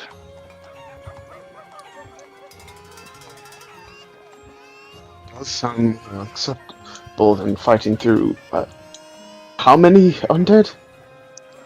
Easily 5,000, from what I've been told. And it's nice. most likely, considering it's Maldraxxus, probably growing as well. Very well. Especially if he wants to, as in his words, strike at the Syndicate. He'll probably want to take down the fortress. Very well. We'll head out as soon as we can. We should also alert our friends down below that there might Already be done. people. Did you alert Let him him know about what I saw? Anything suspicious? Didn't tell him that, but he's keeping an eye, and I'm guessing he'll tell the other rotations as well to keep an eye on anything suspicious. I'm guessing because of how the city is, they're already heightened up, especially at the other entrances. Which I found out there are the other entrances. There's one over at the port and one that comes out by a manhole over by the actual train station. Which is definitely going to be good to know later. Yes, we should probably keep that conversations to a halt for now. Don't need to, just in case anyone might be listening in. Aye. Not sure how thick these doors are. Aye, fair enough. But probably best to leave at least somewhat earlier in the morning. Very well. Try and get a quick sleep in and then leave before it gets light. That way we can avoid some of the other patrons down below.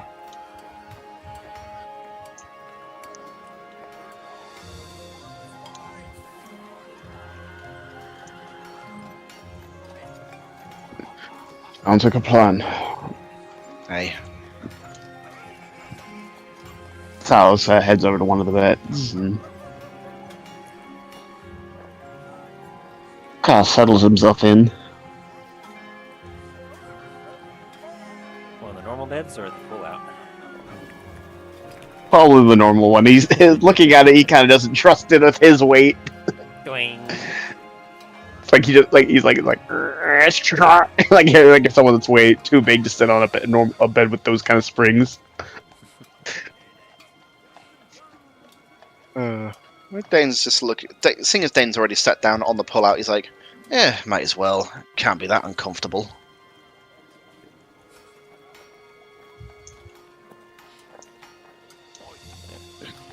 So you'll lay down in bed to get yourself a night of rest. Meanwhile, down below, of course, we have Treth, whom is taking it easy at the bar, I guess, right? Mm-hmm. I'll go ahead and have you do a perception check as you're down there for the night. Very well. I have advantage on that, right? Because I'm in a very familiar area, right? Yeah, I'll go ahead and give it to you. Because nothing really happens as you kind of sit down there, like, I assume maybe taking some sips from time to time.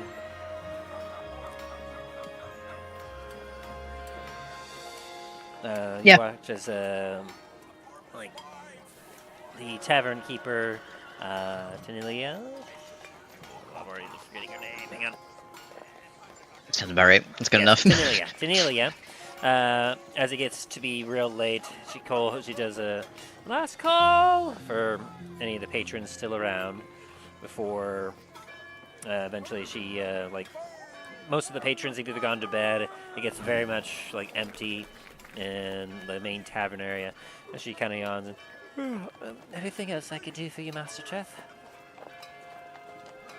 I should be alright. However, if you don't mind, I would like to just stay down here for the night. No, certainly. Whatever you need. I mean, I don't imagine it could be too terribly comfortable, but I'll leave you to your own devices. You do have a room to return to if that is your prerogative. I should be alright down here. I appreciate it, though. Have a good night. As she gives you a slight bow and she makes her way to her quarters, which happens to not be too terribly far away from, basically kind of just up the stairs and one door over, in case she needs to hop on over to the desk to serve any customers. And you spend the night just idly, writing in your book, chatting to your wife as you see fit. As at one point she goes, "Not sure how much longer I can go without a soul. I'm starting to get really hungry." Yes, dear, I know. You'll get your soul soon. It's kind of hard not to kill someone and get thrown into jail for it. In large cities like this. They'll all go eventually. It's just a matter of time. If I'm in jail, I can't give you more souls, so I'm trying not to go there. I suppose that is fair. But please do try not to take too long. I know. You know how cranky I get when I get hungry. I know, dear. You'll be fine.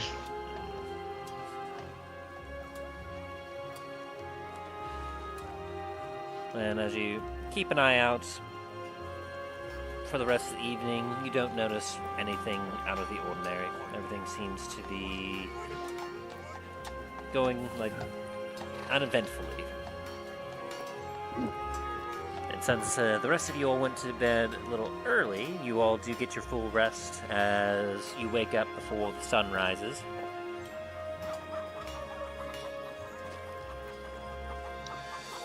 Very good.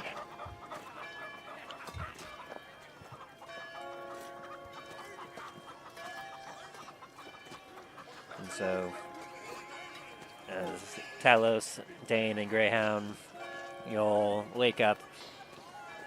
Give me a perception check there, Dain.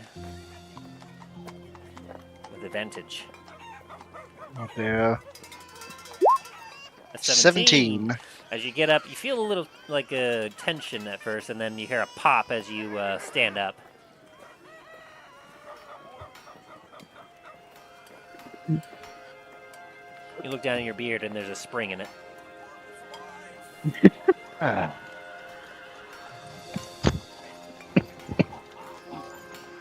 They just gotta stretch and just the whole back just cracks. It's like, yep, that was not exactly comfortable, but not the worst I've been in.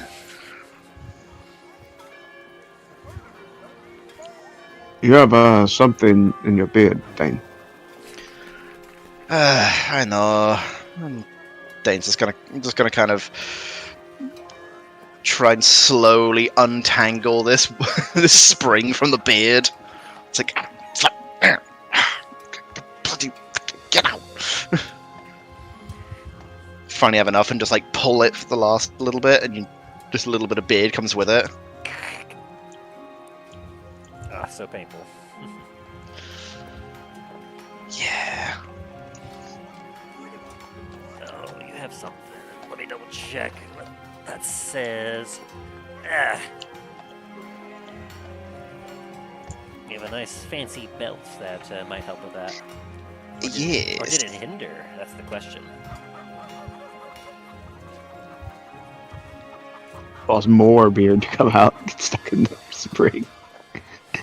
Since you willingly pulled on your beard, you take 1d4 psychic damage. Give me a D100 roll. Ooh, 53. So, yep.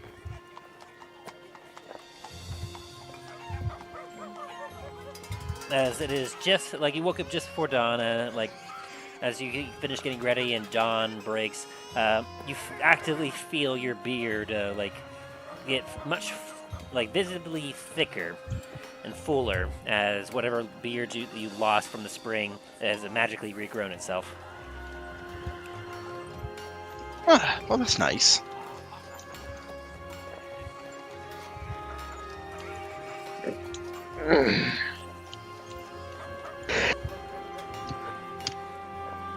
It's a little weird because you're not usually up directly at dawn to see this happen, so just to feel the weird magical sensation and look down as you watch your beard just get visibly thicker. It's like, huh.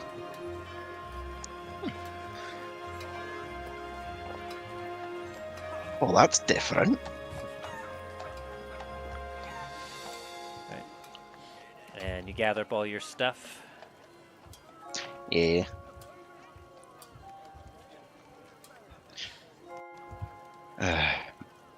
Alright, lads. You ready to move on out?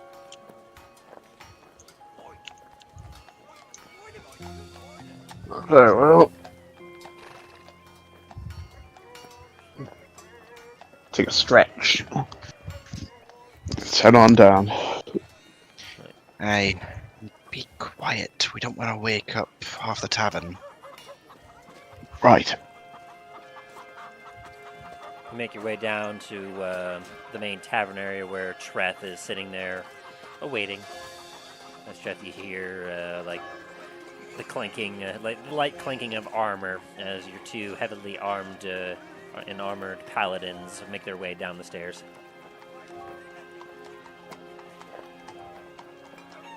You know there are other people that are trying to sleep, right?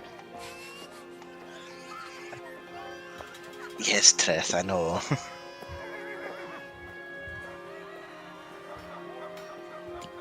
That's why we're trying to be quiet. And yes, I know it doesn't sound like it.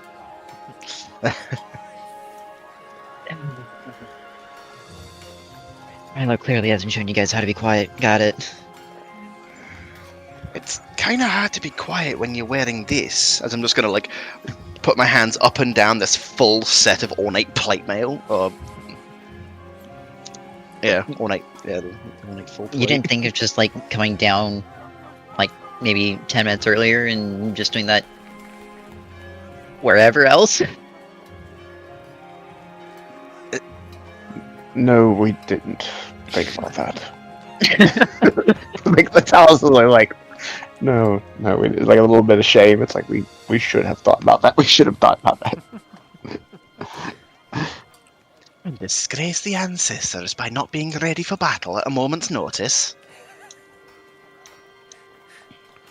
I see your logic there.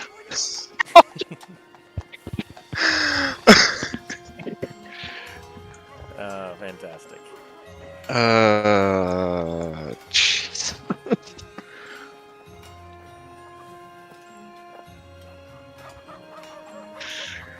Anyway. Alright, so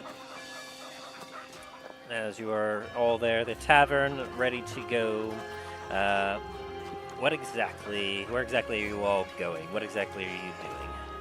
Where do you go next? That's a fantastic question, Dain. Streth has no idea what the fuck's going on. Well, if you'd stuck around, you would have heard the plan. But, follow me. We're gonna go downstairs. You're planning on going through the tavern's way down below, or you wanted to try to go through one of the other entrances? Gonna go through the tavern's way. That way, what was it? Any guard patrols that might be out. They're not just going to suddenly see 4 heavily armed adventurers roaming through the streets at the crack of dawn. Fair And then enough. randomly going down a fucking manhole. Yeah, I don't. Just accompanied by the. Broop, broop, broop.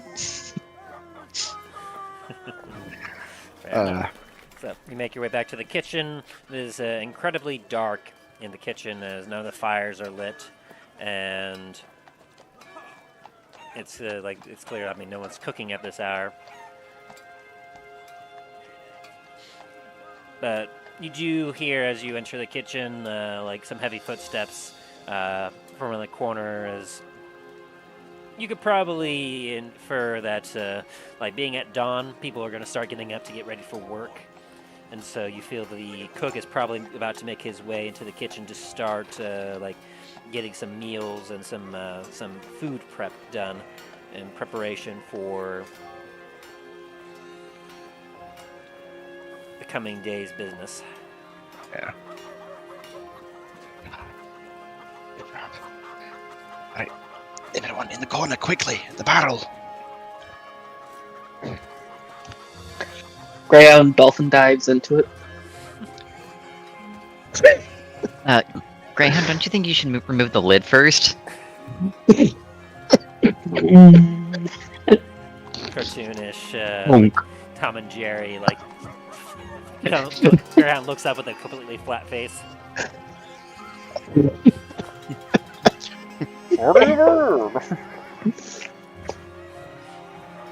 You all have this entrance to the Thieves Guild is now like cartoon physics based. Won't you believe in? Surrounded by Toon Force. Oh gosh.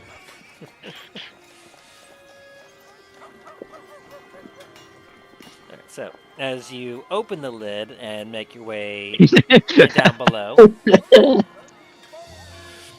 you enter the familiar empty stone walled and floored room before you that is very dark. Talos, you can't see a thing. No. I'm gonna make sure the lid is closed behind me though as I go down, if I'm the last one in. Sure? I'll say you're your last one in. Yeah. And once you're at the bottom, in the darkness, and it's so dark even like those of you that have dark vision are starting to have trouble because there's not too much light peering into this, and you need at least a little bit of light for dark vision to be effective. You're able to see very close to you, but obviously without any source of light. Dark vision is less effective. Give me a moment, I can take up my orb. Hey, just pop it in the lowest setting so you don't blind us all. Agreed. I Treth take is like my Treth is like 10 feet in front of you guys, hears Talos say something, turns around and is like, what? It's like take out my drift globe and have it set to candlelight setting. Boom, as the light turns on and like your dark vision like kicks up into overdrive. Treth still gets blinded from that candlelight. Just ooh. Oh, sorry. Nope, that's my bad. I shouldn't have turned around. Fuck! Welcome to the light. I was quite literally blinded by the light. Like everyone gets a song they've never heard before suddenly pops into their head. What is... So, as you stand there, just looking about in this empty room, what do you do?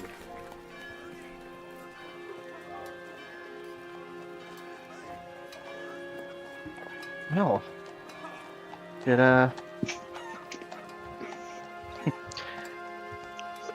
open up the other door? So as Talos is kind of just like, I'm guessing looking around, Dain's going to go over and push the button on the wall to unlock the door. Investigation check. Where did I put my thing? I guess I closed out of my character. One moment. Investigation. 12. You're feeling about and you're struggling to, like, you feel like you remember where it was, but you're having some difficulty here.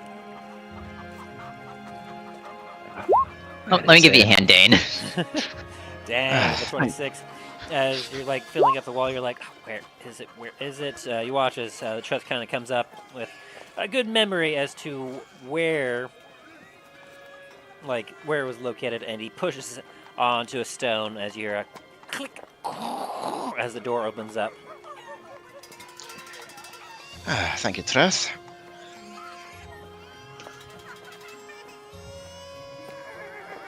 You're no longer in the city, you're underground, so no need for that ambiance anymore. That child is very unhappy. Whatever the crying kid is. Able to cry over everything else. Child. The ambiance music? There's always like a little kid crying. I don't hear anything. It's off. I now. don't hear a child. Well, it's like No, a I hear- baby I hear- crying. Yeah. I hear nothing. I'm like, something must be up on my end. Like, You may not like be listening to the Roll20 audio. that's probably it.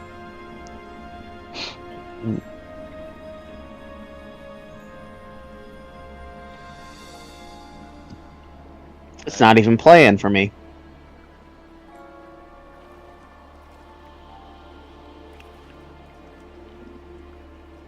And so you all make Like, your I way see down it the showing stairs. that. It says now playing, but Yeah, I'm making my way down the stairs. Alright.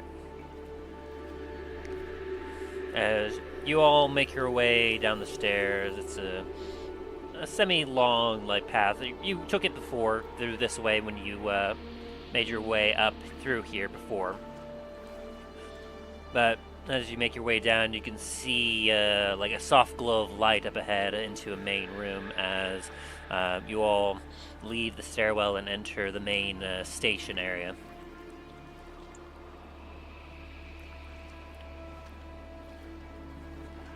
As you enter the station area, the room seems empty.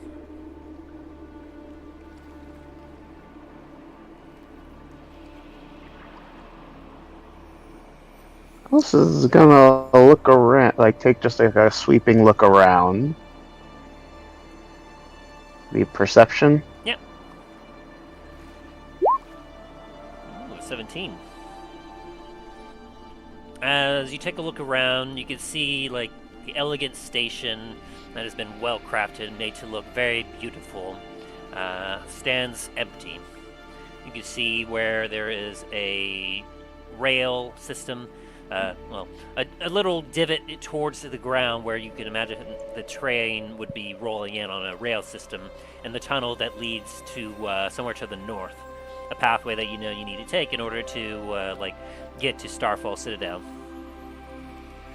As you're looking about, there's no sign of any individual. You do see two other tunnel entrances along parts of the wall that lead elsewhere. You assume to where Dain had pointed out, where one leads to the train station up above and one leads to the port.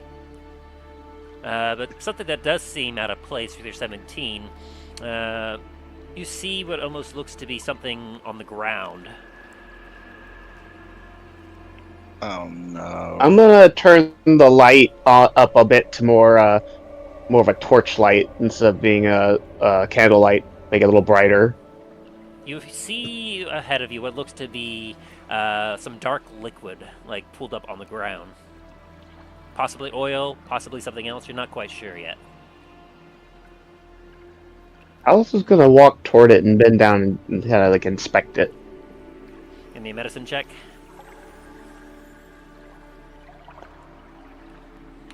I'm sorry, use a medicine check? It's blood. Very big pool of blood. Like a lethal of like the amount of blood. Like clearly some sort of like major injury had occurred here. And as you take a look, Well, you but watch guess what? as the blood seems to trail towards the rail tracks. I guess that guard isn't alive anymore. There is very Yeah. much alarm in Talos' face. Talos, you good? As Blood. you also see the blood now, Dain. What's that? Oh. Ah, shh. Cover your eyes for a moment. I'm gonna turn this to full brightness so we can get a good look of the area. Cover my what? Whoop! As the light turns to max power.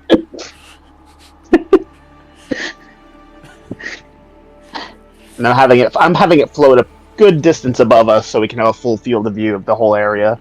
As you take a look, you can see like splatters of blood on parts of the wall. You can see that there are some bloody footprints that are just tracking along the ground. Some of them look like they have been purposely tried to be wiped up, but it seems like it might have been like hurriedly done.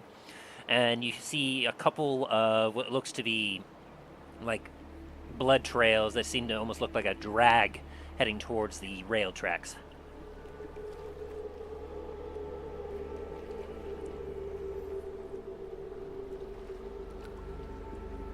As you make your way following the tracks, They must have discovered a way and probably. Sorry. You good? Go ahead. No, your signal on my end just went out. That's why I probably made that noise. Oh, yeah, I think so. Anyway, go ahead. You are breaking up bad on my end. Oh no! Nope, that's just One for you, sec, Talos. Yeah, I'm hearing fine. Okay, I'm gonna disconnect and reconnect. 1 sec.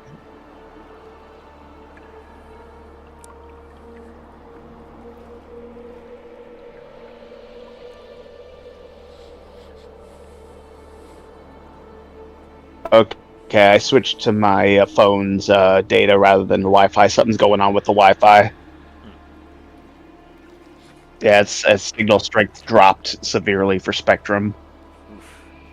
I know mine's been like dropping in and out every once in a while. I haven't lost connection yet, which just proves that my new internet dongle is working. Anyway, so you were saying about after you saw the blood? Yeah, Talos is gonna start heading toward the tracks to see more. As you follow the trail of blood being drag marks, you look over the edge down to the rails where you see 3 bodies looking as if they got just tossed onto the tracks and left there. Shit. One of them looks to be like an individual of just like they could be anyone. They have a cloak like on them, a lot of blood on their body, and like looks as if they could have been anyone from anywhere. To others, though, give me a quick history check as you look upon them.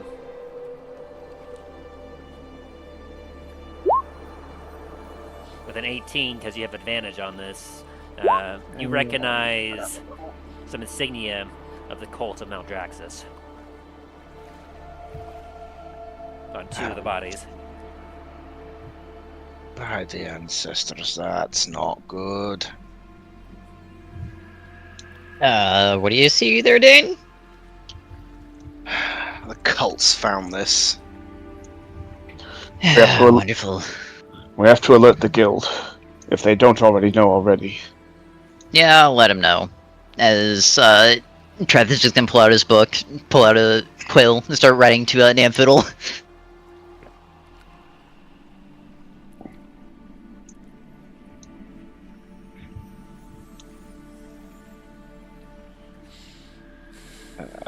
And as Treth, you write off a message to Milo. The rest of you all No, looking... Namfiddle. Yeah. Oh, to Namfiddle? Yes. Oh, because you know him. Because he wrote his name in my book, yes. Ah, yes, very good. And so what are you telling to Namfiddle? The Cult of Maldraxxus found the underground train tracks, so they might have another way in. You just get one message back. Fuck. 4-letter word that says everything you need to know. And as you get that response back, the rest of you look at the tunnel. Even as you listen in, you can't hear anything, which indicates that, like, whatever happened perhaps a few hours, who knows how long ago. Meaning, the cult has a head start on you. Good. We need to go now. So, Aye. as all of you feel a breeze of cold breeze from the tunnel before you, as you gird yourself and make ready, you know that you have a lot of ground to cover. As a walking pace from here to Starfall Citadel is a day and a half. Essentially, what normally would be like an 8-hour trek for a single day, with a half a day on top of that, you have 12 hours of a travel you have to make. And as you prepare your minds mentally for that is where we're ending the session for today. Oh boy. As you all get 750 XP for excellent roleplay and a good session. I'll be right back. Very Ah, good. no, that's not what I wanted to click. No. As our heroes realize in horror that the cult is on their tracks, is making its way to infiltrate Starfall Citadel. Will our heroes be able to arrive in time to save their home? Find out on the next exciting episode of The Adventures in Dundras.